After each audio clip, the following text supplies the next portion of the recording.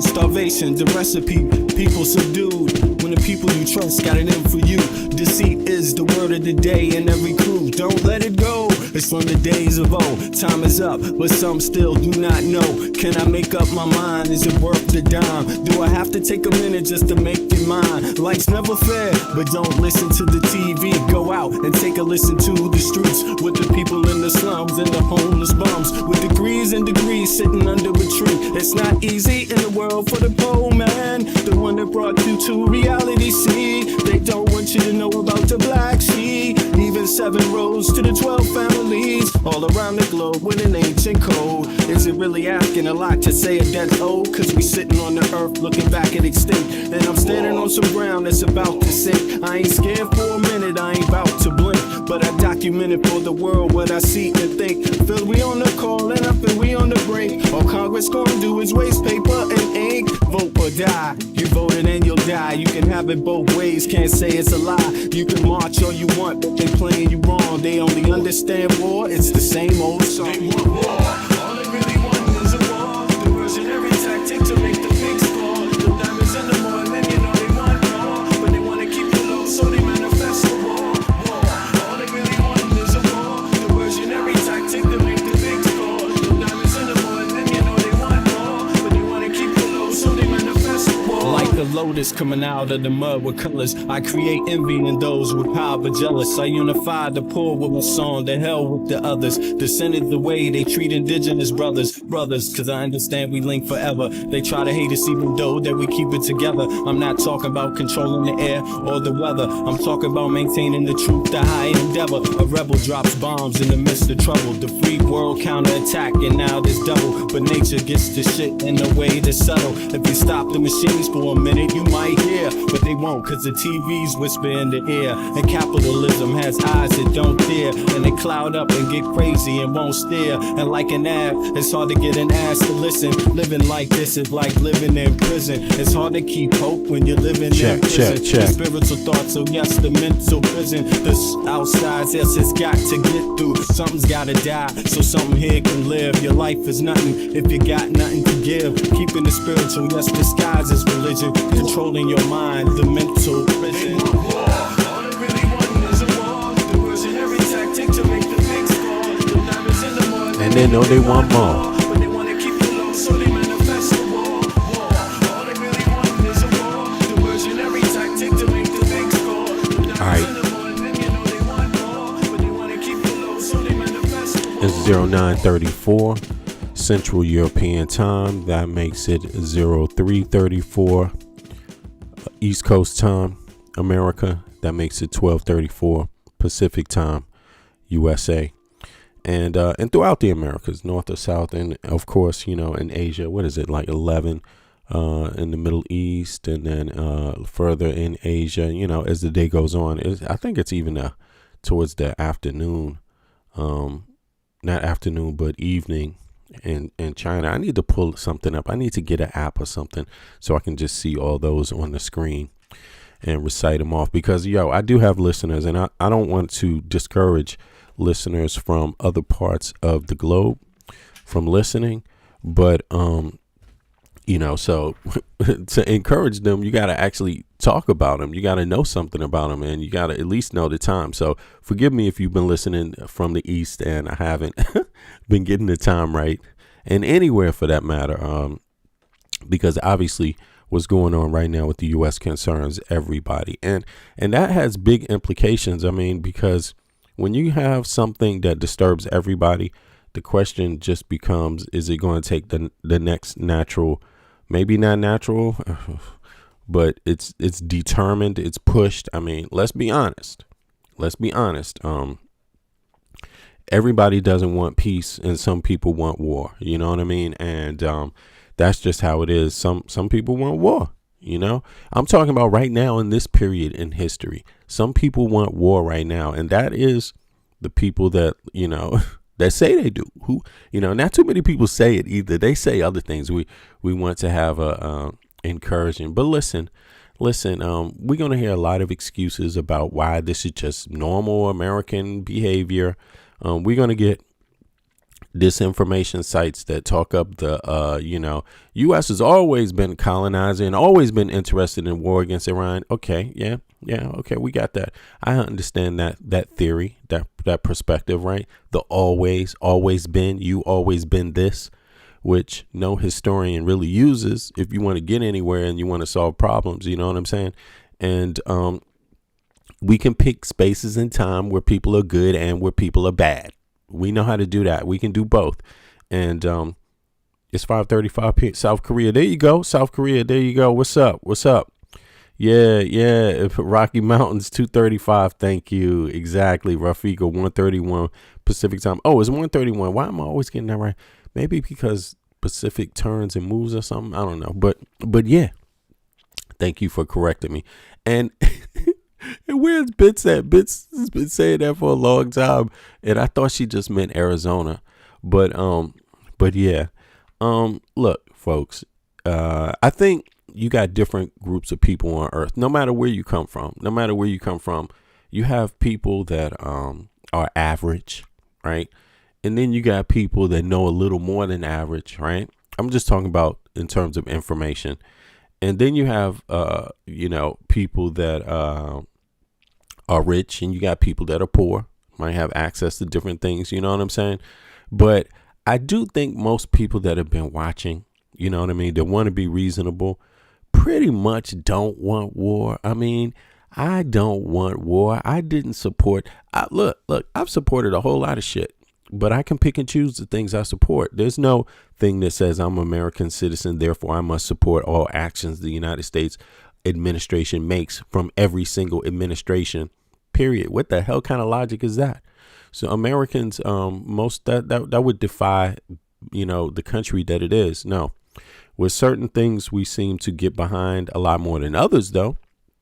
But a lot of when you read between the propaganda, you don't really get a chance to know from the U.S. adversaries the good things the U.S. does. You only get to hear the things that get done that they don't want you to do. Like, for example, people didn't want Obama doing this nuclear deal with Iran before. That wasn't always looked highly upon. You see what I mean? The adversaries of the U.S. didn't like that because they like the U.S. on a war footing. So they can say, see, we told you so. They're colonizers. But Obama didn't do that. Obama did something else. You see what I mean? Israel didn't like the nuclear deal that Obama made. They weren't outwardly favoritive of that. They didn't say, thanks, Obama, you did the right thing. We prefer your method over the others. No. So people are different. You got different administrations. Jimmy Carter, how did he see things? How did he deal with the Palestinian issue? And let's be real about this. It's almost like something is baked in there to, some baked in, burnt out bridges in there, because first you have the Palestinian dynamic, which has still not been solved. And that just always springs over into the Iranian dynamic. And that doesn't get solved. Here we are again, dealing with that same thing again. And, I could say that Americans, are pretty much tired of it overall. They're getting to the point where they don't give a fuck if it gets solved or not. You know what I mean? You can have your nuclear bomb, because let's be honest. Let's be real. You try to get a nuclear bomb off, we're all going to die. So it is what it is. There's no way in hell you're going to set off a nuclear bomb and not get some nukes thrown back at you. So, I mean, like, really, very, very rapidly. So we can all play the suicide game. You see what I mean? If we want to. I mean, and Iran can play it. But I mean, you just can't convince me that you would do that. All this is worth one nuclear bomb. I'm just saying, you can't convince me of that. I mean, there's got to be other deterrents. There's got to be other things going on besides this story of we don't want them to have a nuclear bomb. I mean, yeah, okay, that's great. You don't want somebody to have a nuclear bomb, but is that one theory going to rule your policy for fucking 50 years? I mean, how boring is that? That shit is boring. They need to come up with something else, something new. Can we learn something about this? I mean, you know what I'm saying? Can we learn something more other than Iran's gonna make a nuclear bomb? But anyway, I just wanted to start off with that because it's just so weak. I'm sorry. I'm 55. It is weak. I'm tired. I want the story to change. I want it to change. And I'm at the point where I don't give a fuck. You know what I'm saying? Look, if Iran wants to get a nuclear bomb, all it's going to do is make more people want a nuclear bomb. Let's be honest. You know what I'm saying? It's not like someone else without a nuclear bomb is going to sit back and be like, yeah, Iran got a nuclear bomb, so we don't want one. No. More people going to get nuclear bombs. What are you talking about? It's going to be accelerated throughout Europe, nuclear bombs. They're going to be making nuclear bombs every goddamn where. You know what I'm saying?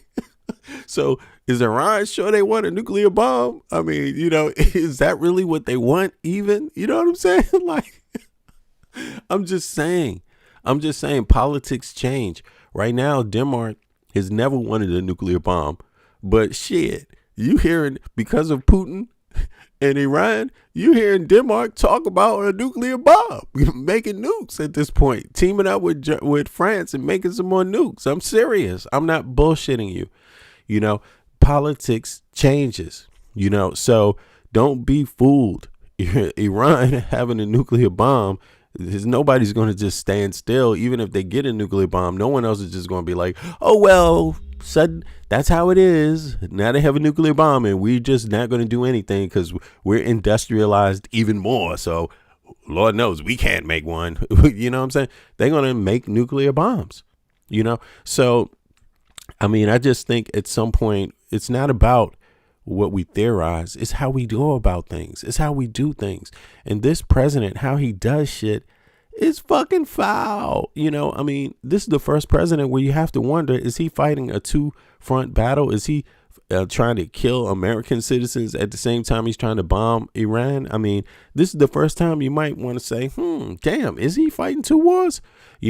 Because he appears outside of the weapons, he appears to not really care about what Americans think either. You know what I'm saying? And they're trying to boost up his favoritism to make it seem like there's people that still like him and shit. And to be honest, the only people that really like Trump now are, you either have to be very, very slow, which in elderly and slow. There's some elderly people that haven't left the house, haven't left their block in a long time, and they get information in a vacuum. You know what I'm saying? And yeah, and important case, they watch certain kinds of television, these people. And I don't have any hatred for them, but let's keep it real. They watch TV like this, and you would be thinking like, what the fuck? Who watches this shit? Look, here it is. This is who they watch. Let's go. They're watching shit like this and eating it up. Number one, has the president done the right thing? Number two, how's it going? Number three, why work with our ally, Israel? This is Fox News talking to the elderly in the vacuum, the elderly right wingers and shit, still trying to explain to them how, this is not as bad as it could be, how all the other presidents thought the same thing. You know what I mean? They want to generalize it and shit. And it's like, yeah, this is funny, man. Yeah, I think every president, all 7 presidents before him, had said that Iran could not get nuclear, and when they left office, it was closer and stronger than when they entered. Nobody wanted to. Everybody said that the mouse was going to be eaten by the cat, but nobody wanted to bell the cat and warn anybody. It was only Donald Trump who did this. It was quite a courageous move because he's got midterms coming up. The economy was starting to get back. What has Donald Trump done yet? What has he done? What has he done? Everyone has always known there are only 2 real options, or 3 options. There's a deterrent, there's leave them alone, there's deterrent, and the other third option, if the deterrents don't work, is to invade. And every person with a brain who doesn't like U.S. troops on the ground in the tens of thousands, you know what I'm saying, 50,000 invading inside of the mountains of Afghanistan, know that you don't want that to happen in Iran, because that's exactly what will happen. So are we talking about Trump doing the same thing? Basically, yeah, because if you're not invading Iran, you're only doing the same thing that has been done before. Deterrent. Bomb them, leave them alone, bomb them again, leave them alone, bomb them again, leave them alone. But how do you stop someone from building something that they want? How do you stop that? Permanently. There is no magic answer. The only solution is you would have to risk your life and send your troops in. And in that, bombing from a distance doesn't count. You end the bombing. See, that's where that happens. When you invade, you're not going to be bombing where your troops are, and now he's trying to explain it in like Trump has done something more than other presidents. No, other presidents have learned from this shit that doesn't work. That's what they've learned. You see, so you either have to decide another method, which is try to bring Iran into the fold with the rest of the world and say, drop the nuclear shit, but let's get working on some other things. Or you can go after them for being Muslims or go after them for being Shiites and say, no, we don't want to work with you at all. We have all power over you no matter what. But the truth is that if you're fighting Iran right there on the ground, you won't really be fighting Chinese troops. You won't be fighting Russian troops, but you will be fighting Chinese information and assistance, and maybe tech at some point, and you will be fighting Russian assistance. So they're not going to be standing alone. You see what I mean? So is that what you want to put U.S. troops up against right now? Do you want to test out all your best war machinery on Iran right now, when China is supposed to be your biggest adversary or biggest threat? Make no mistake about it. Iran is not the biggest threat. China is a bigger threat.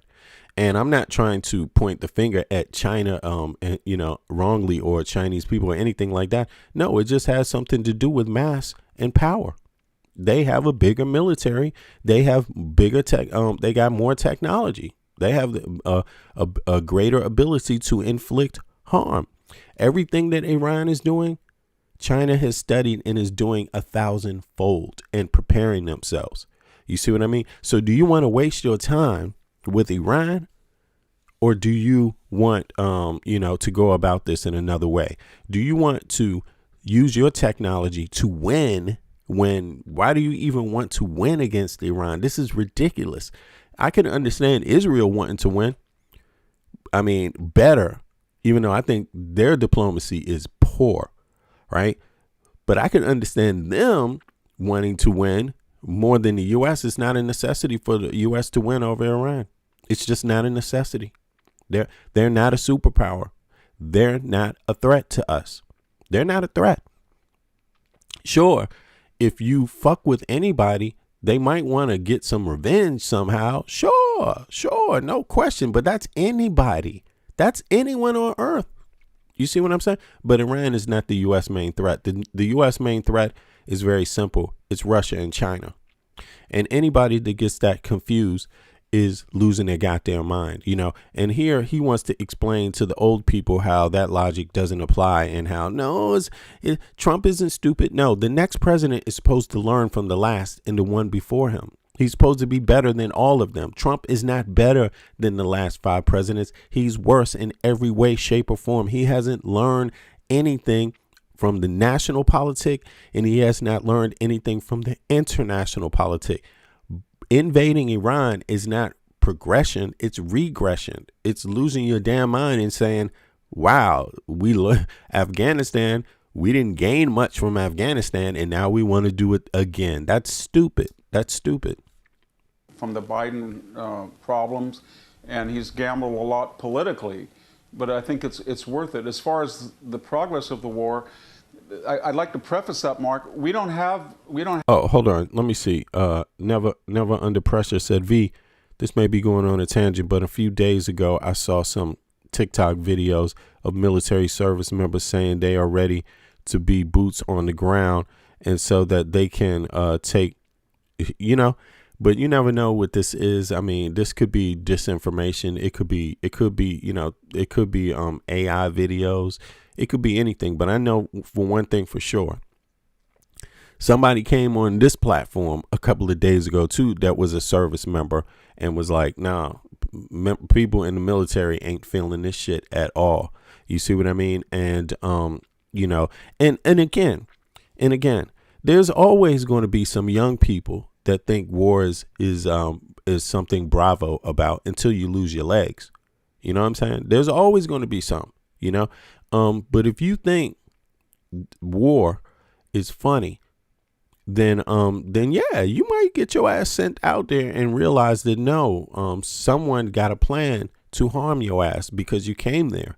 You see what I mean? And if your plan is not better than their plan, you're going to pay the price. Not Donald J. Trump. There's plenty of people that don't die, they just get injured and have to live with their injuries the rest of their lives. You know, and you got to ask yourself, what was won by that? What was won by going to Afghanistan? Why? Trump just gave it up. Trump gave up Afghanistan. What's going to stop the next president from just not giving it up? Giving up Iran. You know, Trump ain't going to be president forever, right? You know what I'm saying? What's going to stop the next president from saying, you know what? We need an end to this conflict. Let's negotiate with the same people that Trump is fighting against. Isn't that what Trump did? Trump went out and negotiated with the Taliban and turned over the whole country to the Taliban, the very people that the U.S. service members were fighting. So why would these motherfuckers want to do it again? You know what I'm saying? Like, are you crazy? But then again, some are crazy. And if you want to go out there and do it, I'm just telling you, you ain't doing it for me, motherfucker. Like, I'm an American citizen, born and raised in Washington, D.C. My family goes back on both sides to the colonial period. I'm telling you very clearly, you're not doing this for me. Nope. You ain't doing it for me. Okay? Like, you are not fighting this war against Iran for me. Go make up a story and say you're doing it for someone else, but not this American. You're not doing it for me. My life is fine without you. You see what I'm saying? My life is doing damn well without you. I don't need any extra hiccups in the road and shit. And I'm just telling you, I ain't going to be no guilt trip. You go out there, get your legs blown up because of Donald J. Trump. You on your own. You know what I'm saying? I'm not, you know, the last thing you're going to say is you did it to make my life safe. No, you didn't. No, you didn't, because you didn't listen to people like me. You didn't listen to American citizens like me, born and raised in the United States of America, in the capital of America, Washington, D.C., whose family go back on both sides to the colonial period. You ignored people like me when I'm telling you to your face. You still had the arrogance to ignore it. OK, when people like me take the time day in, day out and day in and day out to explain to you calmly, rationally, go through the data, you still ignore. So you're not doing it for me. You're just fucked up in the head and retarded and need to get your shit blown up. OK, so go right ahead, you know, and I'm not going to stop you. Don't make it seem like I want to stop your ass from blowing yourself up. Because if you are dumb enough to go there, that is your fault. 100%. It's not mine. OK, you have every right to go to Iran and get your ass blown up, because I'm going to tell you, they don't like it. And they don't like you doing that. You see what I mean? Now, yeah. So let's get on. And then please, if you doing it because of this guy tells you, man, this dude is already on pension, man. Don't you want a pension? You ain't going to live as long as he's living. You know what I'm saying? Look, orders inside Iran, and if the ones that we do have from CNN are there under express conditions that they can only report things that favor the regime. And most of the media, as you pointed out, is negative. It's left center. So we're not getting an accurate picture. So the only nexus that we have that we can compare things are prior wars. The first Gulf War is a good example. It was 42 days long. Iran is flat. Anybody seen a map lately? Iran is flat. It is flat. It is flat. You can drive across the whole thing in record time. That's not Iran. It's all mountainous. You will be getting nowhere on the ground in record time. Let me just guarantee you that.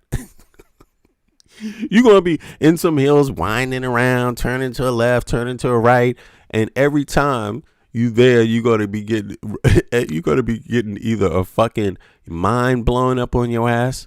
You know what I mean? That they planted in the ground before, because you announced to them, we're going to invade. So, of course, they're going to have mines on every goddamn road.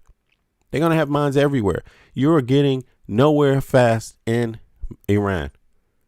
Nowhere fast. And it's not to say that you don't have value anyway. You have value. Your life has value anyway. I'm just saying it goes down when you go inside of Iran. That's all I'm saying. Right now, your life has great value, but the moment you get inside and you get your ass on the ground and you start talking about invasion, it's just going to come down to, who wants to die for their country, and who's in their country, and you won't be in your country. You see what I mean? No one came to the United States yet. You won't be a part of that battle. You're a part of the other one, where you go to their country before they have attacked you and put boots on the ground and said,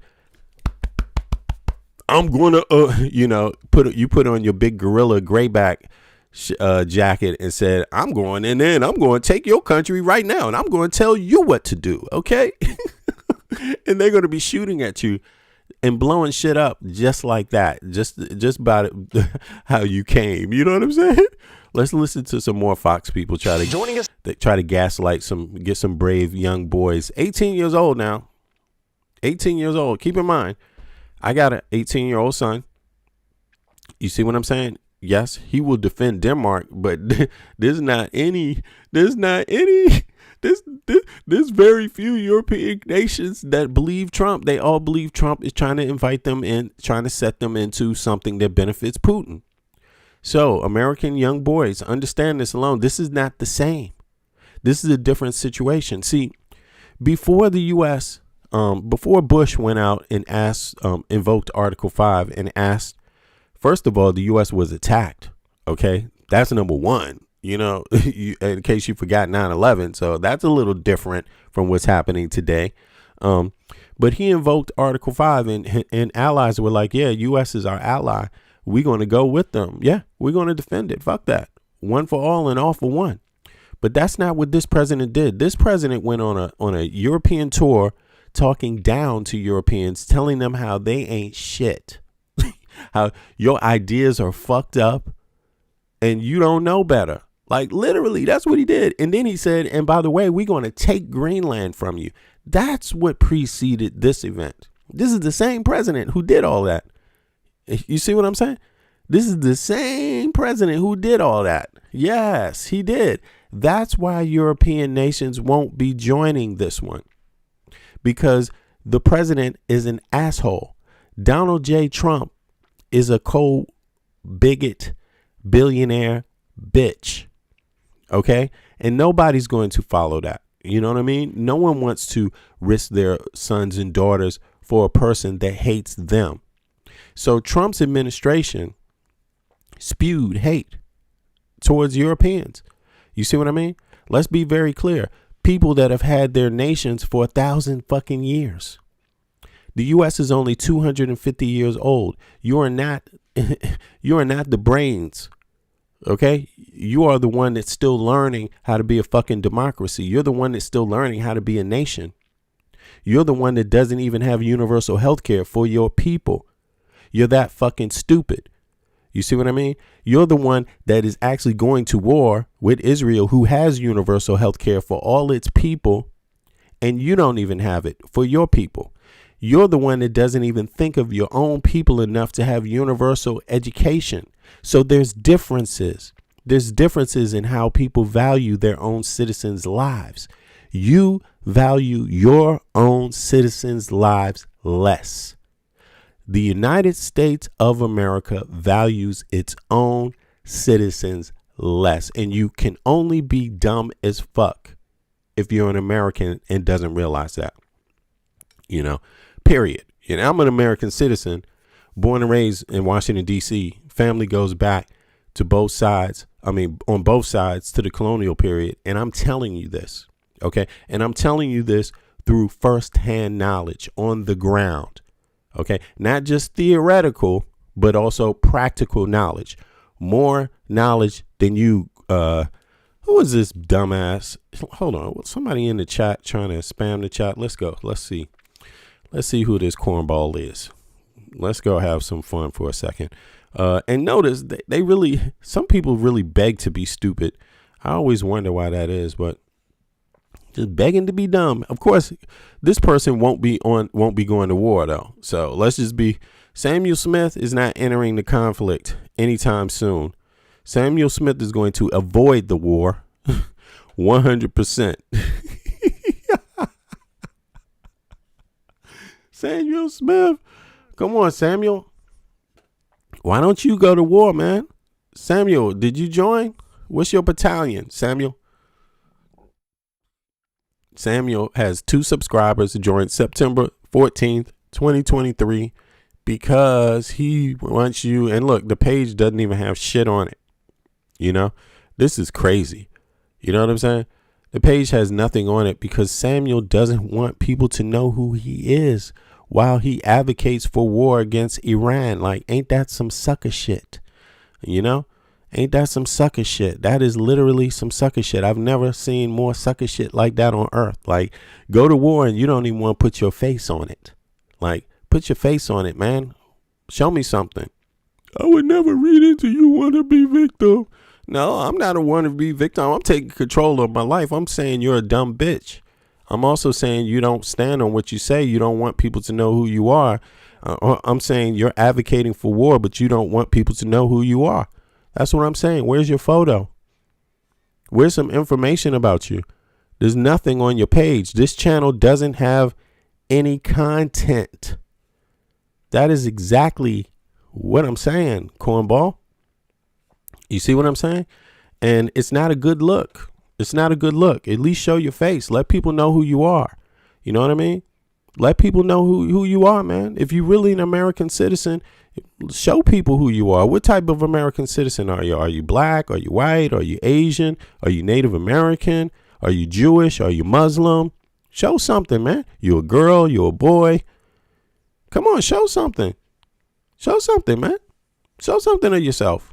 No, but see, this is how it is. So we know we always have trolls trying to, that was a big part of Russia's move, is the troll factory, to get Americans to, put up with stupid shit and do stupid shit. And yeah, it worked because Trump is the president, but those days are over. This now is Arkansas Congressman Rick Crawford, chairman of the House Here's some more Fox dumbass news for the dumbasses out there. Intelligence Committee. Congressman, I want to take advantage of the fact hard-headed, how thick is this motherfucker's brain, his skull? That we have an explosive ordnance disposal technician joining us now. I know that was your job in the Army. Fuck Donald J. Trump. Fuck Donald J. Trump. Get the pedophile out of office. Get the treasonous out of office. Get the Putin bootlicker out of office. Long time ago, but Nate was just talking about cluster bombs. There's, these are dispensers and payloads. Basically, it's a projectile or a bomb or a missile that opens up and turns into a lot of little ones. Problem there is the indiscriminate nature. There's some questions over laws of war and how this should be used only on a battlefield rather than, obviously near civilians. Do we have intelligence that this was an option? Look at this dumbass also in the chat. Here we go. Here's his buddy. This must be his second account. Sounds like you want to rap, but you can't rhyme your ideas. Look at this. Here we go. Thanks for your advice, nobody. Listen, this person will lead you off a cliff and to your death. Do not listen to anything this person says because they don't want to show their face. They don't want you to know what their gender is. They don't want you to know what their religion is. They don't want you to know what their ethnicity is. They don't want you to know their nationality. They don't want you to know nothing about them. And their page says this channel has no content. That means this person doesn't put their own life on their own words. They don't stand for what they're saying. They just want you to believe them for no reason at all. Yeah. Option that they may use this. And do you see any surprises so far with what you've been briefed on? Well, the fact that I haven't been briefed on that, but the fact that they're using those in urban areas tells you all you need to know about these savages. What we know about cluster munitions, as you know. Yeah, Ronnie, I see you, Ronnie. Ronnie, it's Ronnie, 45. Yeah, exactly. Don't be afraid to put your face on this shit, man. This is one of the things that they do, that they use. You know, they use fear against people. But I'm an American citizen. I have my First Amendment right. I don't know what the fuck is going on here, you know. And this country needs every American to stand up and speak up. You know what I mean? And yeah, we don't need to be afraid of who we are. We need to go right and address these issues right where the problem is and be clear about it. We don't have to support this war. We don't have to support the decisions that this administration has made. We don't have to do it at all. OK, we're allowed to call them criminal. I'm allowed to say that Trump is likely a pedophile and Trump has likely raped plenty of young girls. He's likely done it. I wouldn't know because I wasn't there. You know what I'm saying? But I believe it. It's very likely. He has allegations, and he even has men saying that he sexually assaulted them when they were minors. That is right. You heard right. Sasha Riley said that Donald J. Trump likes little boys. And I believe, because of the nature of this, these right wingers, they've never really had a problem with raping little girls. Like, let's be clear about that. That always comes up in their background. The KKK is into raping little girls. You know what I'm saying? They do that. They're into this white race purity thing. You know what I mean? Like, they're into, you know, cleaning the gene pool and shit. You know what I'm saying? This kind of weird shit on earth. When you're just dealing with human beings, they get fanatic about this stuff. They're just as fanatic as some of the people they try to call fanatics. Look, they try to, you know, figure out who the virgins are and all of this shit. I mean, these are weirdos. These are fucking weirdos. And I firmly believe that they're not really, the reason why Trump is still the president is because they're not ashamed of raping little girls. They're not ashamed of pedophilia when it comes to little girls. I do believe the real problem is that they don't want you to know that it was also little boys.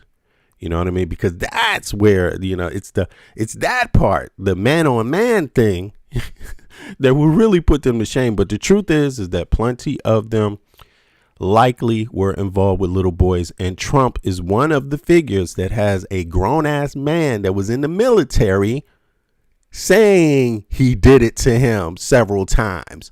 OK, and how is Trump not responding to Sasha Riley when Sasha Riley, the veteran of Afghanistan, talk about veterans? Look at this. These motherfuckers are. Let me just pull this shit up. This sometimes it's really insidious. It's really insidious, but that this has to be done. But I realize I get new viewers all the time, and they don't always know that what was said in the past on older videos. So this is necessary. But look at that American flag. And you see how they use this American flag on the screen, right? Watch that. They use that flag, you know, just like they use the idea of being American. You know, they try to, you know, act like that means something automatically, like I'm more American than you because I got the flag up. Let me tell you, this flag doesn't mean shit to this person on this screen. And I'm going to tell you why. Because if it did,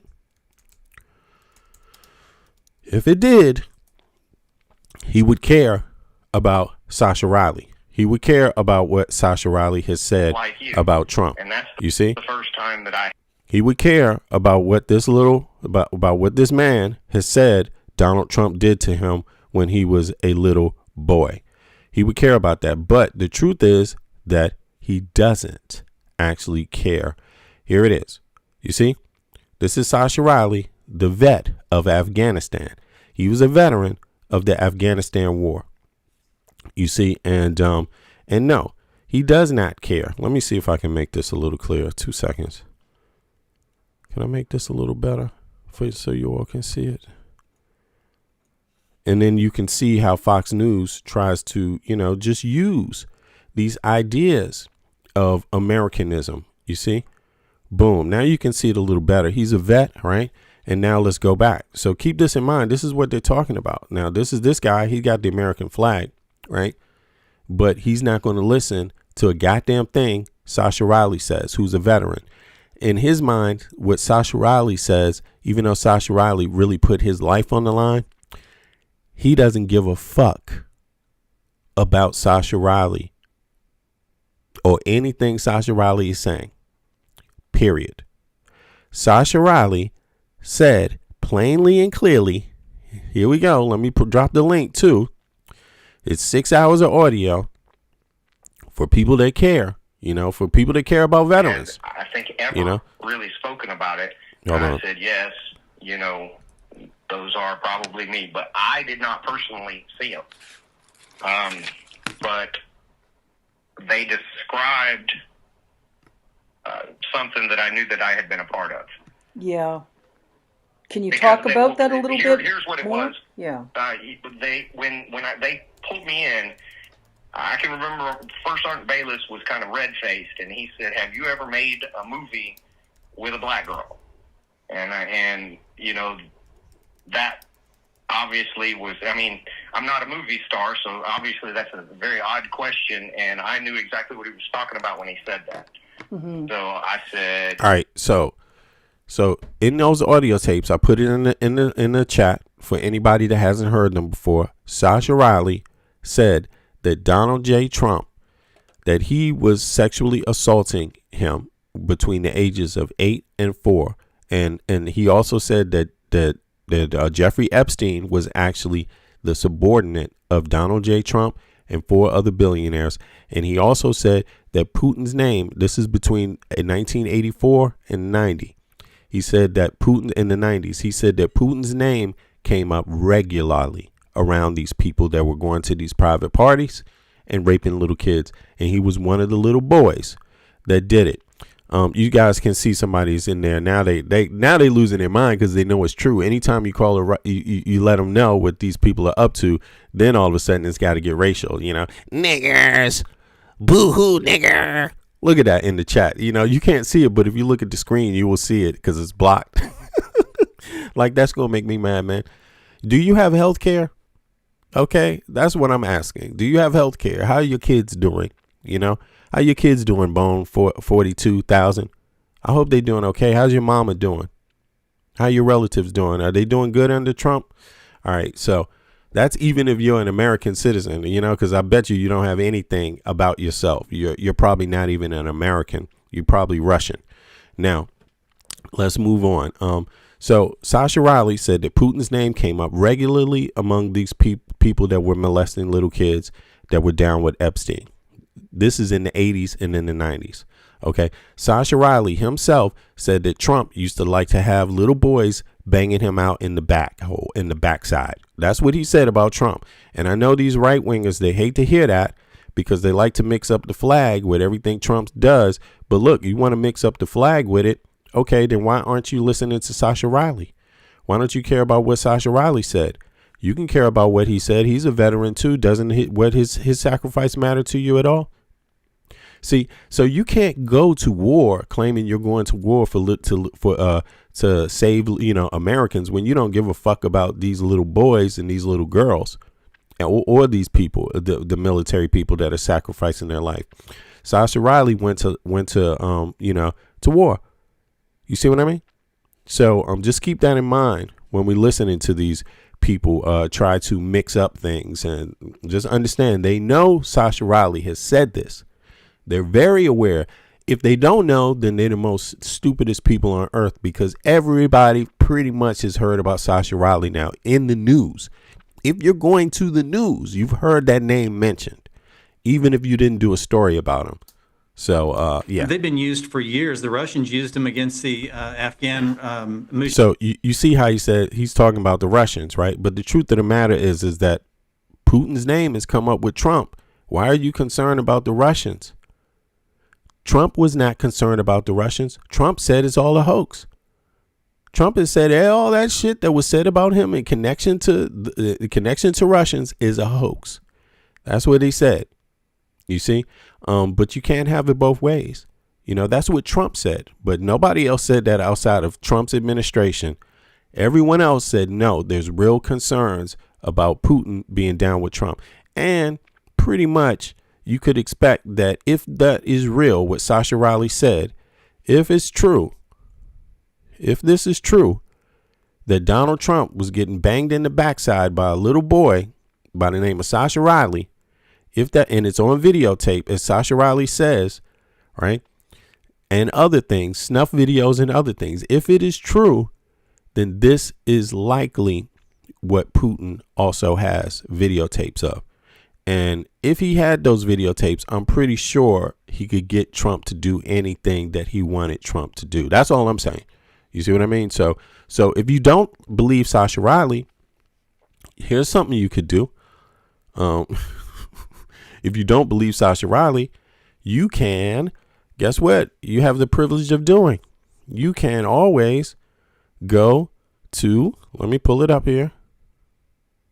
Is it up yet? Here's a notification. Sorry. Let me go to his notification. Is it there? You can always go. Hold on. Come on now. Exposed Hollywood, and they've been trashing him. Hold on. Here we go. Oh, you guys can't see this one, so let me pull it up here. You can always go to Sasha Burrow's page. Here it is. This is Sasha Riley. You can always go to him. Hey, right? everyone. And you can tell Sasha Riley, his name on Facebook is Sasha Burrows. You can go tell him whatever the fuck you think. Take it up with him. I'm sure he doesn't give a fuck what you think. But this is the man who made these claims. He's on Facebook. You can contact him. You can get more information about this if you wanted to. But if you're a hypocrite, you probably don't. You see what I mean? And I expect that some will be hypocrites, you know. But I actually said, damn, this dude got Facebook. Let me go see what's up. And he's saying the same thing on his Facebook page. Yeah, exactly. Where's Legacy Media? Legacy Media got a tax break. Legacy Media, they got those big tax breaks that Trump dished out. So why isn't Legacy Media talking about what is the elephant in the room is? You know, you have to ask yourself, yeah, why do they do that? Why are they, you know, why are they pulling up the rear on Sasha Riley in the 80s? And, so in any case, he's got the American flag behind him. It doesn't mean anything really. It just means anybody can have an American. I got an American flag in my spot. Should I go get it in my apartment here? Should I go grab my American flag? I got a Danish flag too. Should I go grab it? Or, you know, does that mean anything when I hold it up? You see what I'm saying? You know? So, yeah. You know, children go out there, pick them up. They look like toys. They look like pieces of candy on the ground. And they're just terrible. And I've been against these cluster munitions for a long, long time. And you know, as a fellow EOD tech, the problem that presents in clearing those munitions in a tactical environment, but even more so in an urban environment. How would you go about even clearing that and the damage that could ensue as a result of it? So big problem. It is very telling that they are willing to use cluster munitions against civilian targets and in urban environments. Certainly. Chairman, I want to bring it back home. You know, in our earlier... They've been saying this for years, though. What is new? What is the answer? What's the newest? So how come the U.S. didn't have the ability to stop drones? Why didn't they? Hour, we talked about the protests here in New York City. You've got people in the streets proudly saying that they support terrorists and other horrible... I don't support terrorists. I don't know where are they getting this from. You know, nobody in Europe supports terrorists. Nobody in the U.S. is supporting terrorism. What we're questioning is the administration's actions. That's what we're questioning. You know, do you know you could use the concept of supporting terrorism and then you could go out there and steal public dollars, taxpayer dollars, claiming that you're against terrorism? Well, really, you're trying to self-ingratiate yourself in taxpayer dollars. Did you know that happens? That's what they accused Biden of doing. Yeah, they did. That's what they accused Zelensky of doing. These same people right here, they made that claim about Zelensky. He doesn't care about Russia. It's not an invasion. He's just trying to self-ingratiate himself in Ukrainian tax dollars. That's exactly what they said. So is that what Trump is doing? Now that Trump is president, can we say that about Trump? Do we have the right to say that about Trump? And Iran has not attacked the U.S. yet. So, I mean, he's not attacked the homeland. You know, they haven't attacked the homeland. So let's ask those questions. Is Trump getting paid off of U.S. taxpayer dollars? You know, and how effective is he in doing anything about this regime? Because what has he done yet? What's the price of oil? Awful, monstrous thing. The United States, Trump, he could actually order a hold on price increases in gas and oil in the United States so American citizens wouldn't pay the burden. Has he done it? No. Have other countries done it? Yes. Things that they're saying just in plain sight. They don't care who hears. So my question is, we've got DHS defunded. We've got Democrats who don't look like they're willing anytime soon to fully fund it because they want to die on the hill of illegal aliens, I suppose. How concerned are you? And that's also a lie. I mean, all Democrats said is comprehensive immigration reform. Okay. Look, folks, the border is not blocked, in case you didn't realize that. Drugs is still coming to the United States of America, and people are still getting very high. They're getting high off their favorite drugs that they always have been. So the border is not closed. And in fact, claiming that you can close the border, it's an idiotic idea because you want good traffic coming in and you want good traffic coming out. Right. So obviously the border, closing it is not really dealing with the problem. Comprehensive immigration reform is actually hiring more judges to process more cases properly so that they're not rushing everything, so they're not forced to make errors, and also providing for services maybe that aren't being provided for when you talk about immigration, housing before you get to the United States, processing plants before you come inside of the country, things like this, being able to process cases before, not just having a backload of cases. You see what I'm saying? And again, the right wing has been able to use the idea that we have immigrants working on farms, because American citizens don't want to go and work on farms for $4 an hour. But for an immigrant, $4 an hour and housing is a good deal, or $5 an hour is a great deal because they're making less money where they come from. And they're sending that money. So they're coming 6 months out of the year and going back home. Why don't you work on that program? But Trump hasn't done that. And you know why he hasn't done it? Because that's an act of Congress. It's Congress and the Senate who write these laws.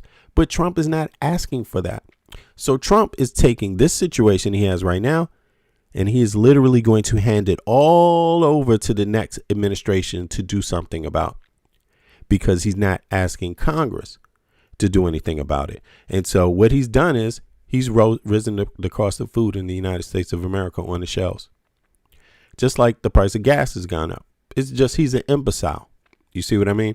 So that's why Trump and nobody close to Trump will be involved in the presidency, coming up very soon. That's why. It's not because Trump didn't have a chance. Yeah, Trump got a chance. People gave Trump a chance. For the homeland, especially given what did they do with their chance? What they did with their chance was decided to invade Iran, not deal with problems in the United States of America. That's what they decided to do. And it's because they didn't release the Epstein files. The Epstein files is what they ran on. They even went out there and passed a new law to release them in a certain amount of days. And then they said, we are not going to release the Epstein files. That's what they did. And why is that? Because men inside of the United States of America with power, like Peter Thiel, they get taxpayer dollars. Elon Musk, they get taxpayer dollars. Donald Trump, they get taxpayer dollars. People, Howard Lutnick, that's getting taxpayer dollars.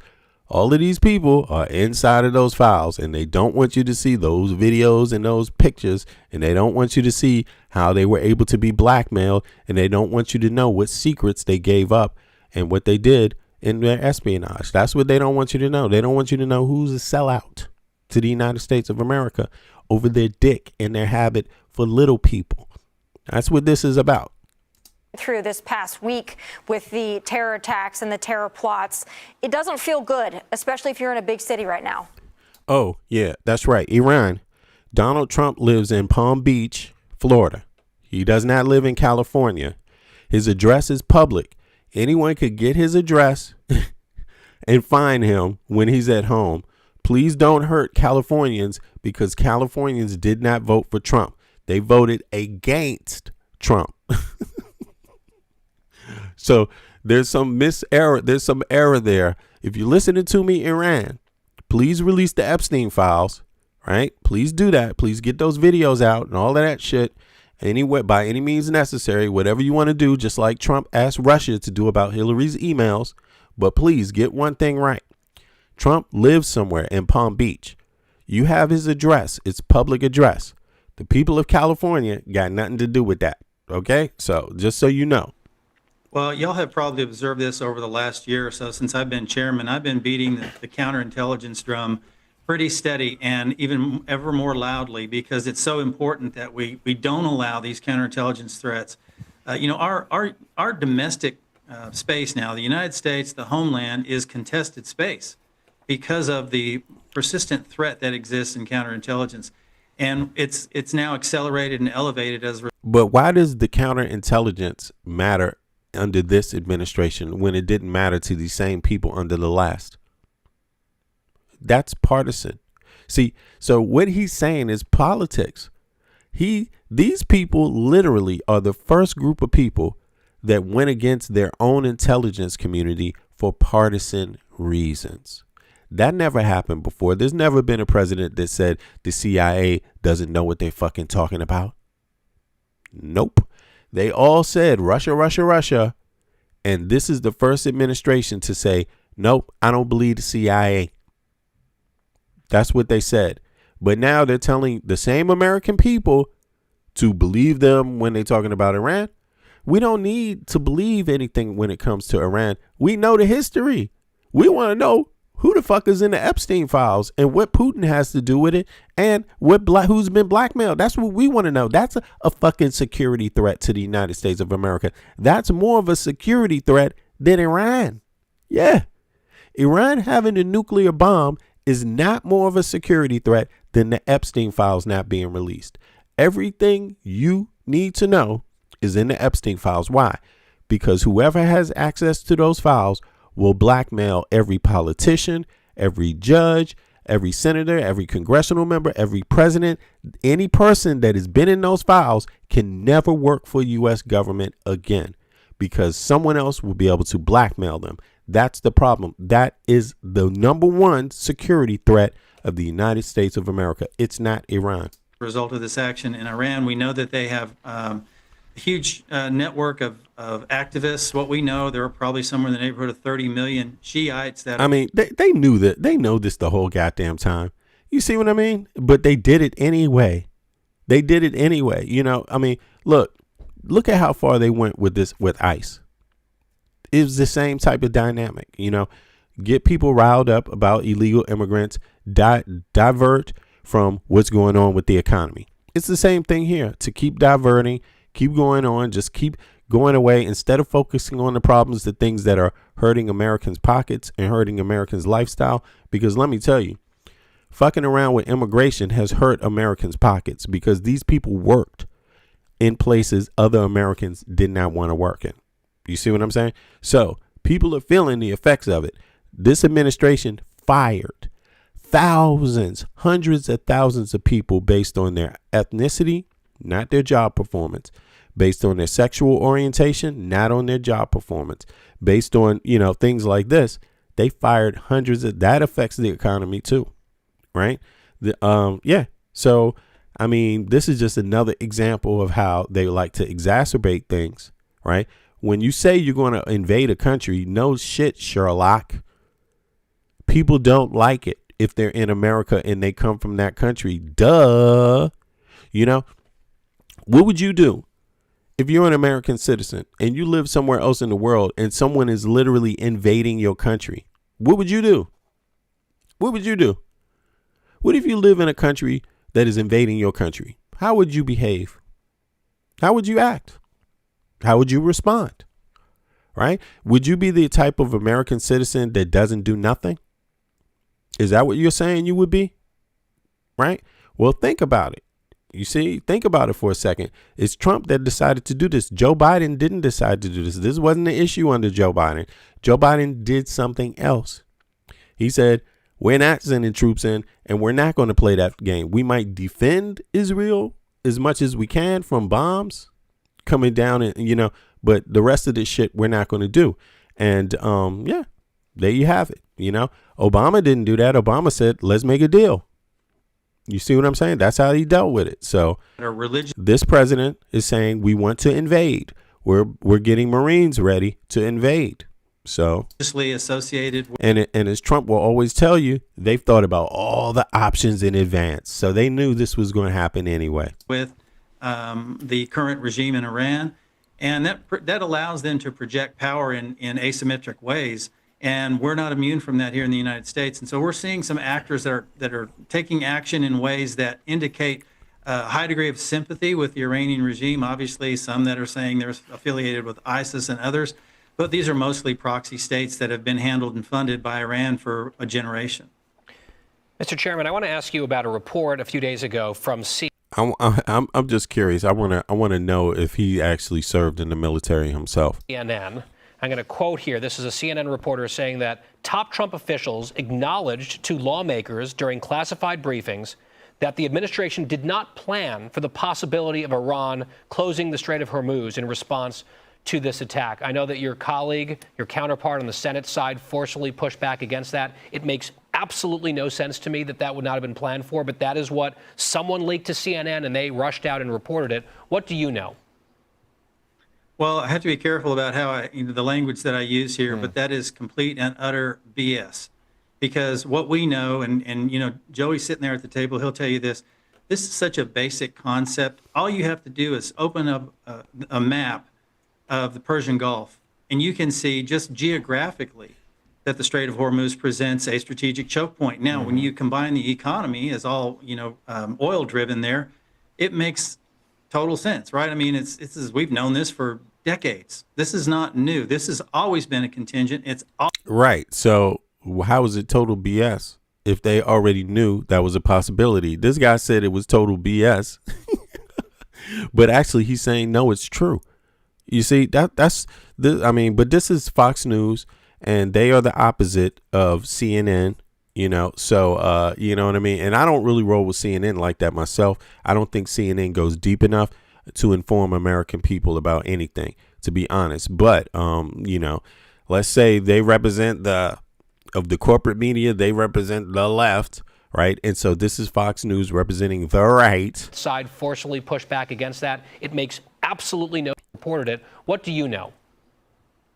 Push back against that. It makes I know that your colleague, your counterpart on the Senate side, forcefully pushed back against that. It makes absolutely no sense to me that that would not have been planned for, but that is what someone leaked to CNN and they rushed out and reported it. What do you know?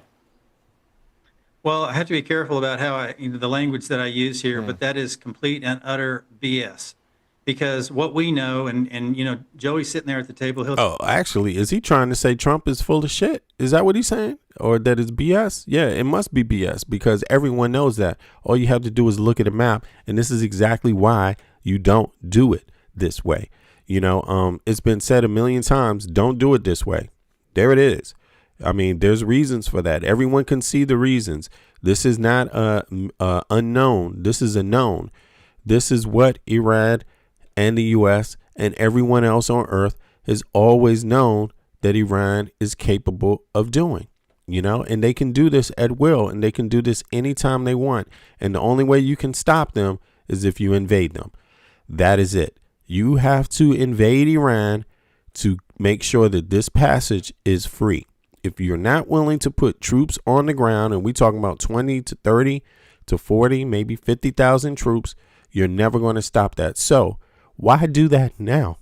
Why do that now? What was the necessity about now? And Trump already told you it was about Israel. So MAGA voters already said they're tired of the U.S. being involved with Israel. That was what MAGA people said. That's what they said. But yet Trump went ahead and did it anyway. So, yeah. I'll tell you this.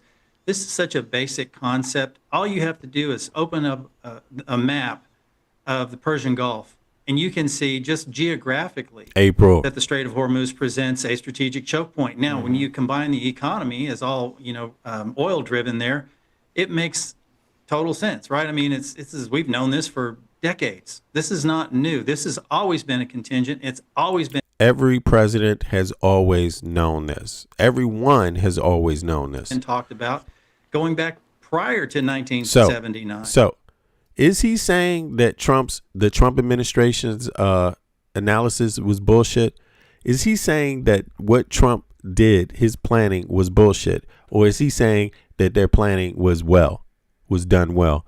Put a 1 in the chat if he's saying Trump's, because I want to know. I'm a little confused because this is Fox News. Put a 1 in the chat if it sounds like he's saying Trump administration's planning was bullshit for this, because they knew Iran would do this, and it would affect the price of oil. It would affect the price of gas. It would affect the price of goods in the United States. Yeah. If you thought that he's saying is bullshit towards Trump, put a 1 in the chat. If you think he's saying that no, this is not bullshit or what Trump is doing, put a 2 in the chat. I'm just curious. To me, it sounds like he's saying, I can't tell. To be honest. I can't tell. I mean, if he's saying is bullshit that Trump and them knew this, then that makes sense to me. But yeah. So the idea that they would, plan military action without any kind of contingency or understanding of what could happen in the event that the Strait of Hormuz might be closed down is utterly laughable, and somebody over there needs to lose their job over their understanding of what could happen in the event that the Strait of Hormuz might be closed down is utterly laughable, and somebody over there needs to lose their job over reporting that nonsense. So he's actually defending Trump. This is bullshit. Listen to this. Look, they found a way to cover up for Trump. You see this? Look, this is so crazy. So everyone heard it. Everyone heard this. They heard his administration flip-flop on this issue. Listen, it is a fact. It is a fact that the Trump administration knew that this could actually happen and that the price of all goods would go up. They knew that, right? Everyone knows that. Now, Trump knew it and did it anyway. Listen, Trump knew it and did it anyway. Yeah, he's being slick here. You see, I'm going to rewind it. This is crazy. He make it sound like he's talking about Trump. Listen, let's hear the whole thing. But actually, he's defending Trump. He's just saying it's bullshit, but actually it's right what they said here. Ran for a generation. Here we go. Some actors that are taking action in ways that indicate a high degree of sympathy with the Iranian regime. Obviously, some that are saying they're affiliated with ISIS and others, but these are mostly proxy states that have been handled and funded by Iran for a generation. Mr. Chairman, I want to ask you about a report a few days ago from CNN. I'm going to quote here. This is a CNN reporter saying that top Trump officials acknowledged to lawmakers during classified briefings that the administration did not plan for the possibility of Iran closing the Strait of Hormuz in response to this attack. I know that your colleague, your counterpart on the Senate side, forcefully pushed back against that. It makes absolutely no sense to me that would not have been planned for, but that is what someone leaked to CNN, and they rushed out and reported it. What do you know? Well, I have to be careful about how the language that I use here, but that is complete and utter BS. All right. He's saying that's BS. So let me just blow this up real quick on the screen. I want to see what this actually says here. He's saying that top and we saw this. I mean, it is correct because we've heard it. I watched the shit myself. I don't want to keep going backwards, but vital corridor connecting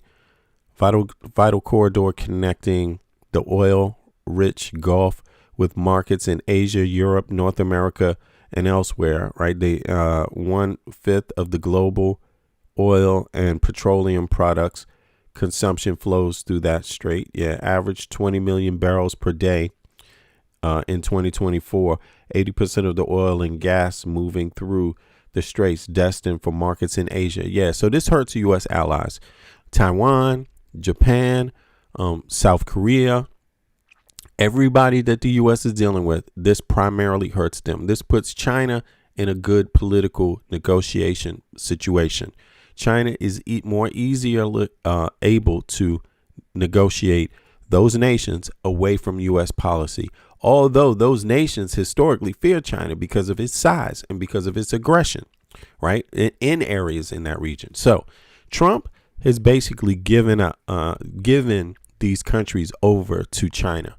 Basically, that's what it is.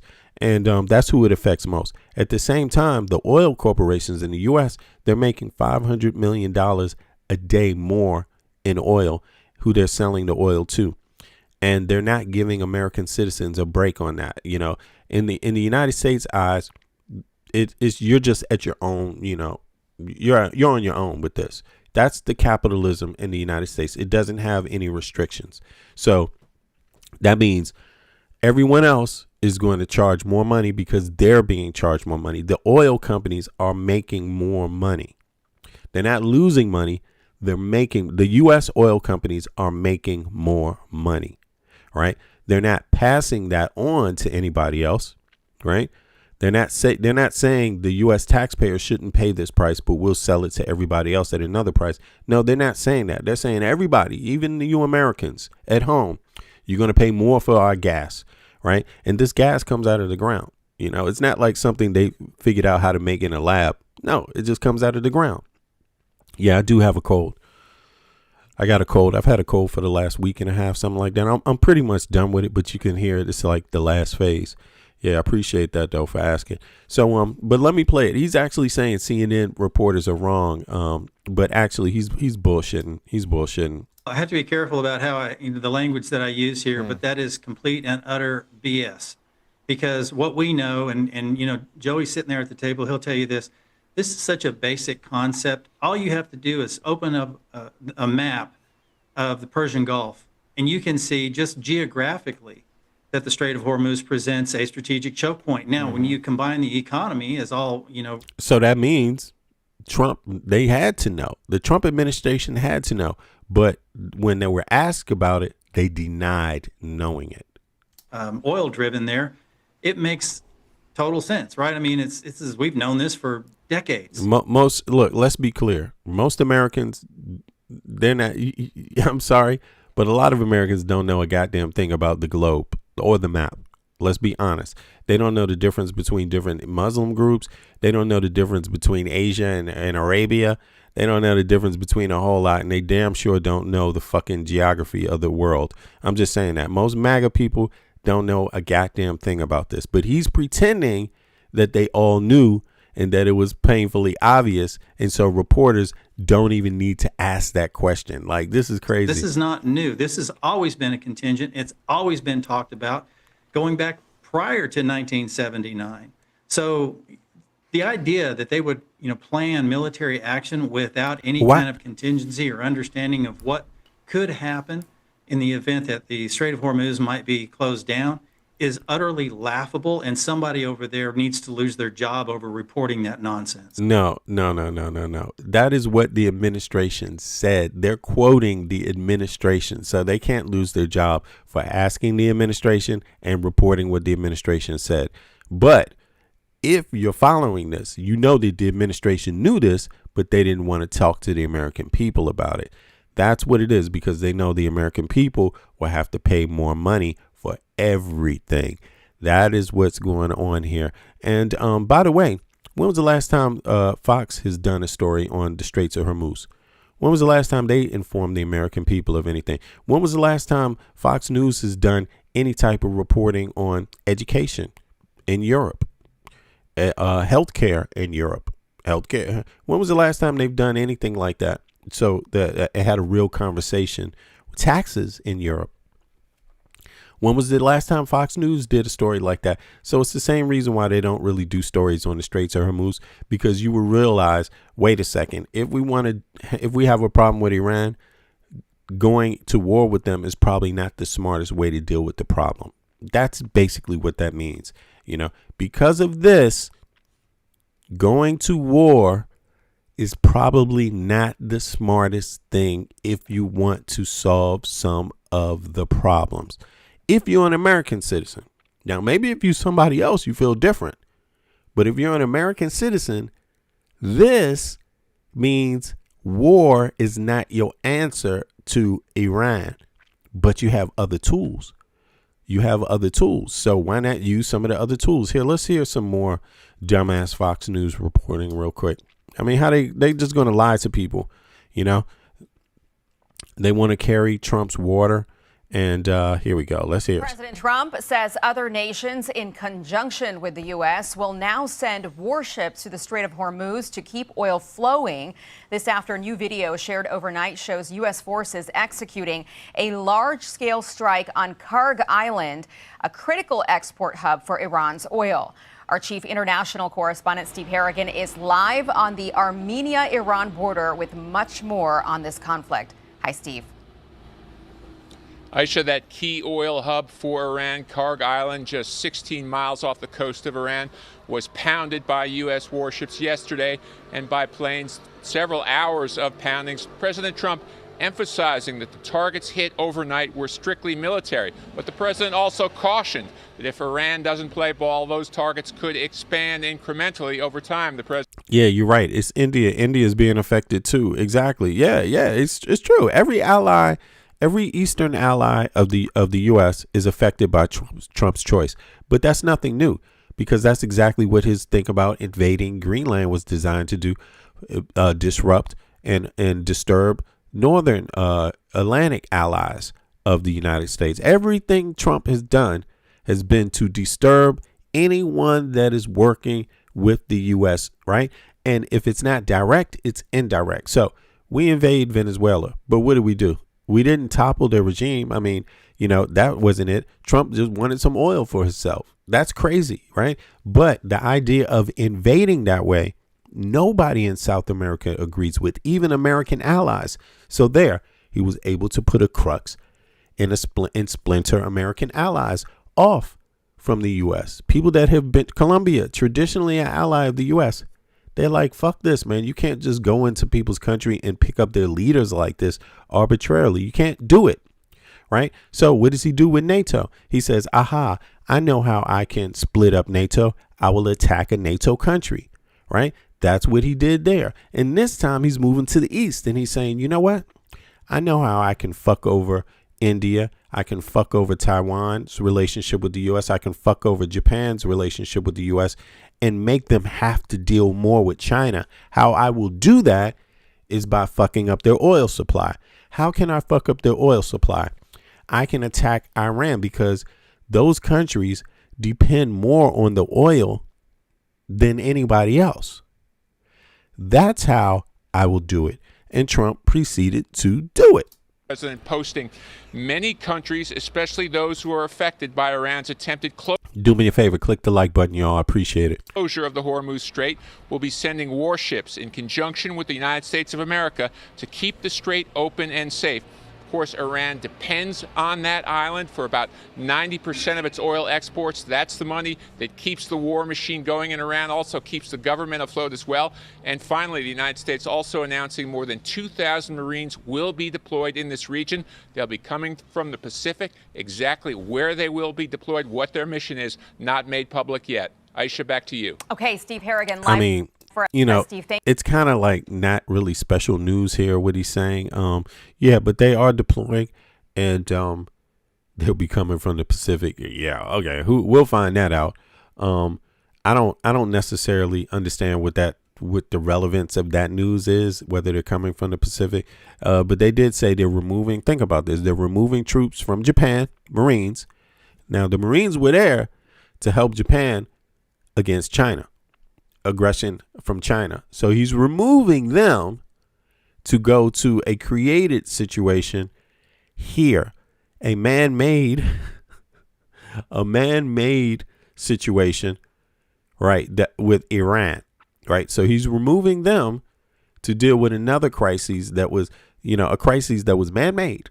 This is a man-made crisis here. This is done by Trump. Trump didn't have to bomb. There's no reason that he had to bomb it. He said he bombed it because Israel was going to bomb and that Iran would hit American sites in the Middle East because of Israel. That's what he's saying. But he didn't tell Israel don't do it. That's the problem. Then he changed his reasoning to Israel had to do it because Iran was going to make a nuclear bomb. And a day or two. You know what I'm saying? And it's always been this story, every single time. And now we're back at it again. So, yeah. Thank you very much. For more. And correct, somebody did in the chat say Iran said that countries that support Iran will their ships will be allowed to go through.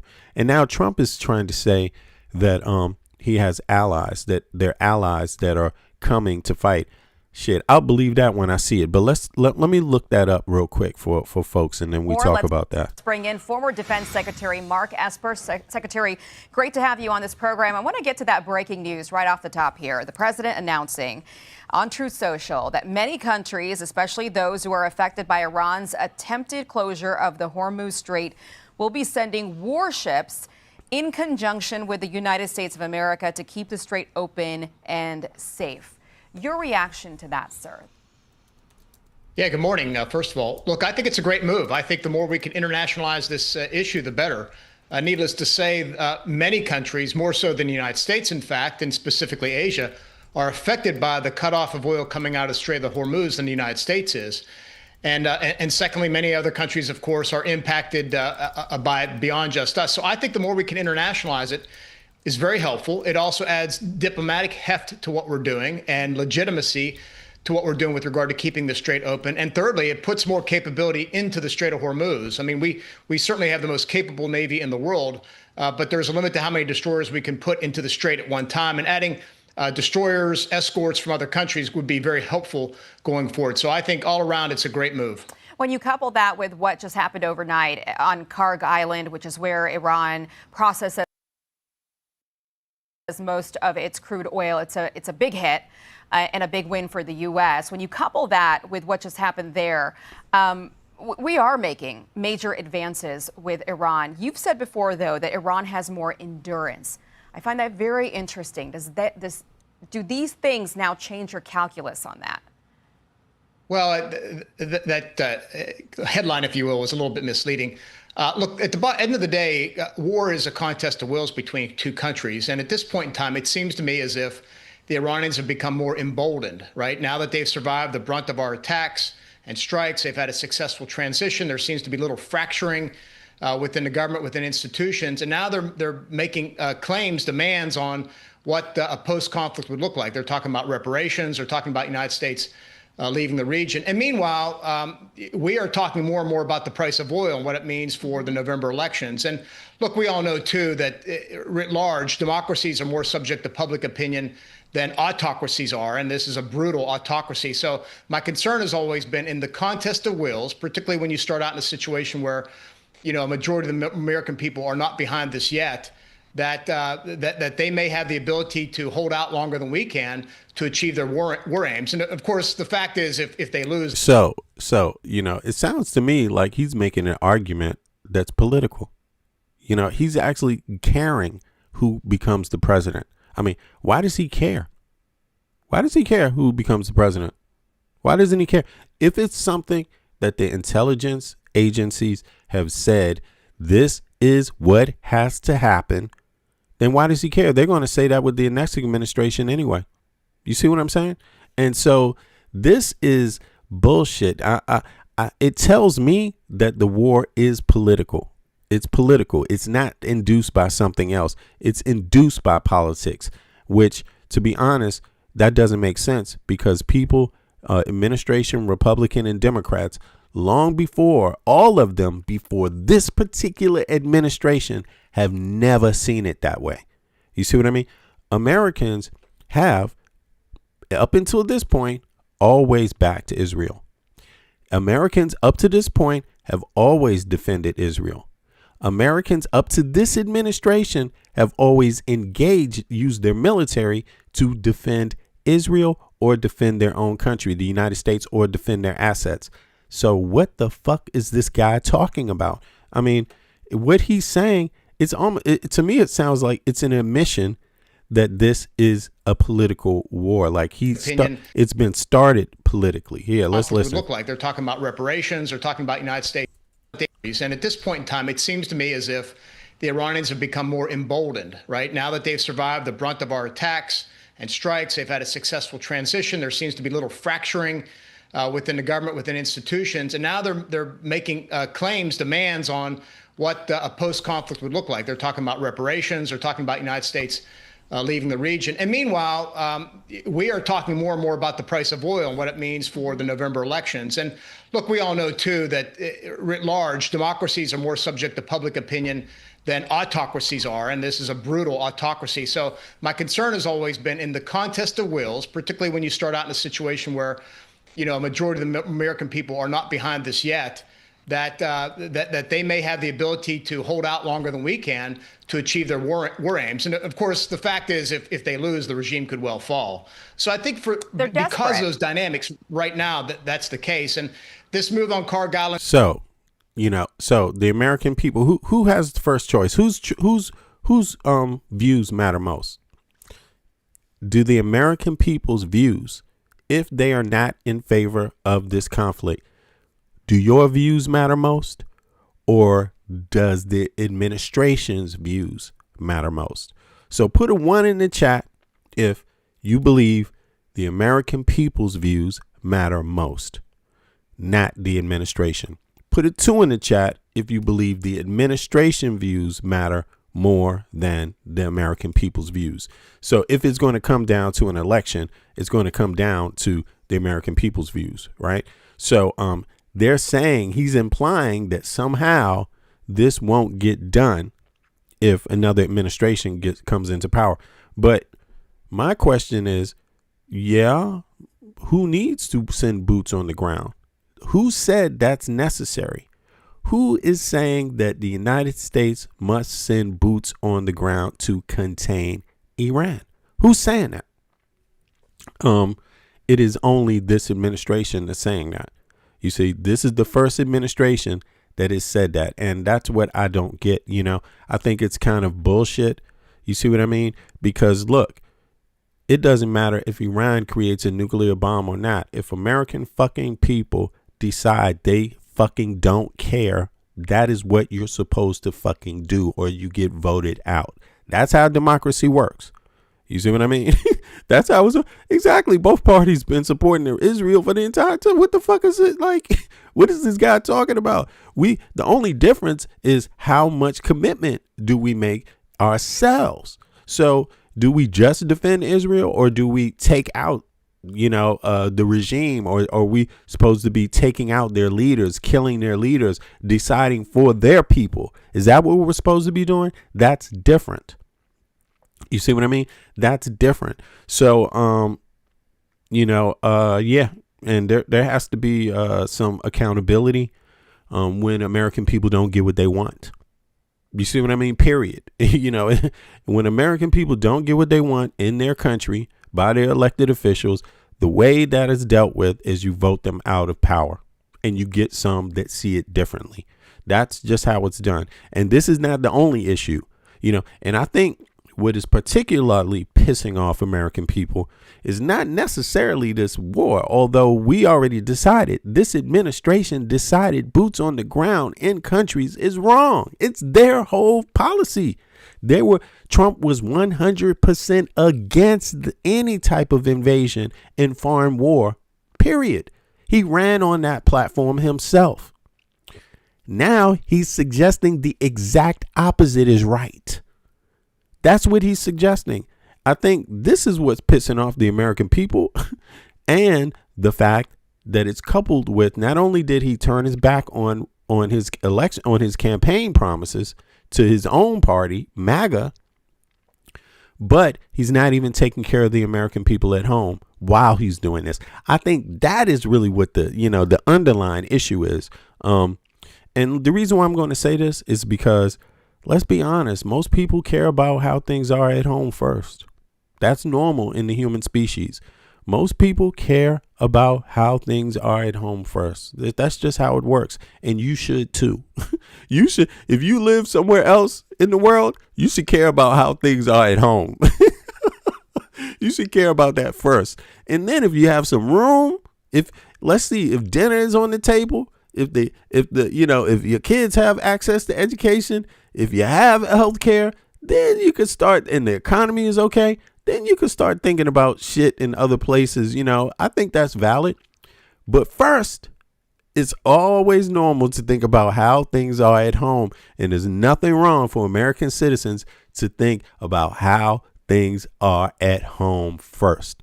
And if you are unhappy with how things are at home, get rid of this motherfucker. The rest doesn't even matter. I wouldn't even care because nobody else cares about you.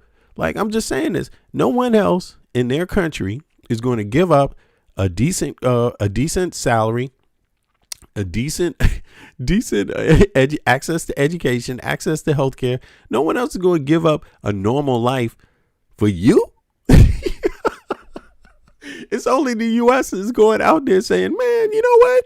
We got high rent. We got, high rent. We got high gas. We got high food costs. We can barely get health care. Our kids can barely get into school, but we care about you. We want to come save you from something. We want to come and get rid of somebody else's. Man, nobody fucking does that on earth, but yet our president does that. And I'm just saying, it's something that's going to hit the voting booth. Naturally, this guy, he sounds like it's a loss. He sounds like he's describing this as a loss already. Now that I think about it, like, he's afraid that they ain't going to get it done. Let's see here. And I don't think, and I know they ain't going to get it done. Let me just tell you, I know. And this is why I know. Because this right here is always going to have something to say. It's always going to have something to say. This is fucking ridiculous. Hold on, let me show you something here. This right here is always going to have something to say about the cost of oil. Anyone you get in charge here, one day is going to say, you know what? What if we just cut the oil off right here because we don't like how people are treating us? What if we just do that? That's always going to be a question until the end of time. You know what I'm saying? What the fuck? He's acting like this is just only going to happen because of this. No, anybody who's in charge would think that way. Look at Trump. Even Trump came out and was like, we're going to cut off the Suez Canal. That's not even part of fucking the U.S. You know what I'm saying? Or we're going to cut off the Panama Canal. That's what he said. I'm sorry. Even Trump have these ideas in his own head. You see what I mean? So how you guarantee that these kind of things work out is through your diplomacy. That's how it is. How you treat people, how you talk to people, how you show people that, listen, we may disagree about this, and this, but this in no way has anything to do with me not respecting you as a people. That's what a diplomat does. You see what I mean? That's what a diplomat does. A diplomat shows the person he's talking to, aha, I know something about your culture, and it's not all bad. That's what a diplomat does. If you don't know how to do that, you ain't going to solve any problem ever with this. With this right here, you will never solve any problem if you don't get better diplomats. Without better U.S. diplomats, this is always going to be a failure and a problem. Like, straight up. So, yeah. Notice he didn't suggest the U.S. get better diplomats. This motherfucker was like, try to put it on the American people. Like, I'm afraid the American people, we could win it if you just let us have a little more. No. That's nothing. You're using our tax dollars. You're supposed to go to Congress. You didn't go to Congress. Look at this guy's face. They did not go to Congress. And now he's bitching about the American people. Think about that. It's a brutal autocracy. Leaving the region. And meanwhile, we are talking more and more about the price of oil and what it means for the November elections. And look, we all know, too, that writ large, democracies are more subject to public opinion than autocracies are. And this is a brutal autocracy. So my concern has always been in the contest of wills, particularly when you start out in a situation where, a majority of the American people are not behind this yet, that they may have the ability to hold out longer than we can to achieve their war aims. And of course, the fact is, if they lose, the regime could well fall. So I think because of those dynamics right now, that's the case. And so notice he doesn't have a problem with Trump not going to Congress. He didn't mention that. Although to declare war, you need to go to Congress. So he's not an advocate of the Constitution. He's not an advocate of the American people. He's an advocate that this is the actions a president should be engaging in, And this is how. This is how. He's claiming this is legitimate. Okay, so yeah, I don't think that's what I wouldn't lean there. Now let's get out of Fox. But there's one other person that's very impressive. And I just want to see how Fox carried this story over, because I know it's going to have a twist since it's Fox News. But Here now let's to see. discuss after Ta-da! Caroline Leavitt. very busy week. White House press secretary. Everybody give Caroline Leavitt a round of applause. Yay, Caroline Leavitt. Thank you. Secretary Caroline Leavitt. Lioness Leavitt. Caroline, love having you on the show. Thank you so much for joining us. Look, we're 2 weeks into this conflict with Iran, and it has clearly been a huge success for our military. The regime in Iran is gutted, but you have people at home here who are worried, especially after an ISIS-linked subject targeted an ROTC class at Old Dominion University and after the ISIS-inspired bombing attempt in New York. So how is the administration addressing these type of threats, especially with DHS shut down right now? Yes, well, thanks for the question, Laura, and it is an important one. And I can DHS shut down right now.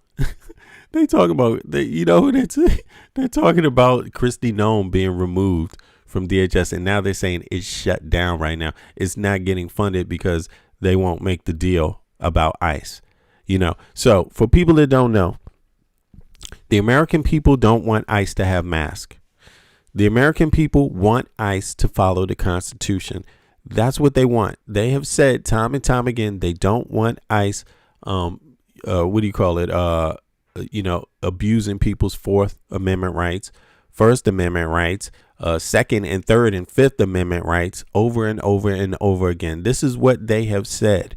And the American people, where do they count in this matter? Do they count?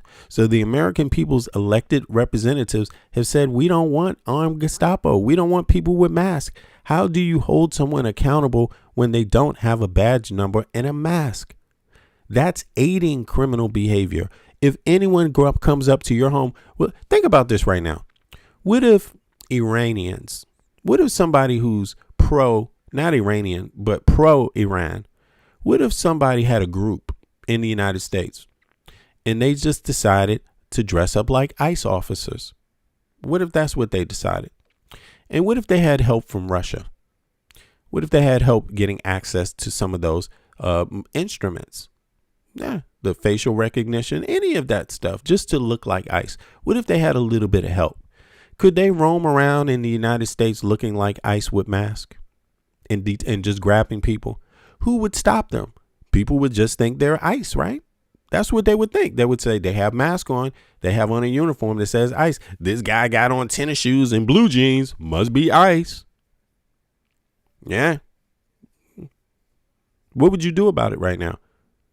That would be the perfect way to get Americans. I think ICE should not be wearing masks. I think the American people need to be able to see the faces of the people that are confronting them, especially if they are law enforcement. You know, and I'm just not with that, you know, but Caroline Leavitt supports armed men. You know, she supports that dynamic. You see, she supports people's First Amendment rights being disposed of. You know what I'm saying? And she supports your Fourth Amendment right going out the window. She supports what is happening. Do you know there's a woman who just got an American citizen on camera right now who was telling them, please check my ID. Please check. She was begging them, please just check my ID. And they grabbed her up like an animal and threw her in a van, and it's on camera. Let's go review that. Let's just see who cares about that, you know, because Caroline Leavitt doesn't, because she's not talking about that on ICE. So let me see here. Let me pull this up. Was there a woman captured by ICE screaming, please, this is an American citizen, please check my ID? Let's see this. You know, yeah. So what is the issue? I thought they were checking for IDs. Does ICE check for ID? Should ICE check for ID? Yes or no? Put a 1 in the chat if ICE should check your ID. Put a 2 in the chat if it shouldn't matter. They can just grab you up and lock you up anyway. That's what I want to see. And click the like button, please, if you don't mind. Put a 1 in the chat if ICE should check for ID. Put a 2 in the chat if it shouldn't matter what your ID says. They can just throw you away and capture you and find out later. Also, you, Rusty Nail, you should chime in on this one too. Let me see here. Not Jethro. I'm waiting for an answer for you too. Aggravated progressive. I want your answer also. Don't skip out. Okay. You probably have nothing on your YouTube profile, but then again, I'm still giving you a chance. Come on. Put a 1 in the chat if ICE should check for your ID. Put a 2 in the chat if it shouldn't matter at all, that they can lock you up anyway and just find out later, even if you have legitimate ID. Well, notice that. No, look at this. Look, aggravated didn't do anything yet. Rusty Nail ain't do nothing yet. You see that? Not Jethro. Come on now. Look, they don't have an answer. They don't have an answer. See, this is what it's about. And usually people that don't have an answer are not American citizens. Usually they aren't. And they usually don't have real pictures on their profiles either. And they usually have barely little content also. Right? So let's go over to the facts. Right? There have been significant and widely reported incidents fitting that description. In January 2026, a video went viral showing a woman named Aliyah Rahman being forcibly removed from her vehicle by ICE agents in Minneapolis. While the exact phrase "check my ID" was part of the chaos, the interaction became a flashpoint for national debate regarding the mass deportation policies. Okay, so the incident scene: Rahman was stopped by ICE agents at an intersection while she was on her way to medical appointment at the Traumatic Brain Injury Center. The conflict: agents surrounded her car and ordered her to move or exit. Rahman, who is a U.S. citizen, and has disability, stated she was confused by the conflicting commands and was unable to move easily. This escalated video footage shows mass agents smashing her passenger side window, cutting her seatbelt with a knife, and dragging her out of her car. Her plea: throughout the video, she is heard screaming that she is disabled and needs to get to her doctor. In subsequent interviews and legal filings, she and her attorneys highlighted that she had identification and documentation of her status, but agents proceeded with the arrest for obstruction rather than verifying her identity on site. Outcome: Rahman was retained and reportedly lost consciousness in the detention cell after being denied medical care. She was eventually released after her citizenship was confirmed, but she suffered injuries, including a concussion and bruising. Other incidents: because of high intensity of immigration enforcement, early 2026, there have been several other videos involving similar pleas. Florida highway stop, December 2025. Woman in medical scrubs was pulled from her car in Key Largo. She was filmed screaming, "I'm a U.S. citizen.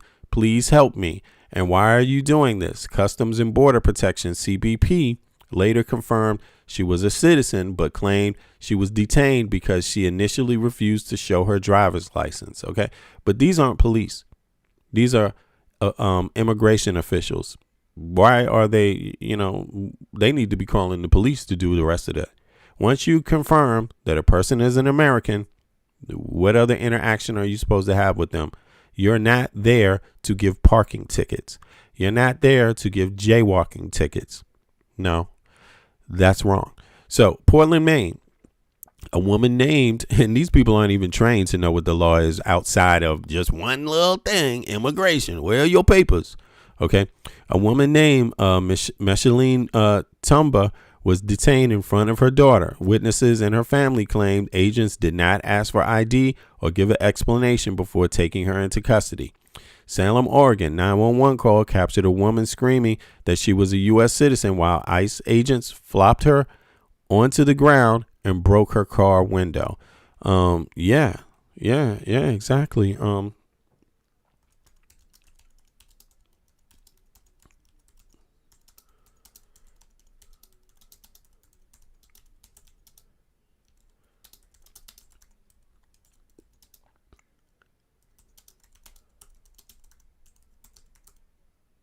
Yeah, I'm just curious. Let me go over to the chat and see who wants ICE to have. Okay, so Nat Jethro says they should just take you away anyway. So Jethro's probably not an American citizen. You know, a lot of these Russian trolls usually have these kind of like American names, or they try to grab names that they think are American. But I'm curious. See, this is a clear sign that he's not actually an American citizen.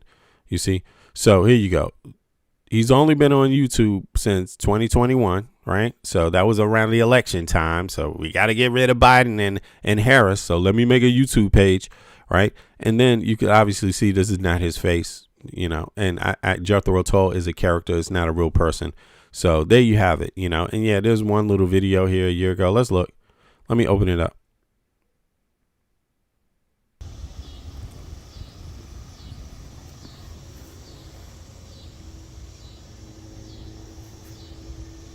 This video was made in 2024, July 2024, obviously.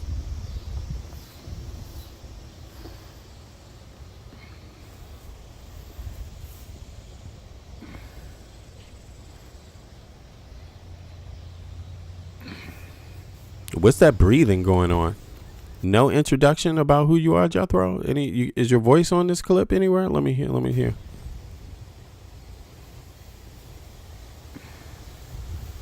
Sounds like Jethro's having breathing problems.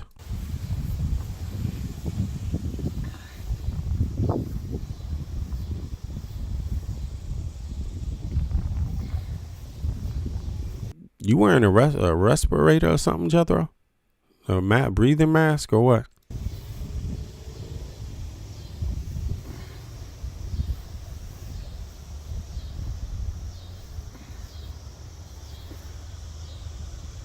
Them breaths are timed.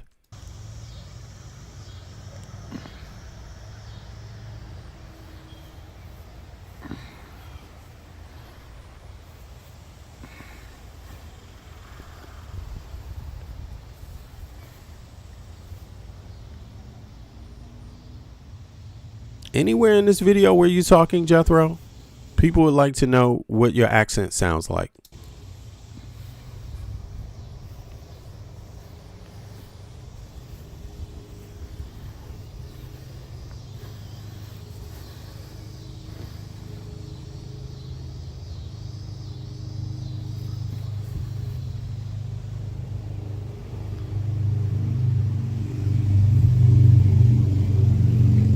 Jethro's living near some fucking helicopter or something, you know, a low flying airplane. Not, you know, interesting sound of a motor there.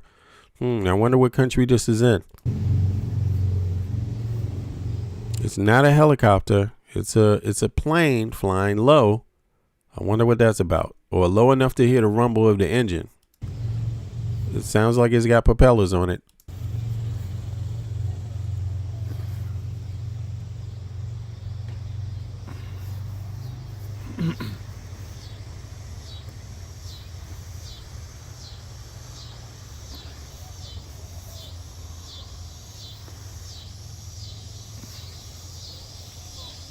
Is this even Jethro's video, man? Did you upload somebody else's video, Jethro?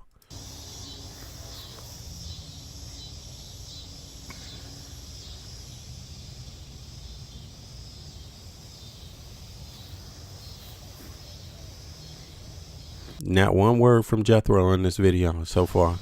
If we're lucky, we will hear Jethro talk to verify his identity, his nationality, his accent, something to qualify his opinions.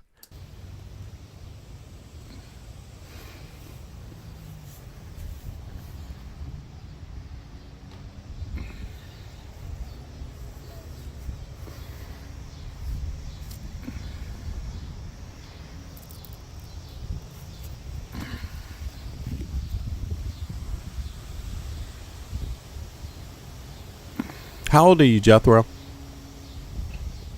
You mind telling us?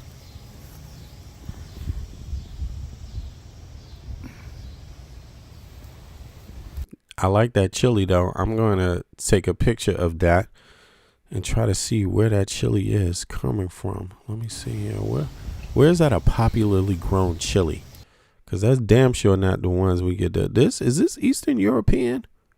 Is this an Eastern European chili? Huh. Curious.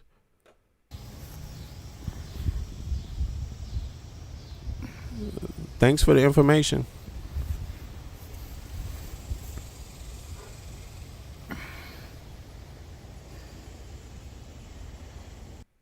That was it, y'all. That was it. That's what Jethro has for everybody on his goddamn page. And you know, it is what it is. Jethro didn't give an introduction. Jethro, this is what I'm trying to say. Like, before you believe people, you know, like, ask for some sort of qualifying information. Jethro, okay, here's the next question. Everybody, what state do you live in and who is your healthcare provider? Just curious about that. Let's see it. Yeah. What state do you live in and who is your healthcare provider? That's easy to know. That's easy to know, right? What your state is, what state you live in, and who your healthcare provider is, right? Yeah, especially if you breathe in like Jethro, you would know that straight up. That would be necessary to know who your healthcare provider is, because Jethro, boy, he's taking some deep ass breaths, and I'm pretty sure, I don't know, is that some sort of like, is he got some extra help? You know what I'm saying? Breathing. I'm curious. Jethro, that is crazy, man. Yeah, but Jethro, you're not an American citizen, and you don't know what state you live in and who your healthcare provider is. But I'm pretty sure if you were an American citizen, you would have talked, and you made it a point to not say anything, not give any indication of your accent, so no one will really know who you are. And that's what trolls do, Jethro. So you're welcome. You got to play, but it's not looking too American at all. So, but let's go back to a real American. At least we know she's a moron and she really is an American. Okay. Jethro, you're not brave enough. I mean, I give this lady more credit than you because at least she showed her face. For your audience and the American public, that securing the homeland and protecting the American people is President Trump's utmost responsibility and priority. And it's something he's constantly monitoring, and he's always on top of it, as well as his national security team and our intelligence agencies under this president have really increased the. Yeah, everybody knows their state and healthcare provider, but Jethro don't know. Jethro. And yeah. Coordination and cooperation between the federal government and local law enforcement across the country. We see this level of cooperation not just at the southern border, but also with intelligence sharing. The president has launched these task forces across the country, again, to ensure that the federal and local law enforcement agencies are working together. And it's why it's more imperative than ever that Democrats on Capitol Hill stop playing partisan games with our nation's homeland security and fund the Department of Homeland.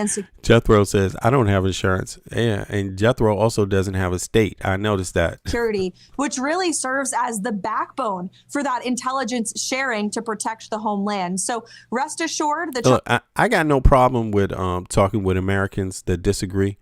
But, that's different than talking to a person that's not American who's pretending to be.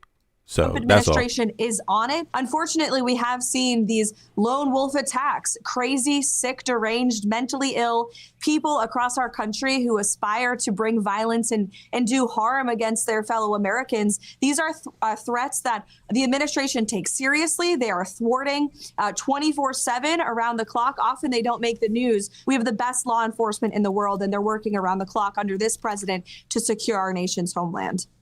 Yeah, it's a great point, Caroline, that oftentimes we don't hear about the things that were thwarted, the attempts to injure people, harm Americans, that didn't come to fruition, thank goodness, because of our great law enforcement here in America. Right. I also want to talk about the attack at a synagogue in Michigan. Local officials, Caroline, said that the suspect's family members may have been killed by an IDF strike in Lebanon, inferring that this may have been some sort of a retaliation. What is your reaction, though, overall, to another incident of anti-Israel, anti-Semitic violence? Well, this was most certainly, as the FBI has declared, a targeted hate crime against the Jewish community. It's completely unacceptable. The president and the entire administration condemn this type of violence, this anti-Semitic hate towards Jewish Americans wholeheartedly. And just to give your audience an understanding of how on top of all of these situations President Trump is, he was immediately briefed as this new yeah, in any case, this is garbage. But listen, Jethro, man, are you for universal health care? Jethro says he doesn't have health care. He lives in Oklahoma. Jethro, do you support universal health care in the United States of America or no? Explain why. Because you need health care. I can tell that. And anybody who's really an American, I hope they do get some health care. But okay, Jethro. So okay, he supports that. So why don't you support candidates that support that, Jethro? That's what I don't understand. I mean, what's going on? I mean, I don't get that. You support a war in a foreign country at the same time, but you supporting a war. I don't get it. You think ICE should look? This something. Now I don't know, man. I don't get that. So yeah, that's interesting. So you think ICE should be able to come and lock you up? Is that what you're saying? Even if you have ID that shows clearly you're an American citizen. Is that what you're saying, Jethro? Maybe I'm missing something here. Oh, he said he answered that question wrong. I get it now. Okay, well, that makes sense then. Well, sorry about that, Jethro. Then, yeah, pay attention, man. Don't worry. Listen, I'm totally against ICE. I mean, and again, this shouldn't be a problem for any American. I don't understand how you can be against immigration, but yet at the same time, you think an American that has a piece of has identification that clearly shows they're an American citizen can be thrown away, locked up by ICE. I don't understand anybody that would support that. And Jethro answered that question, so that's why he answered number 2. So he got it wrong. He meant to put 1. But look, if you notice, none of these other ones, aggravated didn't answer the question. Where's aggravated at? Aggravated, hold on. Aggravated said he live in Toronto. What? Man, see what I'm saying? Yo, what is this? Aggravated, what the heck? You know, I find it to be somewhat concerning that you would have, people that are not pro national politics, national policy. Like for me, I'm very clear. I believe I know the United States is the wealthiest country on earth. We should have universal health care. All American citizens should have universal health care in the United States of America. I firmly stand on that. All Americans should have access to any type of education that they want to have, period, in the wealthiest country on earth. I firmly stand beside that, regardless of your politic. You see, that's the type of American I am. Whether you're right wing or left wing, that's what I support. Why isn't that happening? I believe a fair pay for a fair day's work. I stand behind that. And it should pay for your bills in the state you work in. Period. Otherwise, stop hiring people. You can't afford to hire someone if you can't pay them a wage that allows them to go home and pay their fucking rent. You know, that's what I stand behind as an American citizen. And so since we don't have those things in the United States of America, why the fuck are we prioritizing Iran? This is a prioritization. We're spending $1 billion of fucking.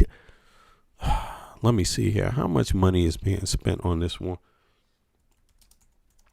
How much money is the USA spending in this conflict with Iran? I mean, because every bit of it, we're not, you know, it's not going to us. As of March 15th, the U.S. is spending money at a staggering rate. Here, let me pull this over so people can see what I'm reading from. At a staggering rate. The conflict with Iran as Operation Epic Fury, according to the internal Pentagon briefings and independent analysis, the first 2 weeks of the war have already cost the Treasury billions in munitions. And how much? Damn. The opening bill first week classified briefing March 10th, Pentagon officials informed Congress that the first 6 days of the conflict alone have cost $11.3 billion. That's money not going to Americans. Daily burn and their families. This is not going to military vets' families. You know what I'm saying? Not their aunts and their uncles and their cousins or their neighborhood. Daily burn rate. During the initial shock and awe phase, the U.S. spent roughly $2 billion per day on munitions. This has got nothing to do with healthcare in the U.S. They're firmly against that. This Congress is firmly against this money being used for healthcare. They say that you're being lazy. You're not working hard enough. That's what MAGA Mike Johnson says. The munitions mix. This is a high cost was driven used to the exquisite. I mean, we don't even need to follow. This is ridiculous. We don't need to know more. This is $1.5 billion a day. $1.5 billion a day. Yeah, isn't it like it could be like it depends on what the activities are. It changes. Norma Murray. Yeah, it could be 16 one day. It could be 1.5 another day. I don't think they really know. They're keeping it a secret. You know what I mean? But I don't think we, the rich country, Trump is making America poor. Well, it's going under right now under Trump. But let's just say, generally speaking, before Trump, the U.S. was the richest country to ever exist on Earth. To be honest, and yeah. That's how it is. But let's flip over. The U.S. is a powerful country, but I mean, we don't choose to spend our money domestically on shit. And let's start with this. We don't choose to spend our money on American citizens. The American citizens are paying the taxes, but the money goes outside of the U.S. or it goes into a lot of corporations' hands. It doesn't go to bolstering up security for American citizens. I mean. It's almost like when you compare us, Israel has universal health care though. Americans don't even have it, but when it goes to where the taxpayer dollar, when you look at where the taxpayer dollars go to in the US, I think they say at best something like maybe 30%, no, at best 50%, between 30 and 50% of the US tax dollars go to things American taxpayers can see and feel that have direct impact on their life. As soon as you leave the U.S., it goes up to 60 to 75%. In places like Denmark, it's 70 to 75% taxes go to things you can see in your life. In the U.S., it's between 30 and 50%, depending on where you live. And is BB still alive? Yeah, that's a good question. I mean, he's still alive. Yeah, I believe he's alive. Damn, let me check that out, Jethro. Okay, shit. Let's check it out. Let's see. I'm going to find that out. Let me check. New message from Iran's new supreme leader. This was not on camera. What else did we hear in his statement that was read on Iranian TV? Yeah, Anna, so a really defiant statement there from the new Supreme Leader, Mojtaba Khamenei, the second son of the late Supreme Leader. We hadn't heard from Yeah, he's alive. He's alive, Jethro. He's alive. him yet since he was named and since the beginning of this war. There were lots of questions as to where he was, whether we would see him.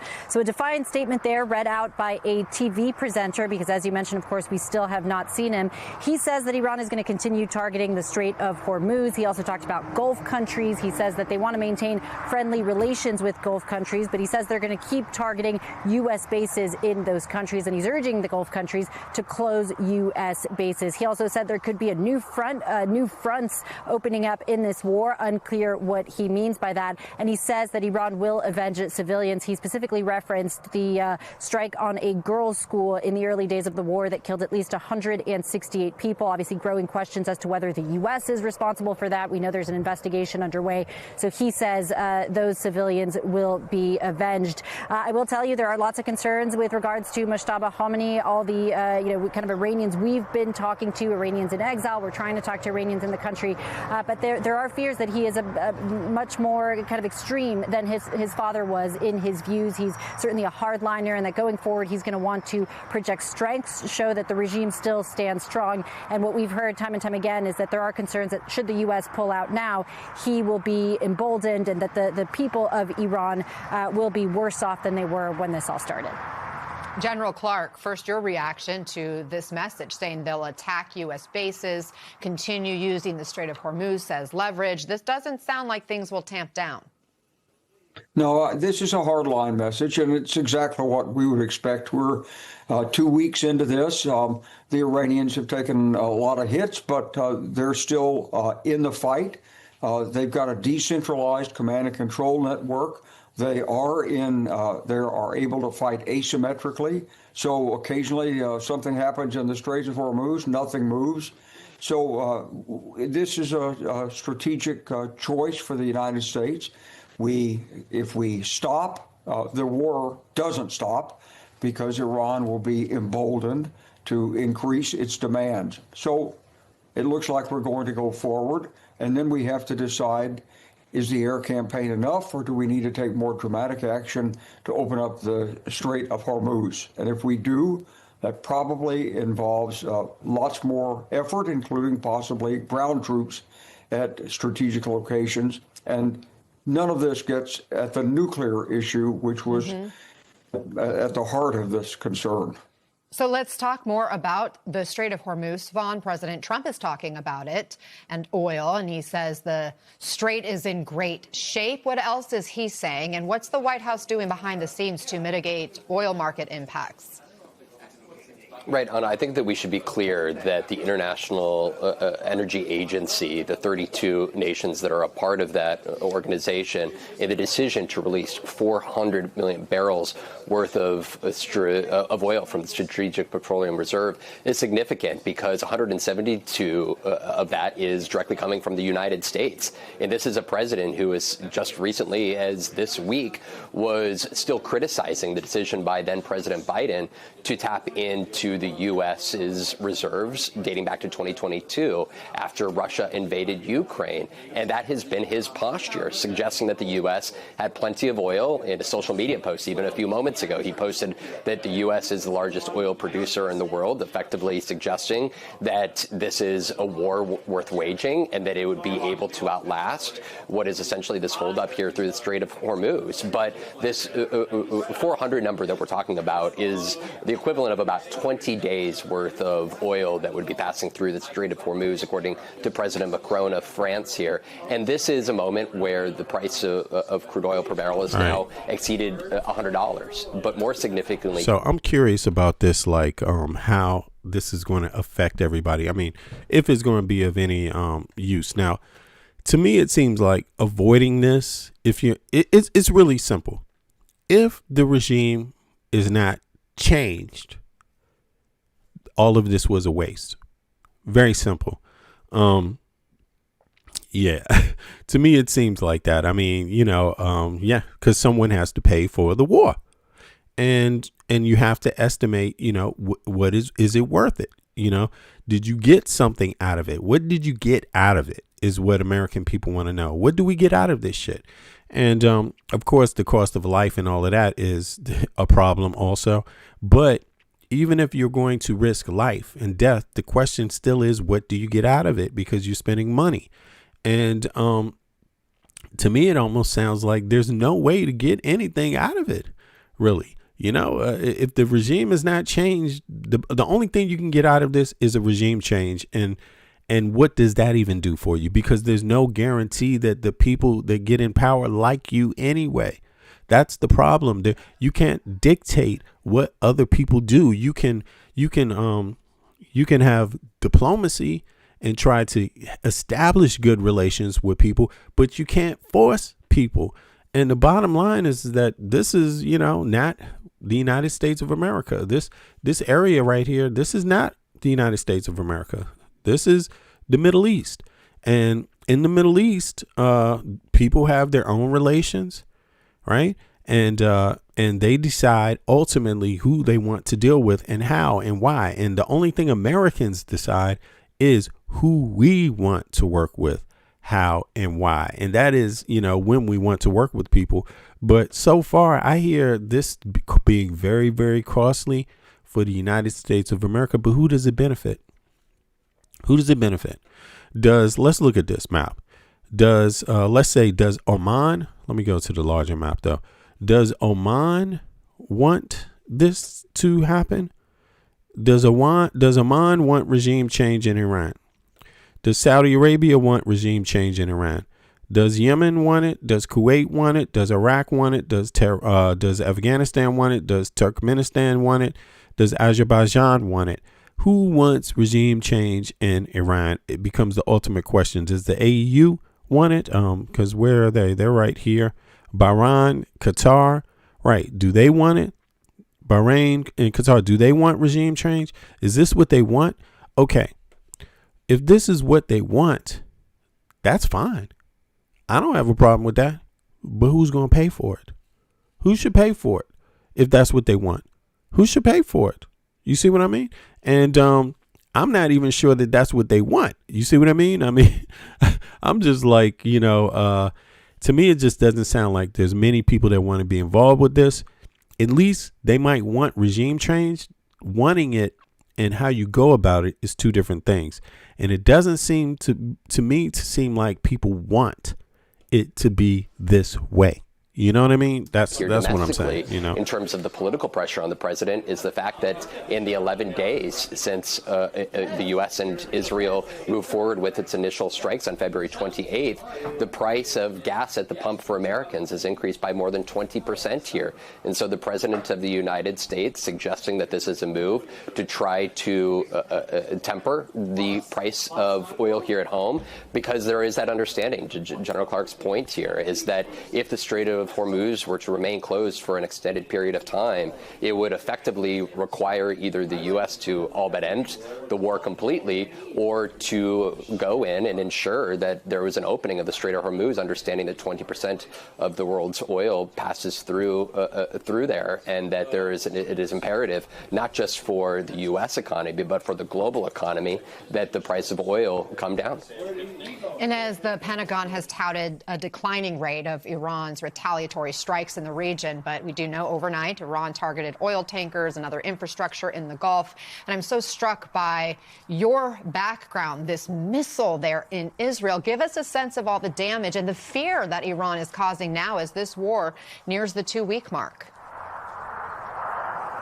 Yeah, I mean, Iran very much continuing to fire those missiles, and we are standing in front of what's left of an Iranian ballistic missile. So you can take a look at just how massive these things are. This is just part of an Iranian ballistic missile. It's got, we think this is the rocket motor and part of the fuel system.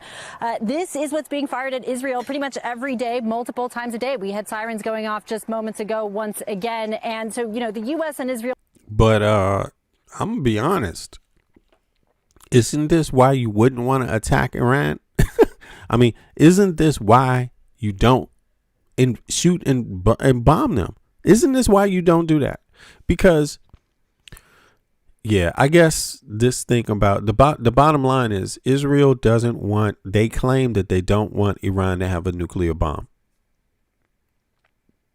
I just think that is, everyone else in the region, has to chime in on this. I don't think it's our place as American citizens to decide whether they have a nuclear bomb or not. I don't think it's something obtainable. You know what I mean? And I don't think it's in our best interest, because if something is wrong, others should also have concerns and express them. And it's not our responsibility there, right there. You see what I mean? Now, I'm not saying that makes things good. I'm not saying Iran having a nuclear bomb makes things good, but I know one thing for sure. You know, once you launch a nuke against someone, once you have attacked someone with a nuclear bomb, once anyone hits someone with a nuclear bomb, it's over for everybody. More people are going to get hit. That I know for sure. So I don't see even having a nuclear bomb as being a reason for using it. You know, if Iran has a nuclear bomb, using it would equal sure destruction. You know, that's what I'm saying, basically. So I'm not too sure this rationale of, you know, is going right. You see what I mean? Like, I don't think anyone is going to love someone or wait for someone to shoot a nuclear bomb at their ass. You know what I mean? So I don't even think it's wise for Iran necessarily, but I don't think we should be engaged this way. We're just always being involved, always, you know, and it doesn't seem to ever work out. There has to be a point where we stop repeating the same cycles, you know. And right now, keep in mind, the world is not behind us. The world is not behind Trump doing this. They're not behind it. Things have gotten worse for everyone since Trump did this. They've been going after Iran's ballistic missile launchers, that they've taken out a majority of Iranian ballistic missile launchers, but clearly these things keep getting fired at Israel. And I think for as long as that continues to happen, the people of Israel and Israeli leaders will continue pushing for this war to go on. Certainly most people, the vast majority of people we've spoken to here in Israel, do support this war. They feel it is their chance to take out the regime in Iran and to also, you know, eliminate the threat coming from proxy groups across the region. Look, Israel has a social media shutdown. That means you're not even allowed to show what's going on in Israel on social media. Like, so apparently Israel has been getting hit harder than it's ever been hit before. Like, seriously. That, and you don't see a lot of that. Somebody said that's not true. Oh, here's Taj again. Everybody, welcome Taj. Taj the troll is back again saying, not true. Iranians love what Trump did. Taj, are you an Iranian? Are you Iranian, Taj? I'm just curious about that. Do the Iranians love the 200 girls getting killed in the missile strike? Do they love that? I mean, I'm just like, I don't think so. And that is true for Hezbollah. We know the fighting with Hezbollah has been really ramping up, with Hezbollah firing over. Yeah, they're arresting protesters in Israel going against the war. Yeah, they don't have social media clearance. You can't get on. You're not able to see what's going on. But I'm going to ask a few questions in a second. I just wanted to get some balance in the legacy media, because I did show a little bit of Fox, and now I want to show a little bit of these morons, and then I'm going to do some more commentary and then look up some data live. So let's go. Over 100 rockets at Israel overnight. No casualties reported there. The Israelis ramping up their strikes on southern Lebanon and on Beirut. We know the death toll there is rising. Over 700,000 people displaced. So there are questions as to, again, who's going to take the immigrants? Who's going to take the immigrants from the war? Who's going to take them?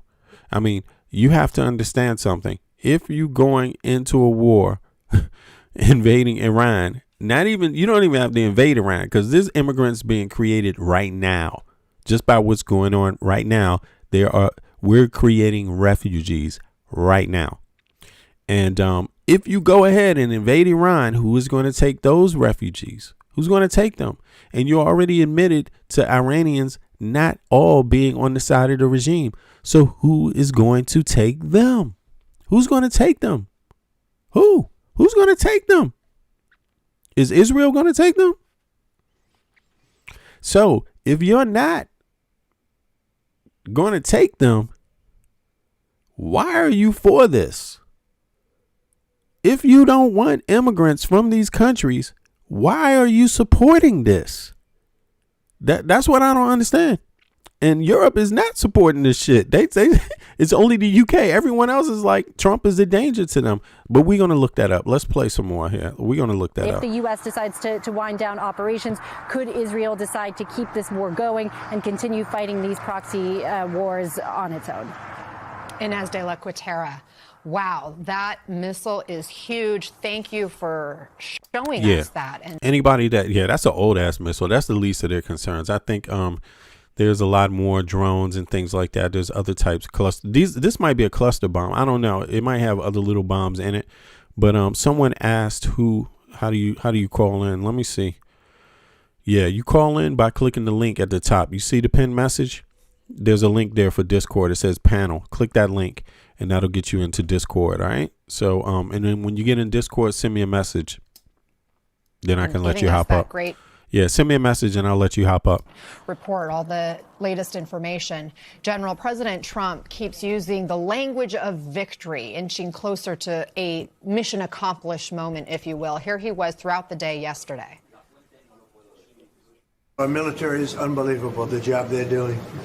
I would say, to put it mildly, way ahead of schedule. Operation Epic Fury! Is that a great name? Well, it's only good if you win. You know, you can only do. And we've won. Let me tell you, we've won. He said it's only good if you win.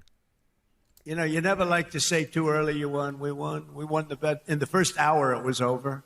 He's claiming victory. Trump is claiming victory right now. Trump's fucking claiming victory, yo. What the fuck? He's claimed victory. I didn't even realize that. I didn't realize it. Oh, we won. Most people say it's already been won. Of course, he's known to speak hyperbolically, but General, do you think allies buy that message, given Iran is unleashing whatever it has left on the critical infrastructure like oil tankers in the Strait and other structures in the Gulf? I think most people understand the president's trying to keep public support behind him because public support for this campaign is critical if the campaign is going to continue. Which he doesn't have and never has had. He didn't make the case before going to war.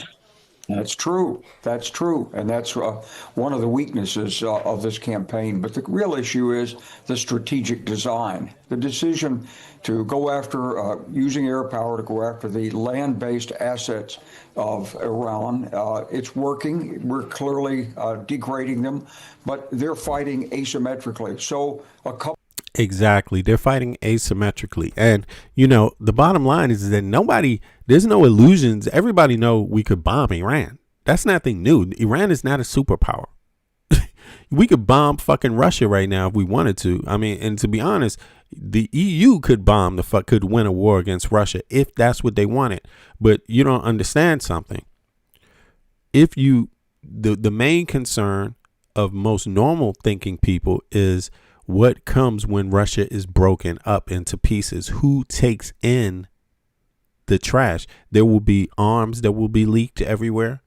You know, it will create issues for a lot of people. You see what I mean? So that's why nobody has said they want to invade Russia. It's not because they can't defend themselves.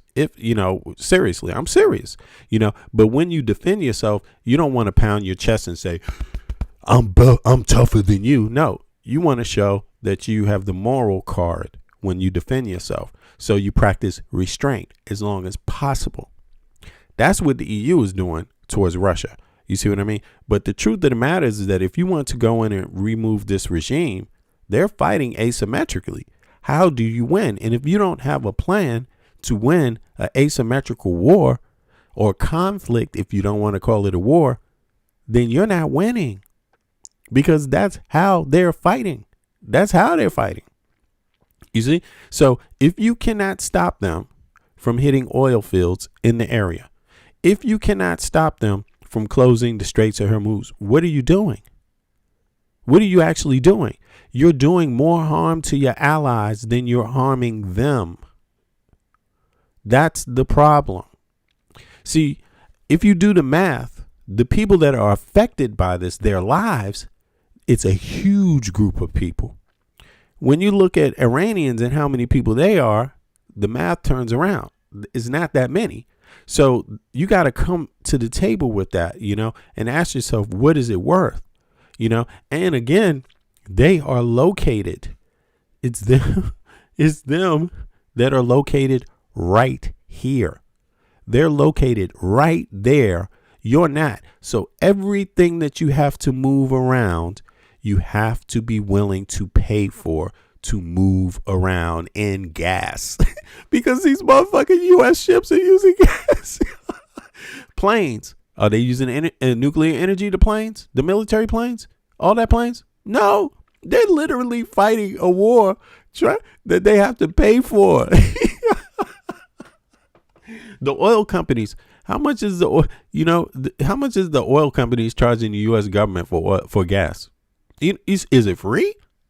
Is it free? Or are the American taxpayers paying for this? I mean, everything in the U.S. is built in to the American taxpayer flipping the bill. Every single thing. You're not getting a break at any corner. You are paying in your pocket for your home, and you're paying in the pocket for your military bills. Like straight up. Ballistic missiles a day into Israel.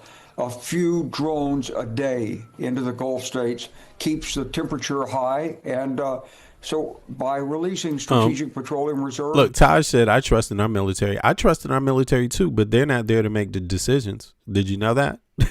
Did you understand that? You see, they're not there to make the decisions. So wake up. I don't trust in Trump. That's the problem. And yeah, sure, our military, it's not a big defeat. It's not a big victory for a superpower to win over a non-superpower. Just like it's not a big victory for Russia to win over Ukraine. That's nothing. The fact that Russia couldn't wipe Ukraine out in the first week is an embarrassment. That's the problem. That's the issue right there. It exposed how weak Russia really is. Now, because Russia's a superpower. It makes you wonder, are they really a superpower? But this is the same dynamic. You're not winning something in this regard. It exposes your weaknesses. And who does it expose your weaknesses to? To China. Just do the basic math. China has more people than Iran. China has a bigger military than Iran. You're showing China everything you can do. You're showing China how you operate, how you maneuver. You're showing them your strengths and you're showing them your weaknesses. And China is watching and benefiting from what you are doing directly. You are helping your biggest adversary right now more than you're helping your allies. That is what's going on. And it's happening because of the White House. Not because of the U.S. military, because they take orders from Trump. Because they're not in a war, technically. So they don't have to go to Congress. All right. So this is all on the White House. Not on the U.S. military. We're buying ourselves another week or two to figure out what's the right next step in this.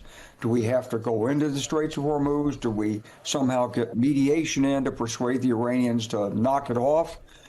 Do we actually think that if we keep this going, that eventually they won't be able to fire even a single drone or even a single missile? Somebody said China don't want this. Shit, why doesn't China want this? You don't want this? What's there not to not want? How is China being hurt? China's not being hurt by this. Iran is their ally. Iran's not shooting Chinese oil vessels. They're getting all the oil they want from Russia. Guess who's not getting their oil? Japan, South Korea, Taiwan, all allies of the U.S. Isn't that what China would want? China would definitely want that, and that is exactly what China is getting. See, because China wants to renegotiate trade in Asia. That's China's goal, and this is helping China more than any other single event ever has. So China is definitely getting what they want. And China's getting more than what they want because they get a chance to watch U.S. military in action for free without one death. Yeah. And everybody else does too. Everyone else is watching the U.S. military in action. And they're watching for free. But China is really watching for free because they don't really need the oil. They don't need the oil. It's the other people that need the oil. China has direct pipelines from Russia to China. It's spring. Guess what's not stopping Russia right now? Guess what's not stopping China and Russia anymore? Because it's spring. Let me show you. Everyone should take notice of this, right? Hold on, let me go back. See if I can pull this up. Is it getting pulled up? Hold on. 2 seconds. I see this is taking a second to pull up. All right, here we go. Right.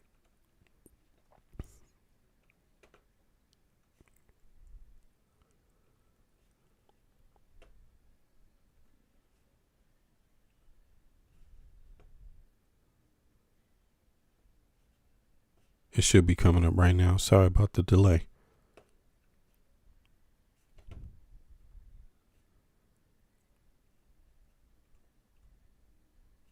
Here we go. So let me pull this over. This is the Earth. For people that never seen this before. This is what a map looks like. And I'm going to explain something to people. Right. As we go over to where Russia is, right? Just so you understand this a little better, right? And am I getting all of this on the is all that coming through? Okay, here we go. So now I can see what's going on there. Now, if you see where Russia is, let me move it over a little more. Right. Now you see where Russia is. Let me move it even more to this side right here. There we go. So, these polar caps right here up on top of Russia, the northern part of Russia, that's melted. You know, just for people, you know, to actually understand. It's springtime. So that northern part is actually turning to water very rapidly right now. That's water territory, right? This area right here is water, right? Just to the north of Russia, right? So that is allowing Russia to not only they usually have to go to the polar ice caps right here, but that's melted. They've always been able to get through it because they have some dredging ships, the icebreaker ships, but it takes a lot longer. But because it's spring all the way to the fall, this time period right now is green light. Is a green light to increase your oil exports from Russia to China. Multiply them. There's nothing stopping you. It's legal and it's free. Nobody's here to do nothing about it. You see, there's no UK. There's no it's Italy. There's no Denmark conversation. Nobody here can stop them. And Russia has in fact began to increase oil exports to China around this little thing here. You see what I mean? Now, the USA is not really doing shit about that.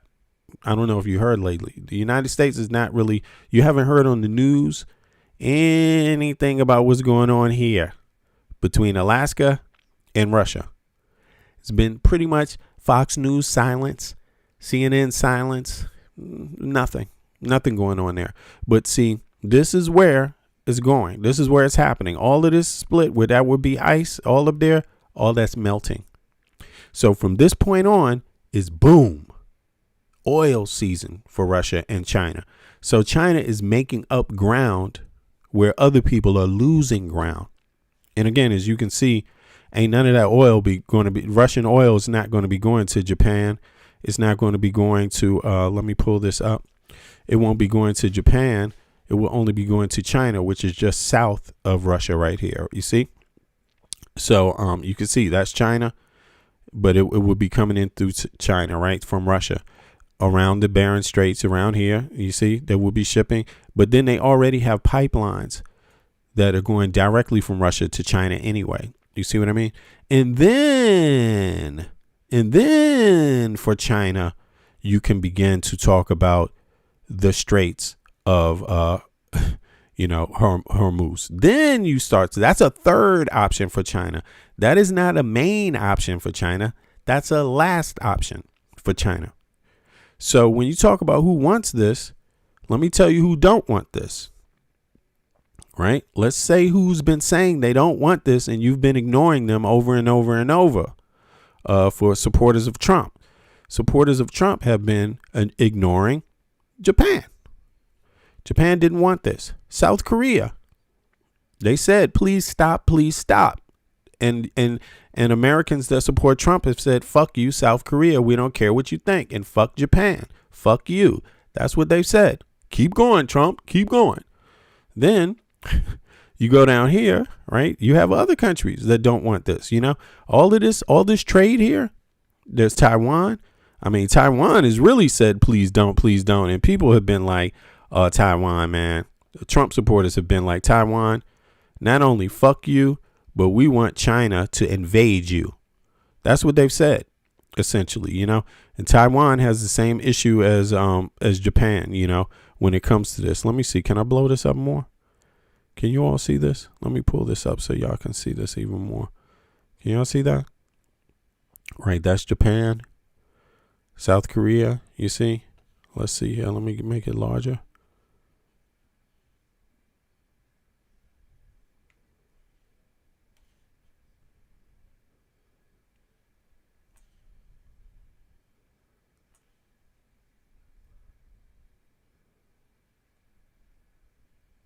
Right? So you have all this issue to deal with, right? You got this one, you see? So this is the you know, these are the this is China, this is Taiwan right there. You see, so Taiwan was like please, please, please, and Trump voters were like, fuck you, Taiwan. We don't know the difference between you and China. You all look alike. Fuck you. That's what they were saying. That's literally what they're saying. China wants to take control over Taiwan, and Taiwan has said, no, we're our own country, and we've been our own country for a long time. Stop it. Stop harassing us, please. And China has said, no. Well, this is a way for China to cut Taiwan off on energy. This is just one of the ways, right? It may not work, but this is one of the ways. It's the same thing with Japan, right? U.S. as an ally with Japan. Same thing with South Korea. It's going to cost a lot from South Korea, you know, and others. So, you know, this is basically going to rewrite trade in Asia, right? It's rewriting what's going on in Asia. It's rewriting the order. So Trump is essentially giving Asia, right, to China. That's essentially what he's doing. He's delivering Asia to China on a silver platter. And that means all the trade that's been going on with the U.S. is about to stop. It's going to be changed politically. They will first have to agree with Chinese policy and Russian policy to have a normal life. That's what's going on right now. And many of the MAGA people are too stupid to recognize that, right? You know, and they don't have any plan to change that. You know, they don't have any argument to disprove it either. You see what I mean? Now, what's going on with Western Europe is saying, man, we ain't supporting this shit. We can't be bogged down in war in Ukraine and bogged down in Asia. So this is the third part of the crux, you see. So China and Russia have been effectively able to challenge the Western world in a three-prong approach. Challenge through oil, challenge their trade in Asia, right? And they're doing that militarily because they're on the front step of China, and China has a huge military. We're going to go into the numbers, but they've been able to challenge it here in Ukraine on their front doorstep through Russia. They've been able to challenge it here in the Middle East. You know what I'm saying? That's the three-prong approach. These three areas right there, right? Black Sea, Middle East, and Asia. So it's a three-pronged war right now, in case you haven't noticed. And that war is going to have some consequences for the world and for the United States. You know, it's basically going to send people into probably a World War III if it's not controlled. You see what I mean? And yeah, so hopefully Trump will listen to some of his allies. But let's go back to that part here. Let me see. Let me flip over to this one. Now, how many USA and NATO allies have decided to join the war against Iran? Let's be clear about this as it stands, right? Let's see here. Okay. So as of here it is. We talking about who's joining it, right? Who's joining it in all actuality, even though Trump is begging people to join, He's begging. All of a sudden, he wants the people who he attacked to help him. People told him, stop trying to take Greenland. They don't want to be part of you. And Trump said, and his supporters said, fuck you. And fuck anybody that disagrees with us. We don't care about you. It's ours. We're bigger than you. And so that split NATO. So NATO's not too happy about that. And how did it split? Because it mean it had to split its military focus. Now it has to do two jobs, one in Ukraine and one in the Greenland. You see, so they won't be joining Trump in this one. Sorry to say, but there's other allies. Now let's check it out. As of March 15th, the coalition for Operation Epic Fury remains primarily a partnership between the United States and Israel. So far, as of today, it's still your responsibility primarily. The United States taxpayers, United States young men in the military and women, whoever's left, since Hegseth kicked out a lot of them. Whoever, and if I was a woman, I definitely wouldn't be fighting this fucking war if I was in the middle. This is bullshit. And if I was any minority that was attacked by the Trump administration for being ethnic or your sexual orientation or your gender, I would not be fighting this one. Fuck all of that. That's my personal choice though. But you're welcome to go and get your ass blown up. Now, with other NATO allies and regional partners participating in, well, this is so funny. Yeah, often defensive capacities, right? While many countries support the goal of reopening the Straits of Hormuz, there's a clear divide between those in active combat and those only providing defensive or enabling support. Enabling support, right? Okay, so primary combatants, the offensive corps, United States leading Operation Epic Fury, focusing on destroying Iranian missile sites. Why can't you do it alone? Let me ask you, you MAGA supporters in the chat, why can't you do it alone? Why can't you do it alone? Why do you need other people? Why do you need other people, MAGA? Why does your president need other people? Why? Why is he asking for other people? Why is he begging other people? I mean, why don't they do it alone? Aren't they strong enough to do it alone? I'm just curious. Why isn't he? Why did he change from do it all alone to asking NATO allies who he attacked? I mean, they don't trust Trump. They don't trust the U.S. Why can't you take Iran alone? Why can't you and Israel do it all by yourself? Why do you need other people? Why? Why do you need other people? Yeah, why are you asking other people? Look, this is so funny. Why are they asking other people? They're asking other people. You heard them ask.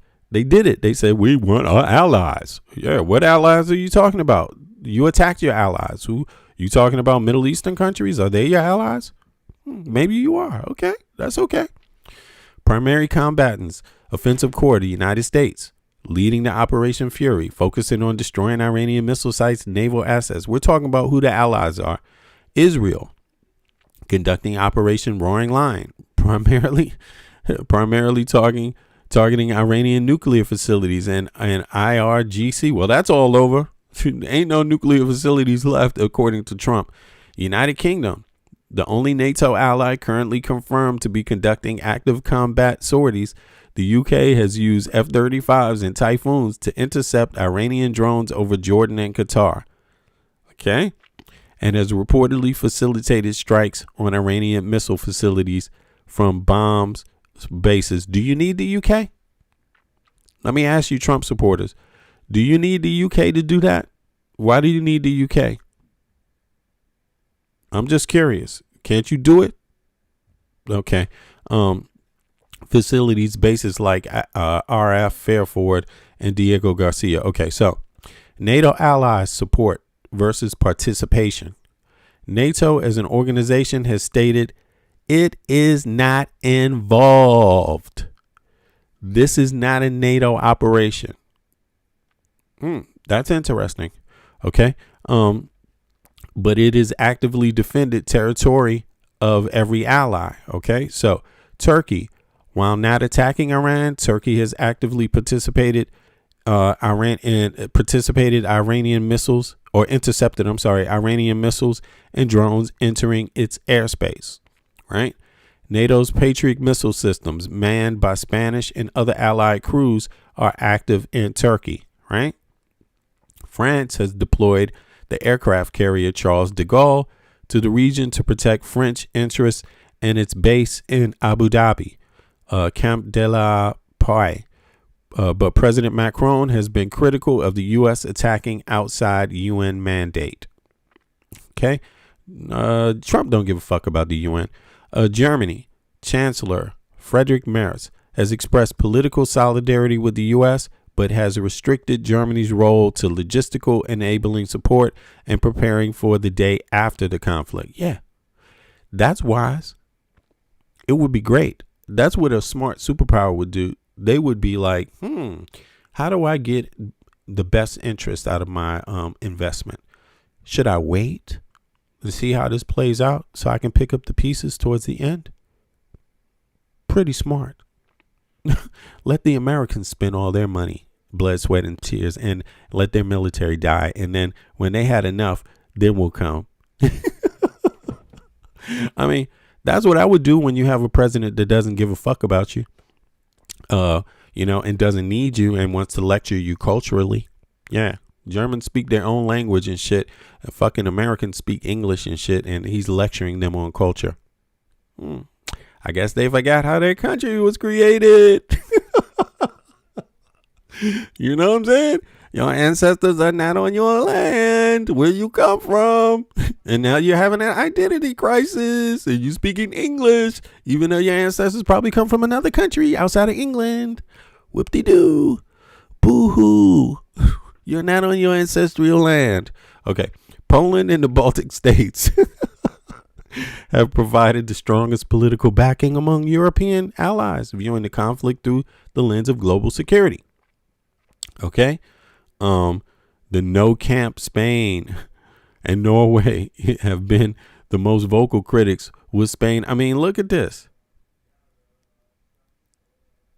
Yeah, the most vocal critics with Spain's Prime Minister Sanchez refusing to allow U.S. forces to use Spanish bases. OK, so this is not NATO. NATO is not involved in the aggression, you could say, only in defense, but not aggressive parts. Regional involuntary allies. Involuntary. Damn, that's deep. Okay. Several Gulf nations have been pulled into the war because Iran has targeted their soil in retaliation for hosting U.S. bases. The AEU. The AEU. Okay. Saudi Arabia, Qatar, Bahrain, Kuwait, and Jordan. These countries are currently in defensive war. Okay. So they don't want to attack. They just want to defend. They are using the air defense to intercept hundreds of Iranian missiles and drones, but have generally avoided launching their own jets to Iranian airspace to avoid a total regional conflagration.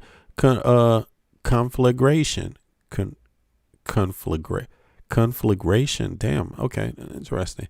Yeah. So these are the different perspectives, right? Now let's see here. Hormuz crisis. President Trump has specifically called on China, Japan, South Korea to send their own navies to help open the straits, urging the U.S. should not bear the full cost of protecting their oil. Okay. But there wasn't a problem before Trump and Israel attacked them with the oil. So as of today, none of these nations have officially committed warships to the combat zone. Oh, well, what the hell? This is hilarious. I mean, but it is what it is, because this is what the U.S. and Israel prepared for. According to the administration, the Trump administration, they knew all this would play out this way. So, oh, well, to the American citizens, you get to flip the bill and be happy about it. What state do you live in, and who's your health care provider? How much has your health care increased since Trump has been in office? And what about Russia and China? We think we got Chinese ships coming with rocket fuel. We think the Russians are probably not only supplying intelligence, but maybe hardware, maybe advanced drones, maybe advice, military advice. And so, yeah, the U.S. has plenty of oil. The U.S. has made more money off of oil. They're making $500 million of oil a day. But, you know, according to in the U.S. system, tax system, they don't actually share that wealth with the American people. So although you funding the war, though, for the oil companies, I got you. The risk of maybe not just the conflict escalating, but not being able to finish it with the power that we have. Oh, look, Bear Lasting says his oil or her oil has got her healthcare or his healthcare has gotten cheaper since Trump. So let's take a look at that and see if that's true. What state are you in and who's your healthcare provider? Let me know. What state are you in and who's your healthcare provider? This is a real person, by the way. So let's hear. We can learn something here. Bear Blasting. Why don't you just use your, you know, what's up with this? Is this your face? No, this is not your face. Why don't you use your face on your account? But in any case, what state do you come from, Bear Blasting, and who's your healthcare provider since it's gotten cheaper? Everyone wants to know. Everyone needs the healthcare you have.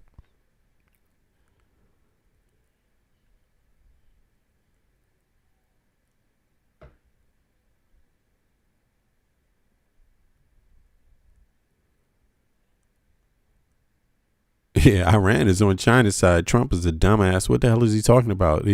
Yo, Bear Lasting or whatever your name is, still waiting for you to tell the Americans who your healthcare provider is, and what state you live in, because other Americans want to know how your healthcare has gotten cheaper. They need your help. Can you help them, or are you going to disappear now? Bro, I ain't giving you any of that. My prescriptions are cheaper and my copy is like 15 to 25. My copay, I think that's copay. My copy is like 15 to 20 bucks depending. Most meds at $10 at least. So nobody can verify that. I got you. No problem. So let's move on. That was enough time on that. The way we have. So we've got some big strategic military decisions, political decisions coming up, and yeah, and Democratic Senator Chris Van Hollen called. Oh, yo, Gil, I hear you, Gilbert. I hear you. I feel the same way, man. The administration's handling of this war, all tactics and zero strategy. Is that how you see it, General? And if so, what's the danger of that approach? I think probably when we went into this, there was a lot. You know, it's obvious that Bear Lasting, he doesn't want us to know how much he pays for health care. That's obvious. That's what we asked you. What state do you live in and who your health care provider is? And the reason why we wanted to know that, so we could look it up live here and we can go in and find out. We could verify it. You don't want us verifying it, so can't argue against you. There you go. I don't believe you. I believe your health care has got more expensive, but I think you're not stand-up person enough to admit it. Focus on lethality, but understanding a campaign like this, you can't really apply air power to do what you want unless you can convince the enemy that there's no escape from the air power. And so there were two ways the enemy could escape from the air power. One was to widen the war. He's done that. The other is to close the Straits of Hormuz. He's done that. So this sets the clock ticking against the weight of the air power. And as you go deeper into the campaign, it's more and more difficult to find strategically valuable targets. And so you have to decide then, how do you take this forward? It may be possible that we'll have enough communications and intelligence. We might go into the desert and take out those nuclear sites with special forces and say, okay, that's it. But we might have to say we've got to do something more dramatic in the Straits of Hormuz. So maybe we take Kark Island and cut off the Iranian ability. Yeah, I saw that, Jethro Tull. I saw that. Yeah, Scott Besson, the interview stopped and he came back looking shaky. As a matter of fact, let's pull that back up. Look at this. This is just ridiculous. Why are some people so secretive? How is it sharing your state and in your healthcare provider some secret information. You afraid somebody gonna hack your page? What the fuck? Look at this. He doesn't want anyone to look it up. He's like, you can look it up. No, you tell us so we know what to look at. Save us some time. Let's educate everybody here, Bear. Educate everybody. Let's all see. Everybody wants cheap healthcare like you. People are saying they don't have it. So show people how you have it. Let's look it up. You don't want American citizens knowing?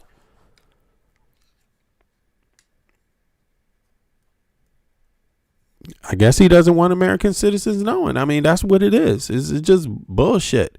I never wanted. In any case, I just don't understand that. So, let's see here. Let's look at this. Let's just be factual about it. Okay. What states have the cost of health care gone down since Trump became president? Let's just look it up. Maybe there's, maybe we can figure it out from there. Maybe he comes from one of these states, right? If it exists at all. But let's see here. It's definitely not across America. Many MAGA people are pissed off at Trump. They're not voting for him again because of that. But there are a few stragglers. You know what I'm saying? Since President Trump's second term, January 2025, the cost of health care has become a complex issue. While the federal policies have aimed to lower specific costs, others, such as the expiration of subsidies, have led to price increases for millions of Americans. As of March 2026, there is no single state where health care costs have gone down across the board. Are you happy with that? Any problem? Any problem with that? It means you're lying. Okay? It means you just came out on the internet and lied to people. There is no single state where the cost has gone down.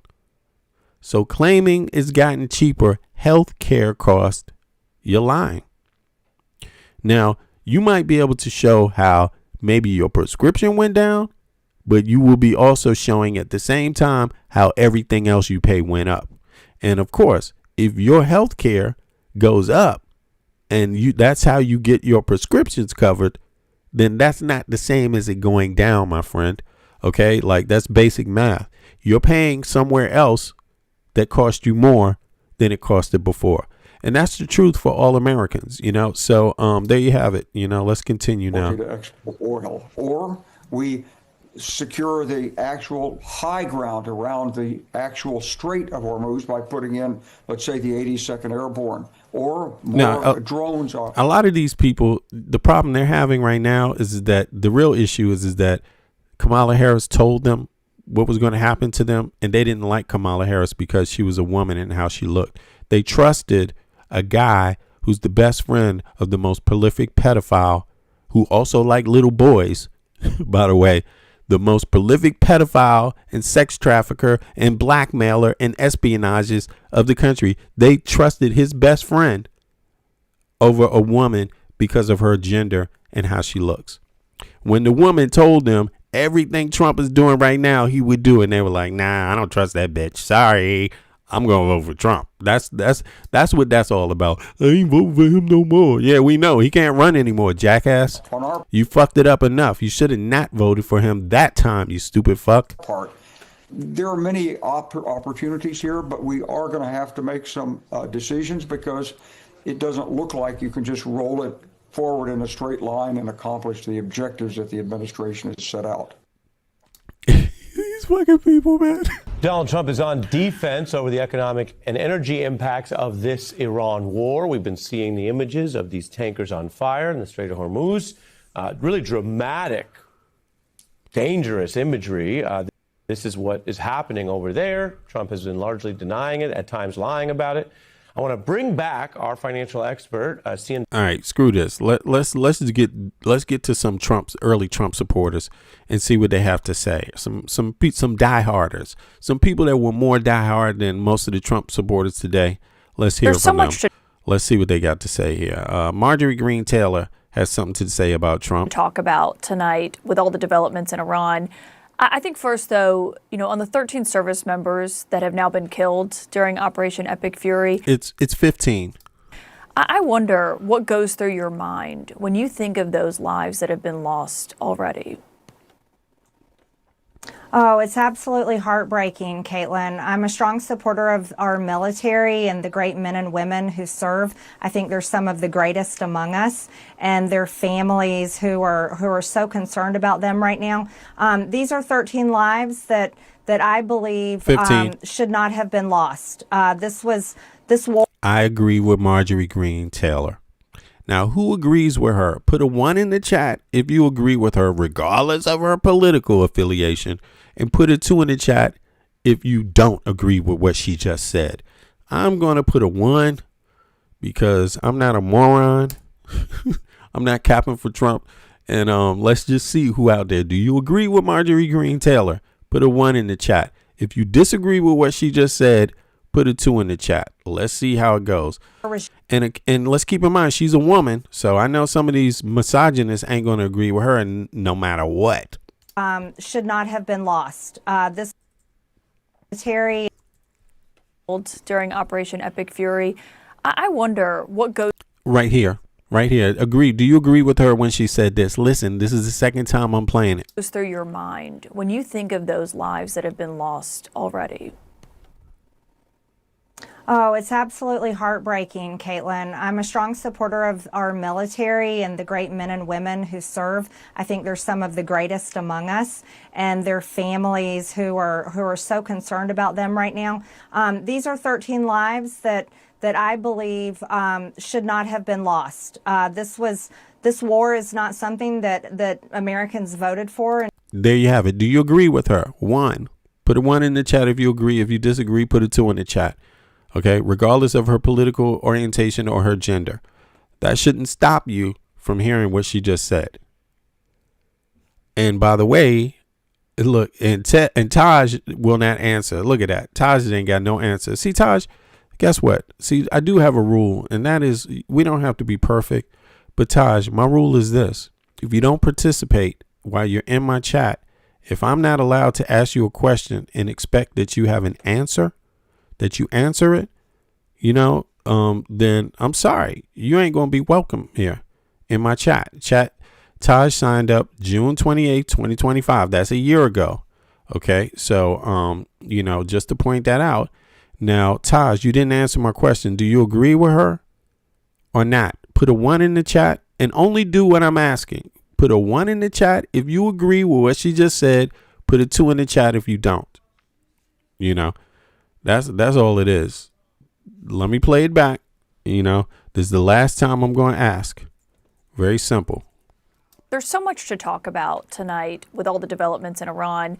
I think first, though, on the 13 service members that have now been killed during Operation Epic Fury, I wonder what goes through your mind when you think of those lives that have been lost already.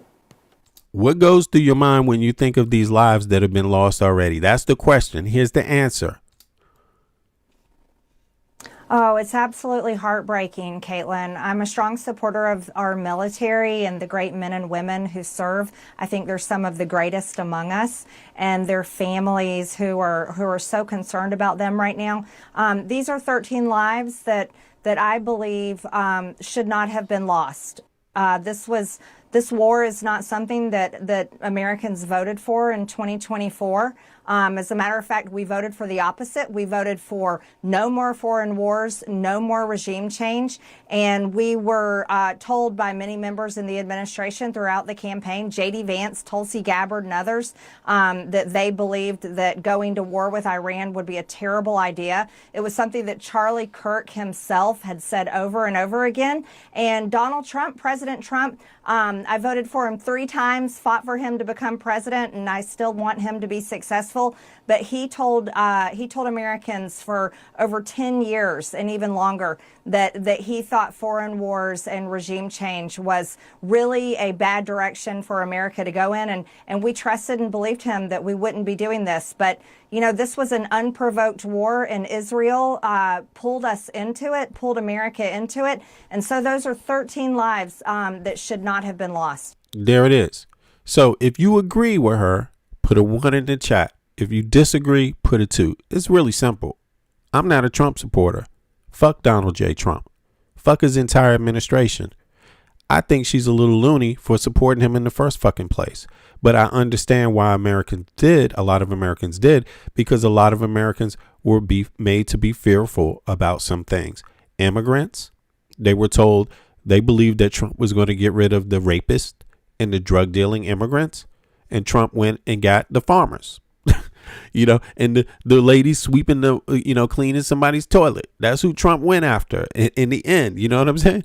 And that was also a lot of Trump supporters, said, fuck this. This is weird, because the cost of farm, they didn't have a plan for farm workers. You see what I mean? But on this particular point about this war is what we're talking about. And I can easily say, because I'm not a misogynist, she's not a member of my party, I can still agree with her when he said that. Now, you should have been able to hear things from Kamala Harris, even if you weren't a Democrat, that you agreed with, because she talked about, first of all, she explained all this shit that was going on with Trump. You should have been able to agree with her, even if you're not a Democrat, even if you're not a woman, even if you're not the same color as her. But she pretty much told you everything Trump was doing right now. And you voted for Trump. Yeah, that's strange. That's very, very strange. Yeah, but I'm not like them. They not like us, is what I'm saying. I can agree. I can do something they don't do. And those people that voted for Trump generally cannot agree and support anyone else, even if they're fucking right, because of their political party, their gender, or their fucking color. That's bullshit. That's how you got in this situation where you got billionaires ripping your stupid ass off. That's how. Okay? Now, I'm not like you. I can agree with Marjorie Greene Taylor, even though she has a different color than me, a different fucking gender than me, and a different fucking political party. I am not like you motherfuckers. Yeah, and of course, when the president was asked about that, he argued that maybe he forced Israel's hand in this matter. But I mean, now here we are, 13 days in. He's planning on sending more troops to the region, we're told. It's not clear exactly what they'll do while they're there, a Marine group. Is that something you support? Absolutely not. As a matter of fact, I like many millions and millions of Americans are outraged by this. He never came to America and addressed the nation and gave clear reasons why we would go to war with Iran. See you later, Taj. See you later for being an extremist. See, Taj just put blah because he knows I'm right. And he just put blah. But guess what, Taj? See you later, sucker. Bye. Because you ain't offering anything to the fucking conversation. Okay? Your profile is from a year ago. You don't show your face. Why should I respect you? Okay? I don't respect people like you. You see what I'm saying? At least come with some real goddamn criticism, man. Like, bye. See you later. Bye. Bye, Felicia.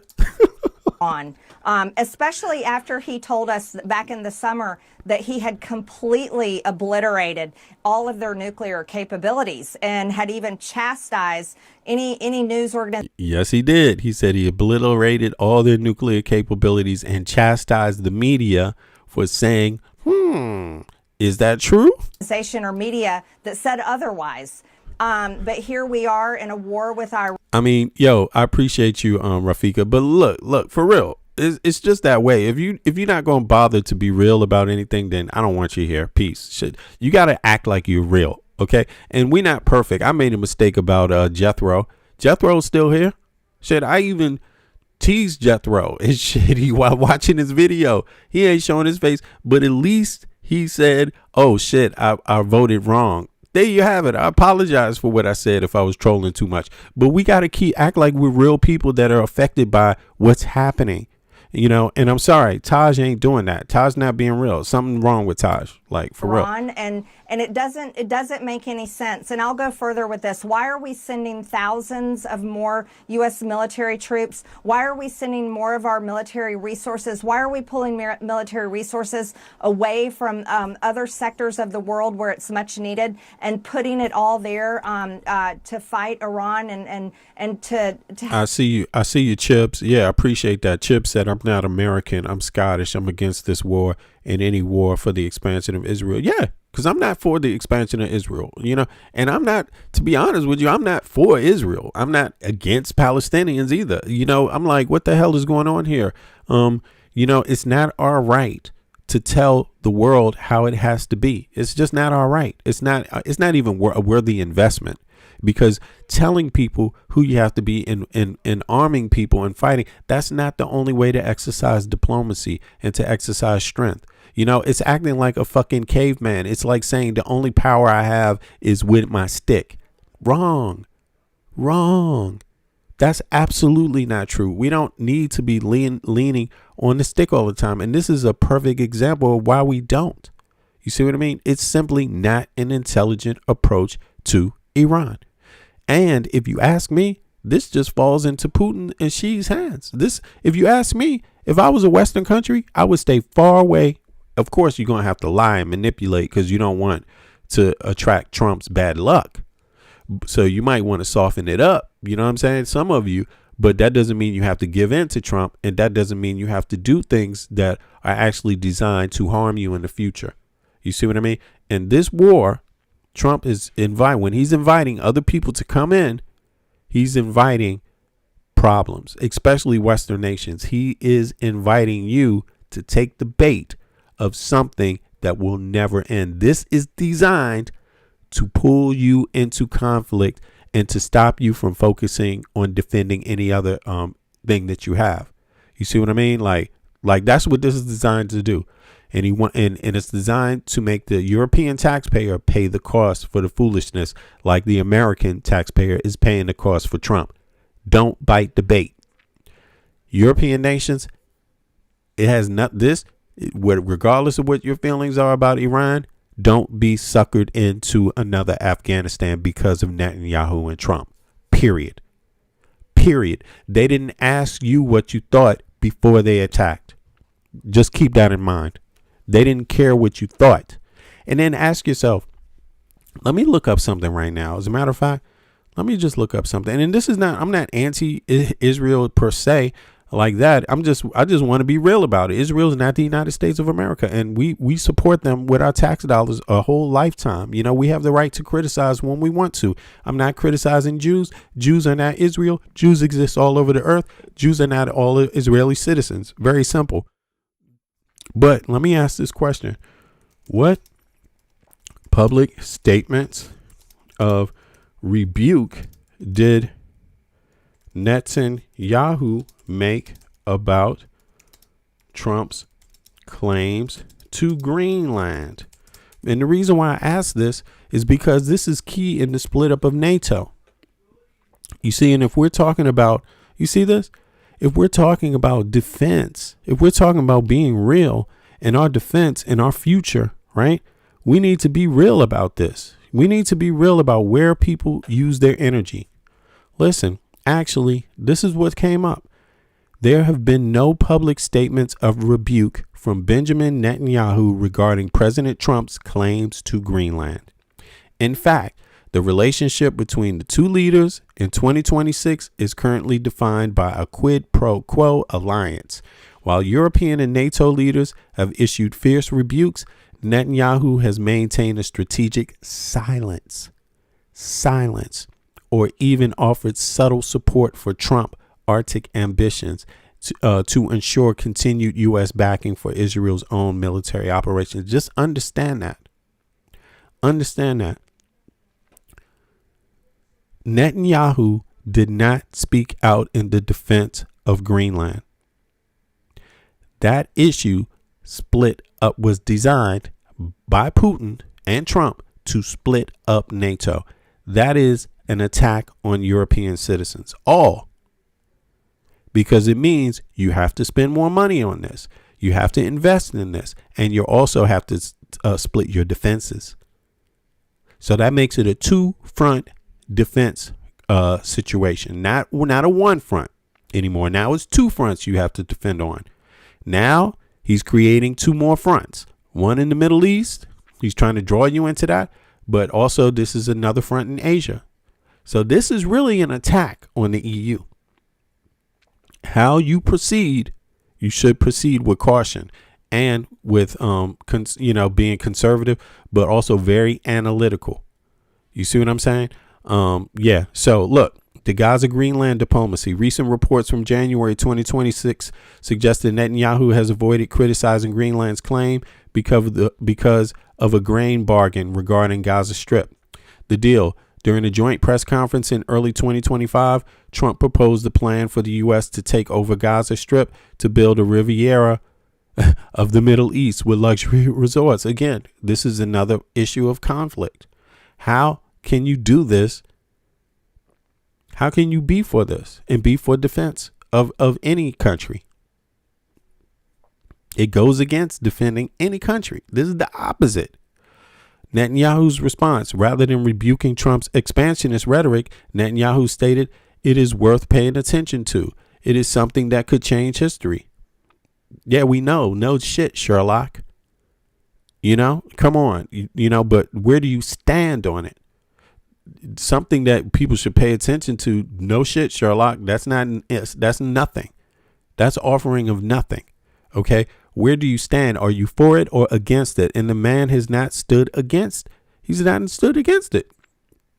The connection analysis. I mean, we could go on. Strategic silence during the tariff crisis when Trump threatened a 20. And this is American. Listen, you see this? This is a perfect example of what is going on. Are people going to support this? Are you See, Denmark doesn't even support Israel with weapons or anything like that. You know who Denmark supports really pretty much? It's the Palestinians. The aid efforts coming out of Denmark. That's not the same thing of pumping Israel full of weapons and selling Israel weapons and giving Israel weapons. But as an American citizen, I live in Denmark. So I'm glad my tax dollars don't go to that. But the rest of the Americans that live in the U.S., your tax dollars is funding this.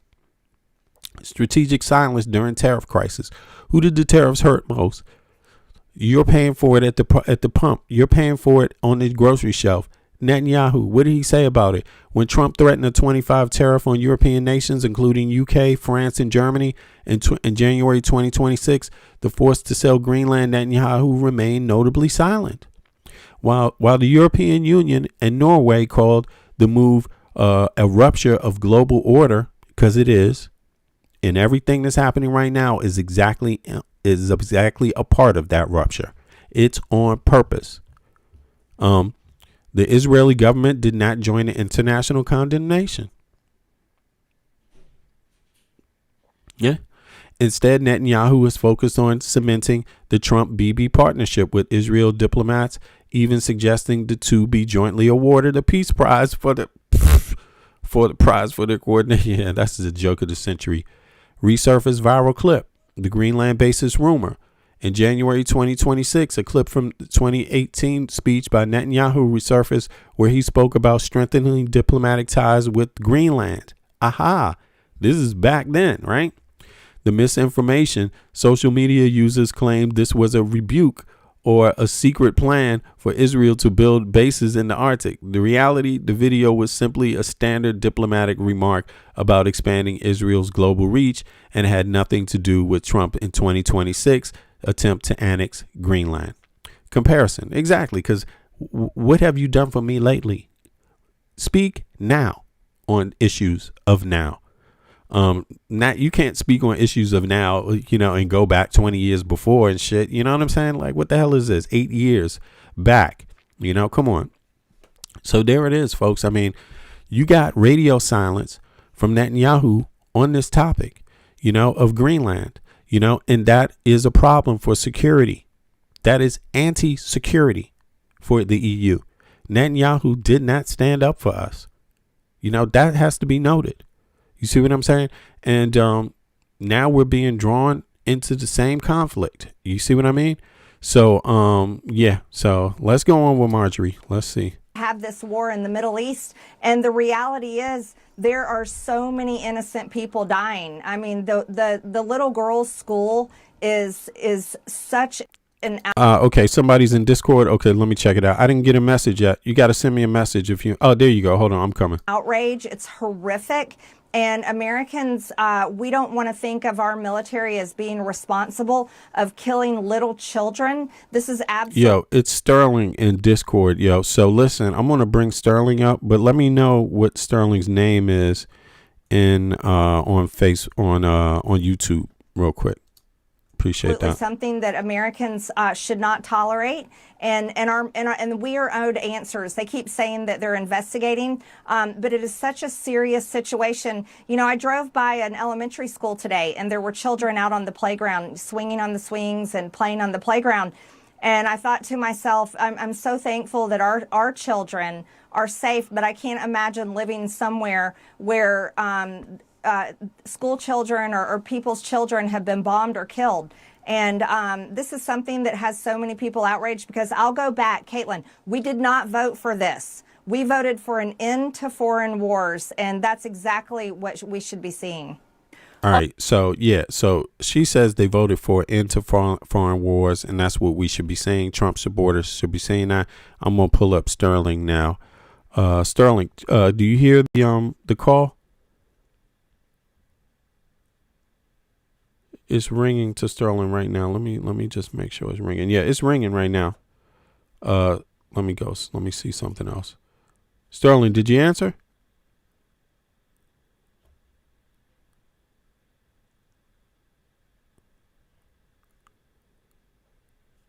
Okay, don't worry. Let me just double check this. See what's going on here. Why he's not getting a call? Maybe I need. No. Sterling. Yeah, that was me. So let me call back. I'm gonna call Sterling back. I can see Sterling's here, so just give us a couple seconds. Let's go to the next one. Here's Pam Bondi on News Nation, and I'm gonna work on getting Sterling up right now. So here we go. Her Washington D.C. apartment for the safety and security of a D.C. military base after reported threats from Central and South American cartels. Federal law enforcement officials pushed the AG to make that move in response to what they're calling an array of threats over the past few months. Border correspondent Ali Bradley joins us live. So, Ali, what more do Sterling, you you know there? about these threats? Yeah, can you hear me? There you go, Sterling. I got you. Welcome, man. Thanks for hopping up. Yeah, thanks for having me. You're welcome, man. So come on, let me know your thoughts. First, let me know where you're from, where you calling. Well, just let me know where you're from, what state you're from, and we take it from there. Yeah, well, originally I'm from South Carolina, but right now I'm calling you from Cartagena, Colombia. There you go, man. Well, I'm really excited to have you up, man, because I myself, I don't appreciate this shit Trump is doing in Venezuela. And I by the way, I saw the speech that the president of Colombia gave at Jesse Jackson's funeral, and I thought it was spot on. It was poetry. Missed that. Yeah, you missed that. Oh, you should watch it, my friend. You should watch it. We covered it here. His entire speech. It was very, very interesting. But go ahead, because I know Colombia has different politics too, and so does Venezuela. But first of all, let me welcome you here as a fellow American. Colombia is a beautiful country. I've been to Colombia myself. I've been to Cali, and I had the pleasure of going to the red light districts to actually see, in these areas that they normally tell people to not go. I was brought there by people that were teachers there, and they escorted me to some different schools and in the communities, man. And I learned so much on that trip. It's amazing, like how much you can learn by taking a trip, and getting outside your comfort zone. Totally, but, the best thing I ever did. Go ahead. Yep. Well, I just was gonna say, like, I think I found your channel a while back, and I was searching like open panels, and I changed my filter to like live, and that's how I found you. Uh-huh. So I've been subscribed for a while, but I'm kind of like I'm not a boomer, but I'm kind of like a boomer with Discord. I couldn't figure it out for a long time, so I never joined until I just figured it out just now.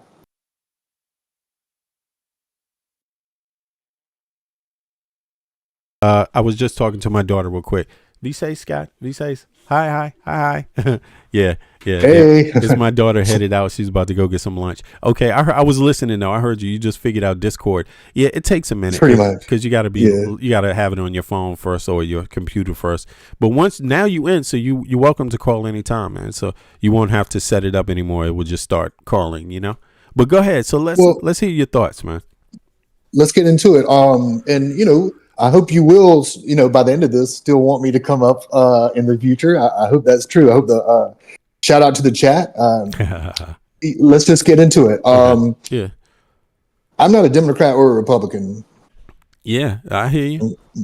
Okay. The last president I voted for was for Bernie Sanders in the primaries. Okay. And then after he lost, after Hillary cheated him, I didn't vote for Hillary.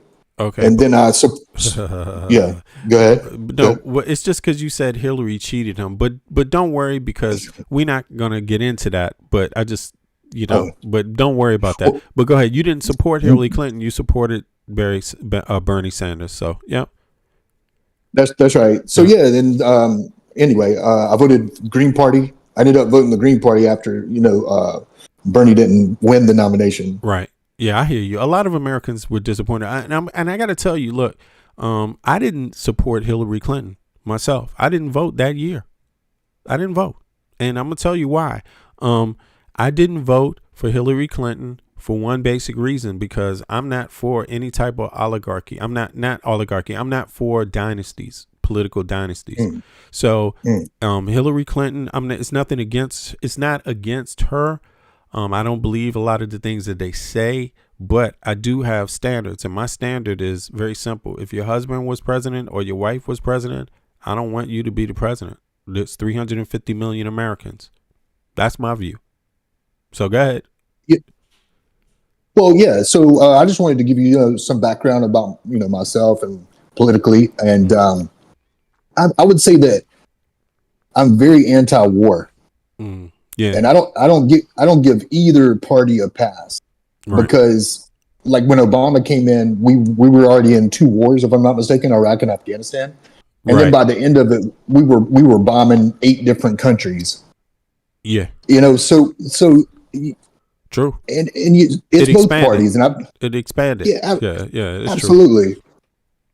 And so I feel like both parties have let us down, and that's what's got me to where I'm at now. And yeah, I just wanted to, give you some background. Yeah. I don't have any issue about that myself, and I think, how I look at the Democratic Party is it's like, it is a big tent, you know what I mean?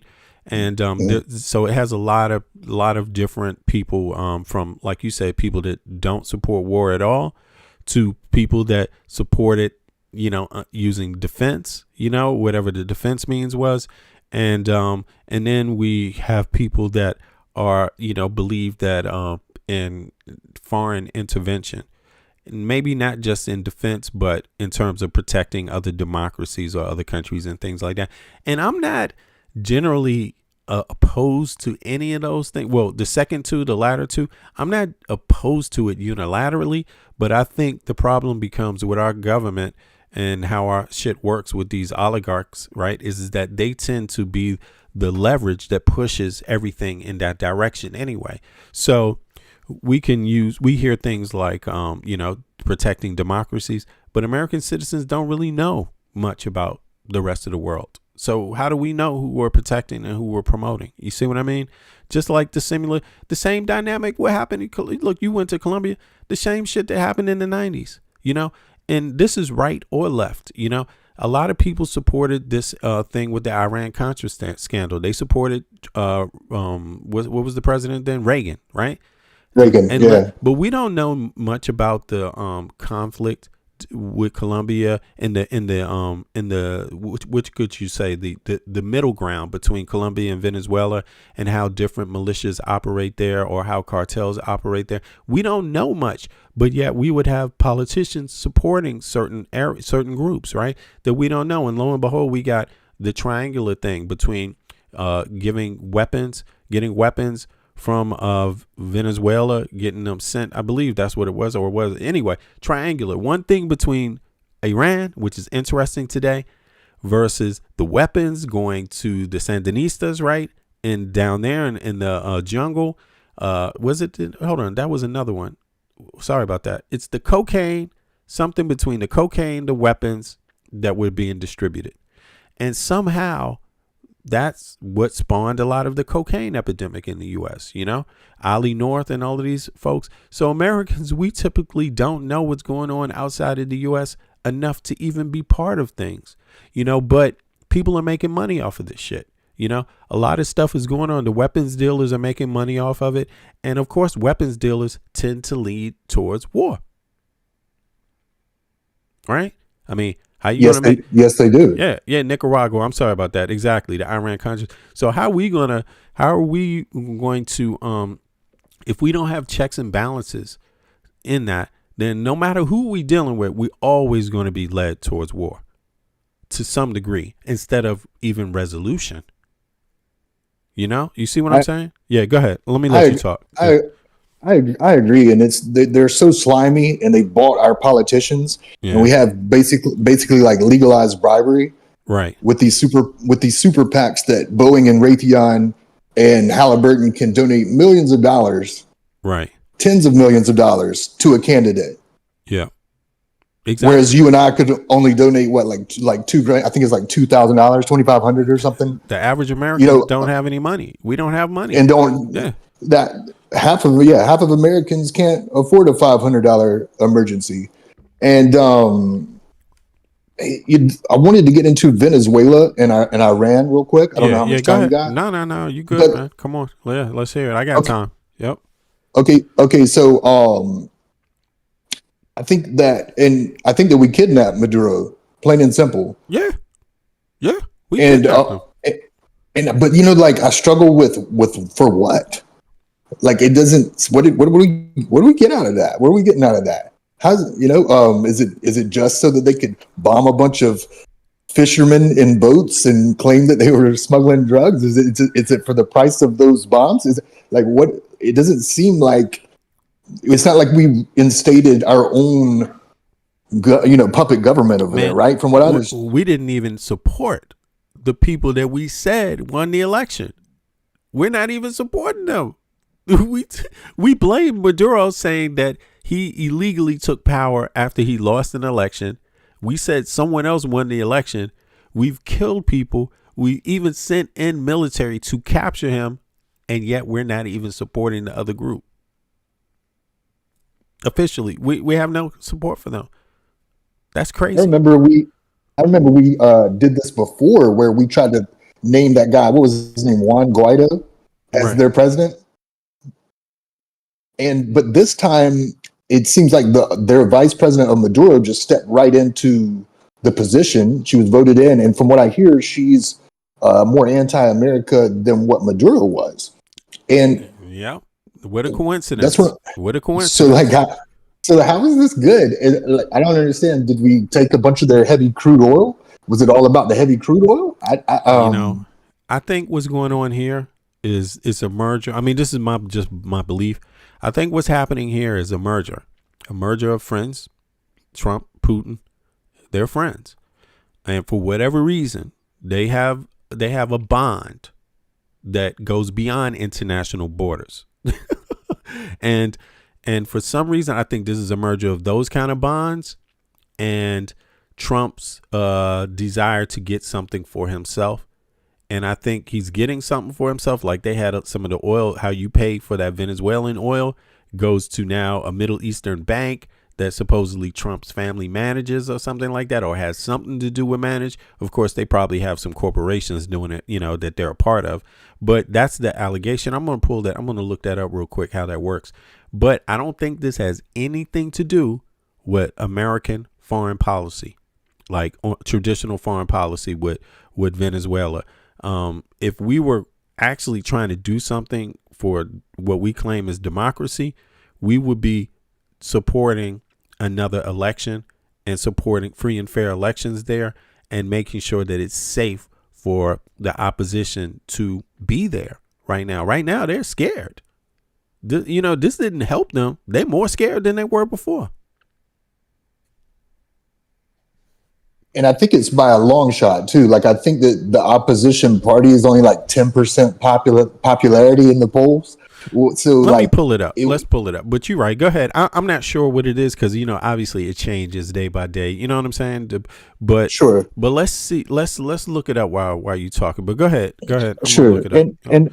And I heard a headline similar to what you were describing. Maybe it's what you're talking about. That there was like I can't even quote the number, 200 million or something just sitting in Trump's bank account. Something like that. And maybe it was from Venezuela. I don't know. We'll have to get to the bottom of that. But and by the way, the charges that they put on Maduro and his wife were ridiculous. Like it was ridiculous. Like we charged him with owning, like possessing machine guns. Yeah. In Venezuela. Like, right. Well, and then like it went on to say that he was going to use some of these weapons against the United States. I'm like, from Venezuela? Like, how are you going to use a machine gun in Venezuela to harm us? It doesn't make any sense. You know something? I think you were right about this thing. There's more than just one party, I think, or one person that ran. I think what happened, and I think maybe what you're alluding to is that the person who is the woman, what's her name? What's the lady's name right now? That's supposed to be returning, right? I couldn't tell you. Yeah, she was supposedly one individual that ran against Maduro. There was another one that ran against him also. She was said to not be valid at all. And so then the population gap behind the other person, he won, and then they still didn't give him that.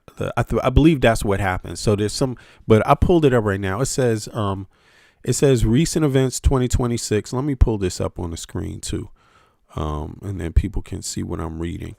But it says recent events of early 2026 have shifted the landscape of Venezuelan oil and politics following the U.S. military intervention in January 3rd, 2026, which resulted in the capture of Nicolas Maduro. The Trump administration has moved quickly to assert control over Venezuela's natural resources while establishing a new, albeit controversial, relationship with the interim government, managing the oil. The Trump administration is currently managing Venezuelan oil through the combination of financial custody and rapid privatization. Executive Order 14373. On January 9th, 2026, President Trump signed an order to safeguard Venezuelan oil revenues. This order effectively places all proceeds from Venezuelan oil states into U.S. Treasury accounts, the Foreign Government Deposit Fund. This prevents creditors from seizing the money and ensures the U.S. holds the purse strings for the future disbursement of the oil.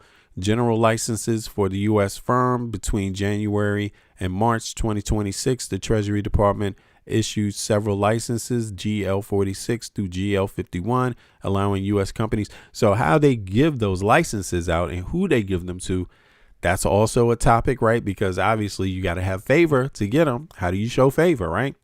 Market and sell Venezuela. They have license through GL46 and GL51, allowing U.S. companies to market and sell Venezuelan oil globally, export necessary diluents to Venezuela to help process their heavy crude, invest in and repair crumbling oil infrastructure. Economic goals: the administration stated America First strategy is to stabilize global oil prices. That's so funny because we're now in Iran, right? Especially amid recent tensions with Iran, and to ensure that oil revenues are used for public sovereign purposes rather than being diverted by previous regimes' loyalists. Okay, what about what we're doing? I mean, how are we benefiting the average Venezuelan? I'm curious. But support for the political opposition. The U.S. stance on political opposition has become complex following the transition of power to Delcy Rodriguez, Maduro's former vice president, who is currently serving as acting president. Recognition of Delcy Rodriguez in a move that surprised many in the traditional opposition. President Trump has recognized Rodriguez as the leader of the interim government, praising her professionalism and cooperation, sidelining and return of Machado. The primary opposition leader, Maria Corina Machado, was initially sidelined during the January transition. However, she recently announced her intention to return to Venezuela to push for a genuine democratic transition. Release of political prisoners. Under the U.S. pressure, the Rodriguez government passed an amnesty law on February 26. This has led to the release of over 650 political prisoners, including journalists and opposition activists, which the U.S. cites as a sign of progress. Support for new elections. The administration's plan for elections follows a phased process where the economic stabilization is prioritized over the immediate voting. Okay. I mean, immediate voting. Okay. Yeah. The 3-stage plan. The State Department has outlined a strategy where stabilization and economic recovery led by the oil sector come before. I mean, and this is another thing. You see this? Why is Venezuela? Because Colombia is number 2 or 3 biodiversity in the world. That shows you what they have at their disposal in terms of resources, right? Venezuela is their neighbor, and yet, so they don't have to be number 2 or 3 in the world, or 4 or 5 to have other things there, right? And it seems to me like a lot is being put towards the oil, but I'm curious about what else can people use in trade out of Venezuela. But in any case, mixed signals. While the Secretary Marco Rubio has emphasized the need to return to full democracy, President Trump has focused more on a productive working relationship with the current interim administration. International pressure. Many international bodies and U.S. lawmakers are calling for the U.S. to condition further oil flexibility on guarantees of transparency and a firm date for independent monitored elections, noting that the repressive apparatus of previous regime remains largely intact under the current thing. Now, let me see one more thing. Who were the previous opposition leaders in the last few elections? I'm just curious because there was one other person that was here, and I'm not sure if I don't think they're the same party. And I think that's where your comment alluded to. The Venezuelan opposition has a shifting coalition of leaders and parties, often forced to adapt as the government banned primary candidates from running. Exactly. In the most recent cycles, the leadership has transitioned from institutional party heads to charismatic individual figures. Here are the key opposition leaders, right? 2024 election proxy strategy. The election was defined by the government's ban on the most popular opposition figure, which led to the strategic stand-in candidate. Maria Corina Machado, the undisputed leader of the current opposition, she won a massive 92% of the vote in 2023. That's what they say, but in the primary, but was banned. So that's what I was talking about. She had support, but she was banned. And the person after her had less support, but let me see. So the next one is, Armando Gonzalez, right? A retired diplomat who was relatively unknown until he became the substitute for the candidate for the main opposition coalition, right? Despite being a last-minute addition, he is widely believed by international observers in the U.S. to have won the election. So that's what I wanted to get at. So let's go from there. You still there? Oh yeah. Let's go from there. I feel like generally I'm very skeptical when they tell us that a foreign election was rigged or invalid, or that we should discount the outcome of it. Yeah, I'm very skeptical of that. Okay. And so, and I saw a video on YouTube that is the day before they went in and got Maduro. And Maduro's standing outside the palace, and he's talking to his close cabinet members or whatever. Yeah. And it's all videoed right in front of him. And he says he's describing a phone call he just had with Donald Trump. Okay. And in this phone call, the day, I think it is the day before, he admitted that he told President Trump that you want to do business? Let's go. We're open for business. We're open for business. Yeah, I saw that also. I mean, it's been reported, and I don't think I believe that, that I don't know if he had the call or not. I believe that's true, though. I'm inclined to believe it's true, and I'm inclined to believe that, no, that's not what Trump wanted. But listen, this is my thoughts.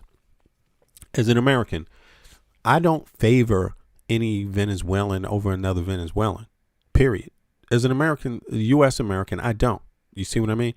I leave it up to the people of Venezuela to talk about their comrades, their fellow Venezuelans, you know, and that's what I listen to. I don't listen to the party stuff. I listen to the people, what the people feel and saying, you know what I mean? And I don't think it's wise to be against, to have parties that are against, that are based on foreign influence. Myself, I don't think that's wise. And therefore, I don't think Venezuelans should be suppressing any Venezuelan. No Venezuelan government should be suppressing any Venezuelan, regardless of their political view. They should all be in solidarity behind democracy, behind voting. You see what I mean? And I don't think their vote should have anything to do with benefiting anybody else. Americans, Russians, China, anybody. It should be about them. They should be 100% about Venezuelans. That's what I believe. And I don't mean they should be anti anybody, but what I mean is, you know, nobody else can be more for you than you are for yourself. All right. And I think the danger here, right, is when we hear how they discuss it, how it's being discussed. We hear more about, because we're online, we hear more about what Russia thinks, what the U.S. thinks, right? These aren't groups that are in a position to do best by Venezuelans. You know what I mean? Only Venezuelans can do that. And I think because we're in the United States, we have a lot of say over that, because obviously we're a superpower. So we do more, I think, incorrectly that emboldens that. And I think that's somewhat become a issue inside of what's going on here. You know, that's the overall issue. So you get people like, because of that, you get people like Maduro. You know, they get kind of bogged down in some kind of politic that is anti-American. But I don't believe anti-anybody is as strong as a politic as pro-Venezuelan. You see what I mean? And and I think that's what happens a lot of times in these proxy conflicts where we try to split up, you know, the cake. You know, look, Russia only wants Venezuela because they're against the U.S. That's their only interest. It has nothing to do with Venezuelan people. And I think that's where we need to be different. Like, we don't need them to be anti-Russian, right? We just want them to be peaceful as Americans and to have an understanding as Americans. You see what I mean? Because they're our neighbors. There's no difference in our history. Like, what's the difference in a Venezuelan from an American? What's the difference? Colonial nations came to the United States, to America, right? They speak Spanish today because they were colonized. Who are the populations of the people? Natives, Spanish descent, African descent, and then others that migrated there, right? Same thing with North America. Right. Same thing with South America. So what makes us different is that our food and our culture is not even really that different. It's not really that different. Our religion, not really that different. Our history, not really that. We have more in common with each other than anyone else. You see what I'm saying? So I'm thinking that, you know, that there's a lot of wrong being done. Part of it is we have a right wing in the U.S., I think, that has always kind of abused this relationship, or not right wing, but just American. That is, we've abused our relationship in other parts of America, you know, and it's been more elitist. You see what I mean? Like, elitist. We've been against. Look at the difference how Obama tried to deal with Castro. Because, look, they have to, of course, if we don't support them, then they need support. The Castro came to the United States first looking for support for his revolution in Cuba. He didn't go to anybody else first. He came to us and we said no. That's what we did. We said no. Was it a religious problem? No, he's a Catholic. It wasn't a religious problem.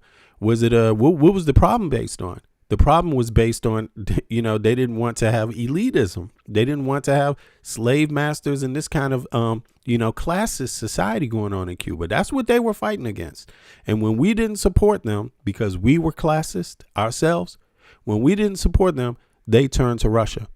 So to me, if we don't examine that relationship, right, we can't do good by Cubans. We can't do right by Americans at all, because everybody else in America is looking to equalize these things. They're looking to minimize the elitism in South America, and they're looking to provide for the multitude of people, which are laborers, middle class and poor people. That's what they're looking to benefit from in their policies today. And when our government is anti that, that's where I think where the problem comes.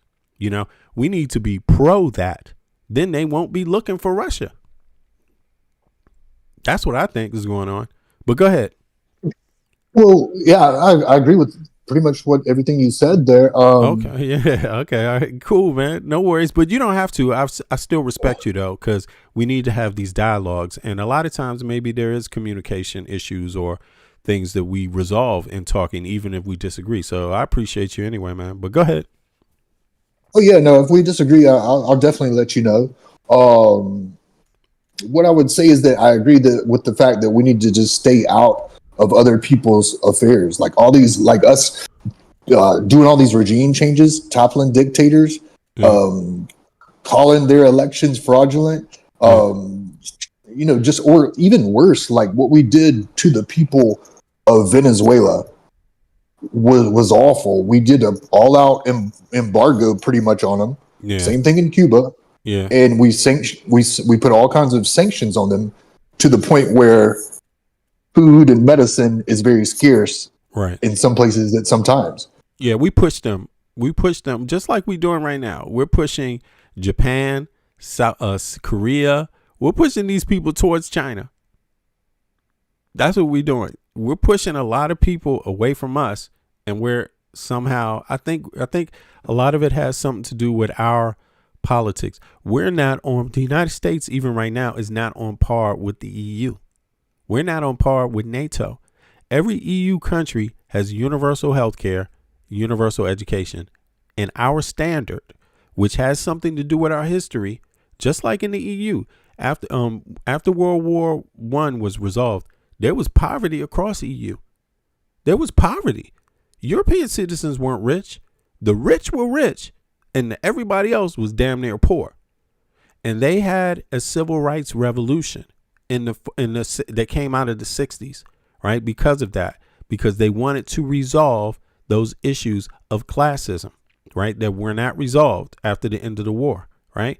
And what happened was that they entered in these policies of universal health care, universal education, housing rights. They put all those things they put all those things that are called socialist inside of a capitalistic engine. And that was part of their civil rights campaign that they waged, and they won it. The United States, our civil rights, we didn't address classism. We didn't address it. You know what I mean? So our issue, some of it was built in when we talk about racism. Yeah, because that helps out. Yeah, you got to talk about that too. But we didn't talk about classism. And I think that's kind of the difference. That's we see that reflected in South America. They're trying to deal with classism too, not just racism. They're trying to deal with classism. They go hand in hand, actually. In the United States, we're not even dealing with classism. We don't want it. We're actually subsidizing the billionaires. We're doing the opposite. Instead of saying they need to pay their fair price, their fair share, we're saying no. We need to subsidize their projects. We need to subsidize their military projects, their weapons creation. We need to subsidize their ability to spy on American citizens, to monitor American citizens. We need to fund that with our tax dollars. We need to fund medical research that we don't even benefit from because we can't even afford to access it. We need to fund those corporations to do that. We're funding damn near everything and getting pretty much nothing in return. But go ahead. I agree. I 100% agree. And you were talking about a revolution, and I feel like that's what is needed in America, like a full out revolution. And the first two things I would put on that list is what you said: universal health care, Medicare for all, and also free higher education, including tech schools and all that. Yes. Yeah. We got to start with that, and then I think a very close third. I guess these are in no particular order, but the third would definitely be to overturn Citizens United. I believe it is, where they can donate, like these corporations can donate any amount of money to a super PAC, like I was describing earlier. Right. Yeah. I So got you. a Supreme Court decision allowed that, and it needs to be overturned, because what's happening is these companies, these corporations of war, the ones you were just describing, have bought Lindsey Graham. Right. They've bought Ted Cruz. Oh yeah, Lindsey Graham is an embarrassment. He is an embarrassment, man. But there's too many others. Right. But he's just out there openly like salivating on anything that is like this war. He loves it, man. And you can look up like how much he's gotten from these same corporations, and it's disgusting. Yeah. And not only that, but he gets money from AIPAC too, which brings me to Iran. Why? Okay, so let's go there then. Why didn't we? At first, they told us it was about. From what the first thing I heard, it was they were rebuilding their nuclear facilities or capacities or whatever, the weapons, and that I guess it was some sort of imminent threat, even though they were 10 years away from the missiles that could hit us. But then it kind of turned into a regime change. Like, we took out their leader. I don't understand why we didn't just drag him back to the United States and charge him with something, if that's what we're going to do with Nicolas Maduro. Right. But no, we killed him. So it's no longer about bombing their nuclear sites and destroying those. It's about also killing their leader. It's regime change. And but again, it's kind of similar to Venezuela, without changing the regime. It's figure change. It's not exactly. I got you. It's going to be worse. He hates us. He hates us more. It's even worse than regime change, because it ain't even changing the regime. It's just the face. It's changing it for the worse. It's changing it for the worse. There's no way it's going to be better. We killed that dude's dad. Yeah, we killed his dad. There's no way. There's no way. He didn't like us before this. There's no. So that's what I was saying. Like, so what did we do this one for?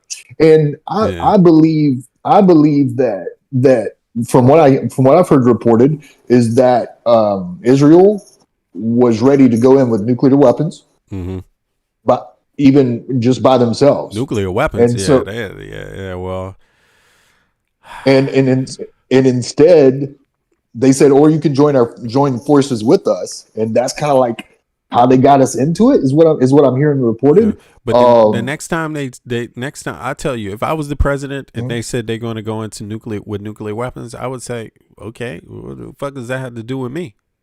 Because when they bomb the shit out of you and invade you, because look, you can shoot all the nuclear weapons you want. These people are going to invade your fucking country. They're going to go on the ground and remove you. Yo, it's like, that's how you know it's bullshit, because it's like, if these people really wanted you removed, they wouldn't be there. They would not be there.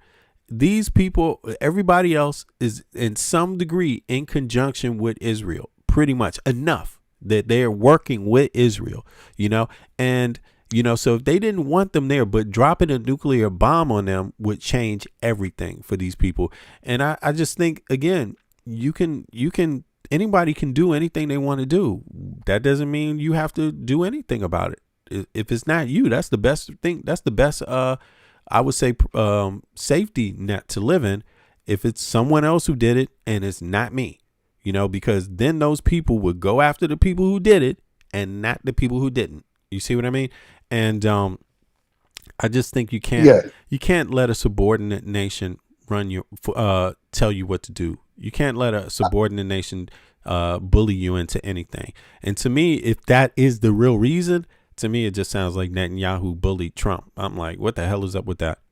I don't get it. Absolutely. I don't get it either. And it's not just his influence on Trump.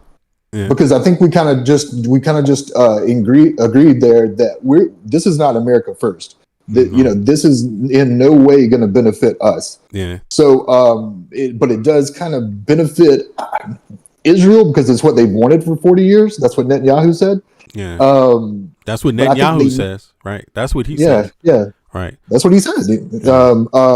He's been planning this for 40 years. He's happy about it. Yeah. And I think that they needed to rope us into it, just like they have over and over, Right. and so that we can front the bill. Yeah. Yeah. And yeah, we and are that if paying it- the bills. We're paying the bills. Absolutely, and we've been paying for Israel's healthcare. They got free healthcare, and we don't. And we paying them all this money. It makes no sense, and I think at some point we have to re-examine who our allies are and if they should be allies.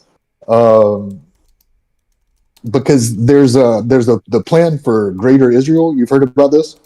Yeah, but go ahead. You can explain to people that's listening. Yep.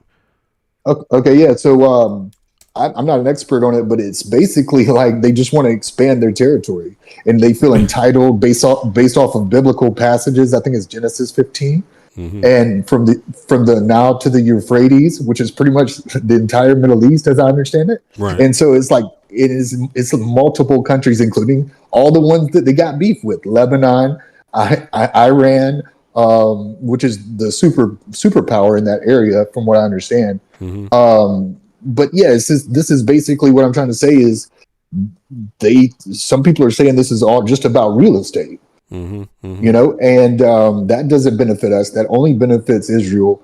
And the problem is that behind the scenes, Netanyahu is bragging that he owns our Congress, he owns our president, and he's not wrong.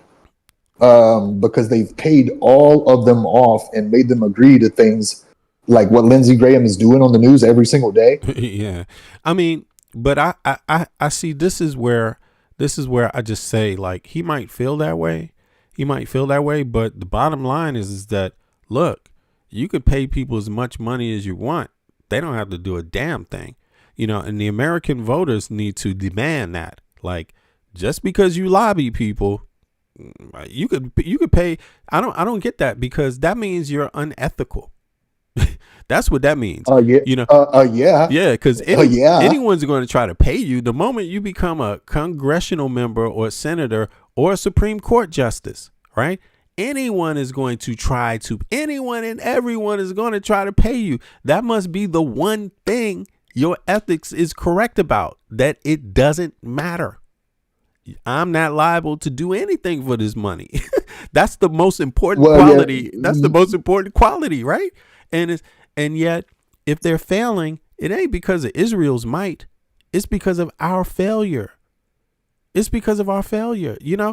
could throw all kinds of money, man. There's no way that you're supposed to allow who is lobbying you to judge what you're going to vote for.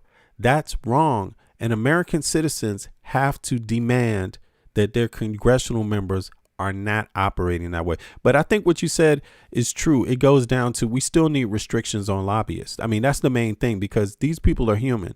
The moment you can pay them off $1 million or $100,000, people with no ethics, they will take the money. And that's what's happening. I think that's how we got to call it. We can't expect congressional members and senators and judges to uphold ethics. They're just not doing it. And in the case of the Senate and the Congress, there's no ethics. The Supreme Court judges have more bars and standards there set in place, right? Even though they're not even being that ethical, but they have more bars in place than our Congress and our Senate do. You know what I'm saying? But I think the fault it lies on us. It lies on us primarily. Like, it's our country. Our representatives are supposed to work for us. And the moment that they forget that their job is to improve the life of the American citizens, that is their only goddamn job, the moment they forget that, they need to be thrown out of power, out of office. Like, and we need to say it 1,000,000 times. Your only job is to benefit the American people's lives. If you are not there to improve our life, leave. And there have to be immediate, proofs that you're improving people's lives. I just think it's like we treat these people like they're kings. We treating congressional members like they're kings, like they're royalty or something. When the bottom line is that they're just like you and me. They don't even need a fucking high school diploma to run for office. Like, right. But what you need is the blessing of either the Republican or the Democratic Party, which but that's in our that's us again, because I agree. We're giving them money, like we're we're funding their stuff. Of course the corporations are funding it too, because we don't have checks and balances. But you said this already. The first thing that need to happen is that shit got to stop. There needs to be laws stopping this. How elections are funded. Sorry, it shouldn't cost $1 billion to run for president. It shouldn't cost millions of dollars to run for a congressional seat. That just automatically right there means it's classist. It's about money who wins. That's a problem for the average American citizen, and that needs to be dealt with. Nobody should be able to give over a certain amount of money. There needs to be limit to the amount of money any campaign can have. You see what I mean? But so I agree with you. Either way, people can argue this point. They can argue. They could say it the way you want to say it. They could say it the way I want to say it. But at the end of the day, there's no avoiding it. There needs to be restrictions on campaign finance across the board. This is a problem that can't get solved without those restrictions. Absolutely. And like, there are very few, like you said, like politicians will be corrupted by the money. There are very few politicians who refuse to run with a super PAC. Bernie Sanders was one of them. So he only accepted money from individuals. And that's what you call a grassroots movement. And that's what we need more of. I would go a step further and say that we need to get rid of the two-party system. And I would be in favor of everybody running as an independent on their own merits. Yeah. And corporations can't donate to them, and then you got a more fair playing field. Yeah. In my opinion. Yeah. Somebody in the chat named Mo Thunder. Obviously, this is some garbage, but I just wanted to remind everybody, don't pay too much attention, because he joined YouTube March 11th, 2026. So meow back at you. Okay. Anyway, go ahead. Hey, I'm not even looking at the chat, so I have no idea what's been going on over there. Yeah. Yeah, this is just crazy. Anyway, so but I appreciate you. What's your name again, man? By the way, your YouTube Sterling. It's Sterling, but what's your YouTube tag? Oh man, I see. Like, I don't make content, so it's got like a bunch of random numbers on the end of it. I'm not even sure. All right, so I got you. No worries, but I appreciate you hopping up, Sterling, and feel free to hop up anytime, man. And like you said, me and you actually, I guess you listen to me a lot, right? Because you notice I have a tendency I can get a little ticked off sometimes, I guess, at some certain things, and so maybe that's why you alluded to the first statement you made. You were like, I hope we don't have an issue if we disagree or something like that. But listen, I don't have an issue if we disagree. The only thing I have an issue with is, can people express themselves articulately and just be real, about what they feel. You know what I mean? So even if we disagree, but nah, man, we on point. We don't disagree at all. We don't disagree at all.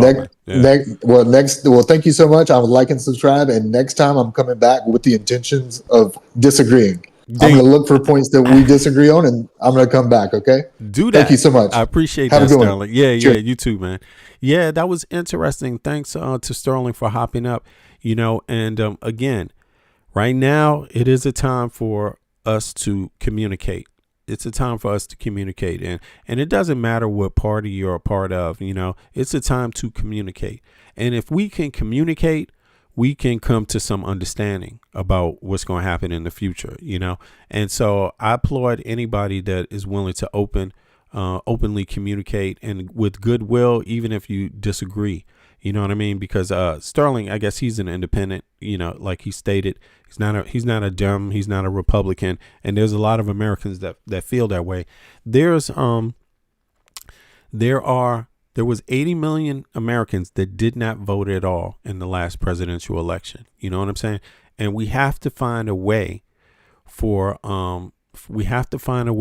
to get more Americans involved in voting. And but I commend Sterling for voting. even if he's not a Democrat or a Republican. Like, that is the most important thing. You don't have to support the Democratic platform. You don't have to support the Republican platform.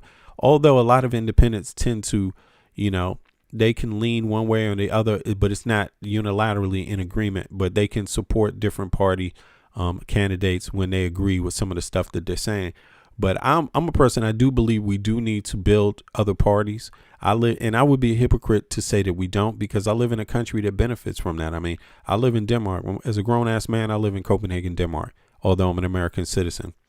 And I actually live in a country that has 20 damn parties, probably 10 major ones. You see what I'm saying? And the people are forced to come to some agreement, because not one party can do it alone. Like in the United States of America, there is more consensus in Denmark on the ground than there is in the United States of America. 1/3 of the population is what you got voting for Trump. And this is, and he took that vote and said, this is what I'm going to do. I don't need your participation anymore. He basically said, fuck it. I don't even want to hear from Congress anymore. They got the big, beautiful, ugly bill because for some reason Republicans don't want all Americans having health care, or don't care if more get cut off. They're insulting Americans, making it seem like it's about how hard you work, man. Come on, man. Americans work harder than anybody else, man, in the Western world. Don't you realize that? We're working more goddamn hours for less money, for less security, man. Like, how long we been doing that? Listen, healthcare in the richest country that's ever existed on earth should be a no-brainer. Access to education, and this is where me and Sterling agree with 100%, and we have to do something about this as American citizens. In the richest country to ever exist on earth, or powerful, whichever way you want to say it, it doesn't matter. Less richer still means we have to have a serious investment in education, and Americans need to have the right to attend any school that they want, regardless of money. Money should not be a reason for a person not being able to attend technical school or a trade school or university, period. And the reason why I can say that is because I live in a country that has that. You see what I mean? And that has less money that has it. You see what I mean? And knows how to stand its ground. Denmark was like, you coming to invade Greenland? The orders are, as always, shoot first, ask questions later. Those were the orders that the Danish military was given. And I'm going to tell you, every Danish military person mean that. They don't hate Americans at all. But when it comes to invading Greenland, they know Trump is talking about it. And they know it doesn't matter who is talking about it. They have to shoot first. You see what I mean? Like, because, yeah, they're proud of their relationship with Greenland. So, yeah. So, on that note, I'm going to be out. I gotta bounce, but I appreciate it. It was good to, hold on. Somebody said, I'm Egyptian army. We are allies. Okay. Okay. That's Thunder 97. Okay. There you go, Egypt. Then Alexander said, don't force us into this war with Iran. Yeah. I'm not for it. I'm an American citizen. I'm also not for it. I think it's a sham, just another sham. I call this the Epstein war. And I think anything that is going on right now regarding Trump has something to do with Epstein. And I don't think the United States will be safe until the Epstein files are fully released. I believe the real threat is what has been in those files and what those people that have been doing that have been doing, because they've been doing a lot. I'm even starting to think 9/11, the key to knowing what happened with 9/11 is in these Epstein files too. Don't forget, what's in the Epstein files is not just how they molested and sex trafficked and raped little girls and boys, although they tend to not talk about the boys, even though there's boys there. What's really in it is all the other shit that they were doing also, the other dirt that they were doing, the scams that they were doing. You see what I mean? They know a lot. Those people in those files know a lot, and they just ain't helping nobody get to the bottom of it. So on that note, I'm out. I appreciate everybody. I will be back later on. This is the weekend, so I'm not on. I'll be back before the 03 hour in the Eastern Standard Time. But I wanted to just chime on for this normal session, and I will catch up with everybody in a few more hours once I get the stream up. Subscribe, click the like button, and thanks again, Sterling, for hopping up. And appreciate everybody for tuning in, everybody in the chat. Yo, I will catch you guys in a few, like 4 hours from now, 5 hours, 6 hours from now, something like that. Peace. They want war. Crime babies looking for food, starvation, the recipe, people subdued. Fuck Trump. People you trust got it in for you. Deceit is the word of the day in every crew. Don't let it go. It's from the days of old. Time is up, but some still do not know. Can I make up my mind? Is it worth the dime? Do I have to take a minute just to make it mine? Life's never fair, but don't listen to the TV. Go out and take a listen to the streets with the people in the slums and the homeless bums with degrees and degrees sitting under a tree. It's not easy in the world for the poor man, the one that brought you to reality. See, they don't want you to know about the black sheep. Even 7 rows to the 12 families all around the globe with an ancient code. Is it really asking a lot to say a death old? Cause we sitting on the earth looking back at extinct, and I'm standing on some ground that's about to sink. I ain't scared for a minute, I ain't about to blink, but I documented for the world what I see and think. Feel we on the call and I feel we on the brink. All Congress gonna do is waste paper and ink. Vote or die. You voted and you'll die. You can have it both ways, can't say it's a lie. You can march all you want, but they playing you wrong. They only understand war, it's the same old song. They want war. All they really want is a war. Diversionary tactic to make the pigs score. The diamonds in the morning, you know they want more, but they wanna keep it low, so they manifest the war.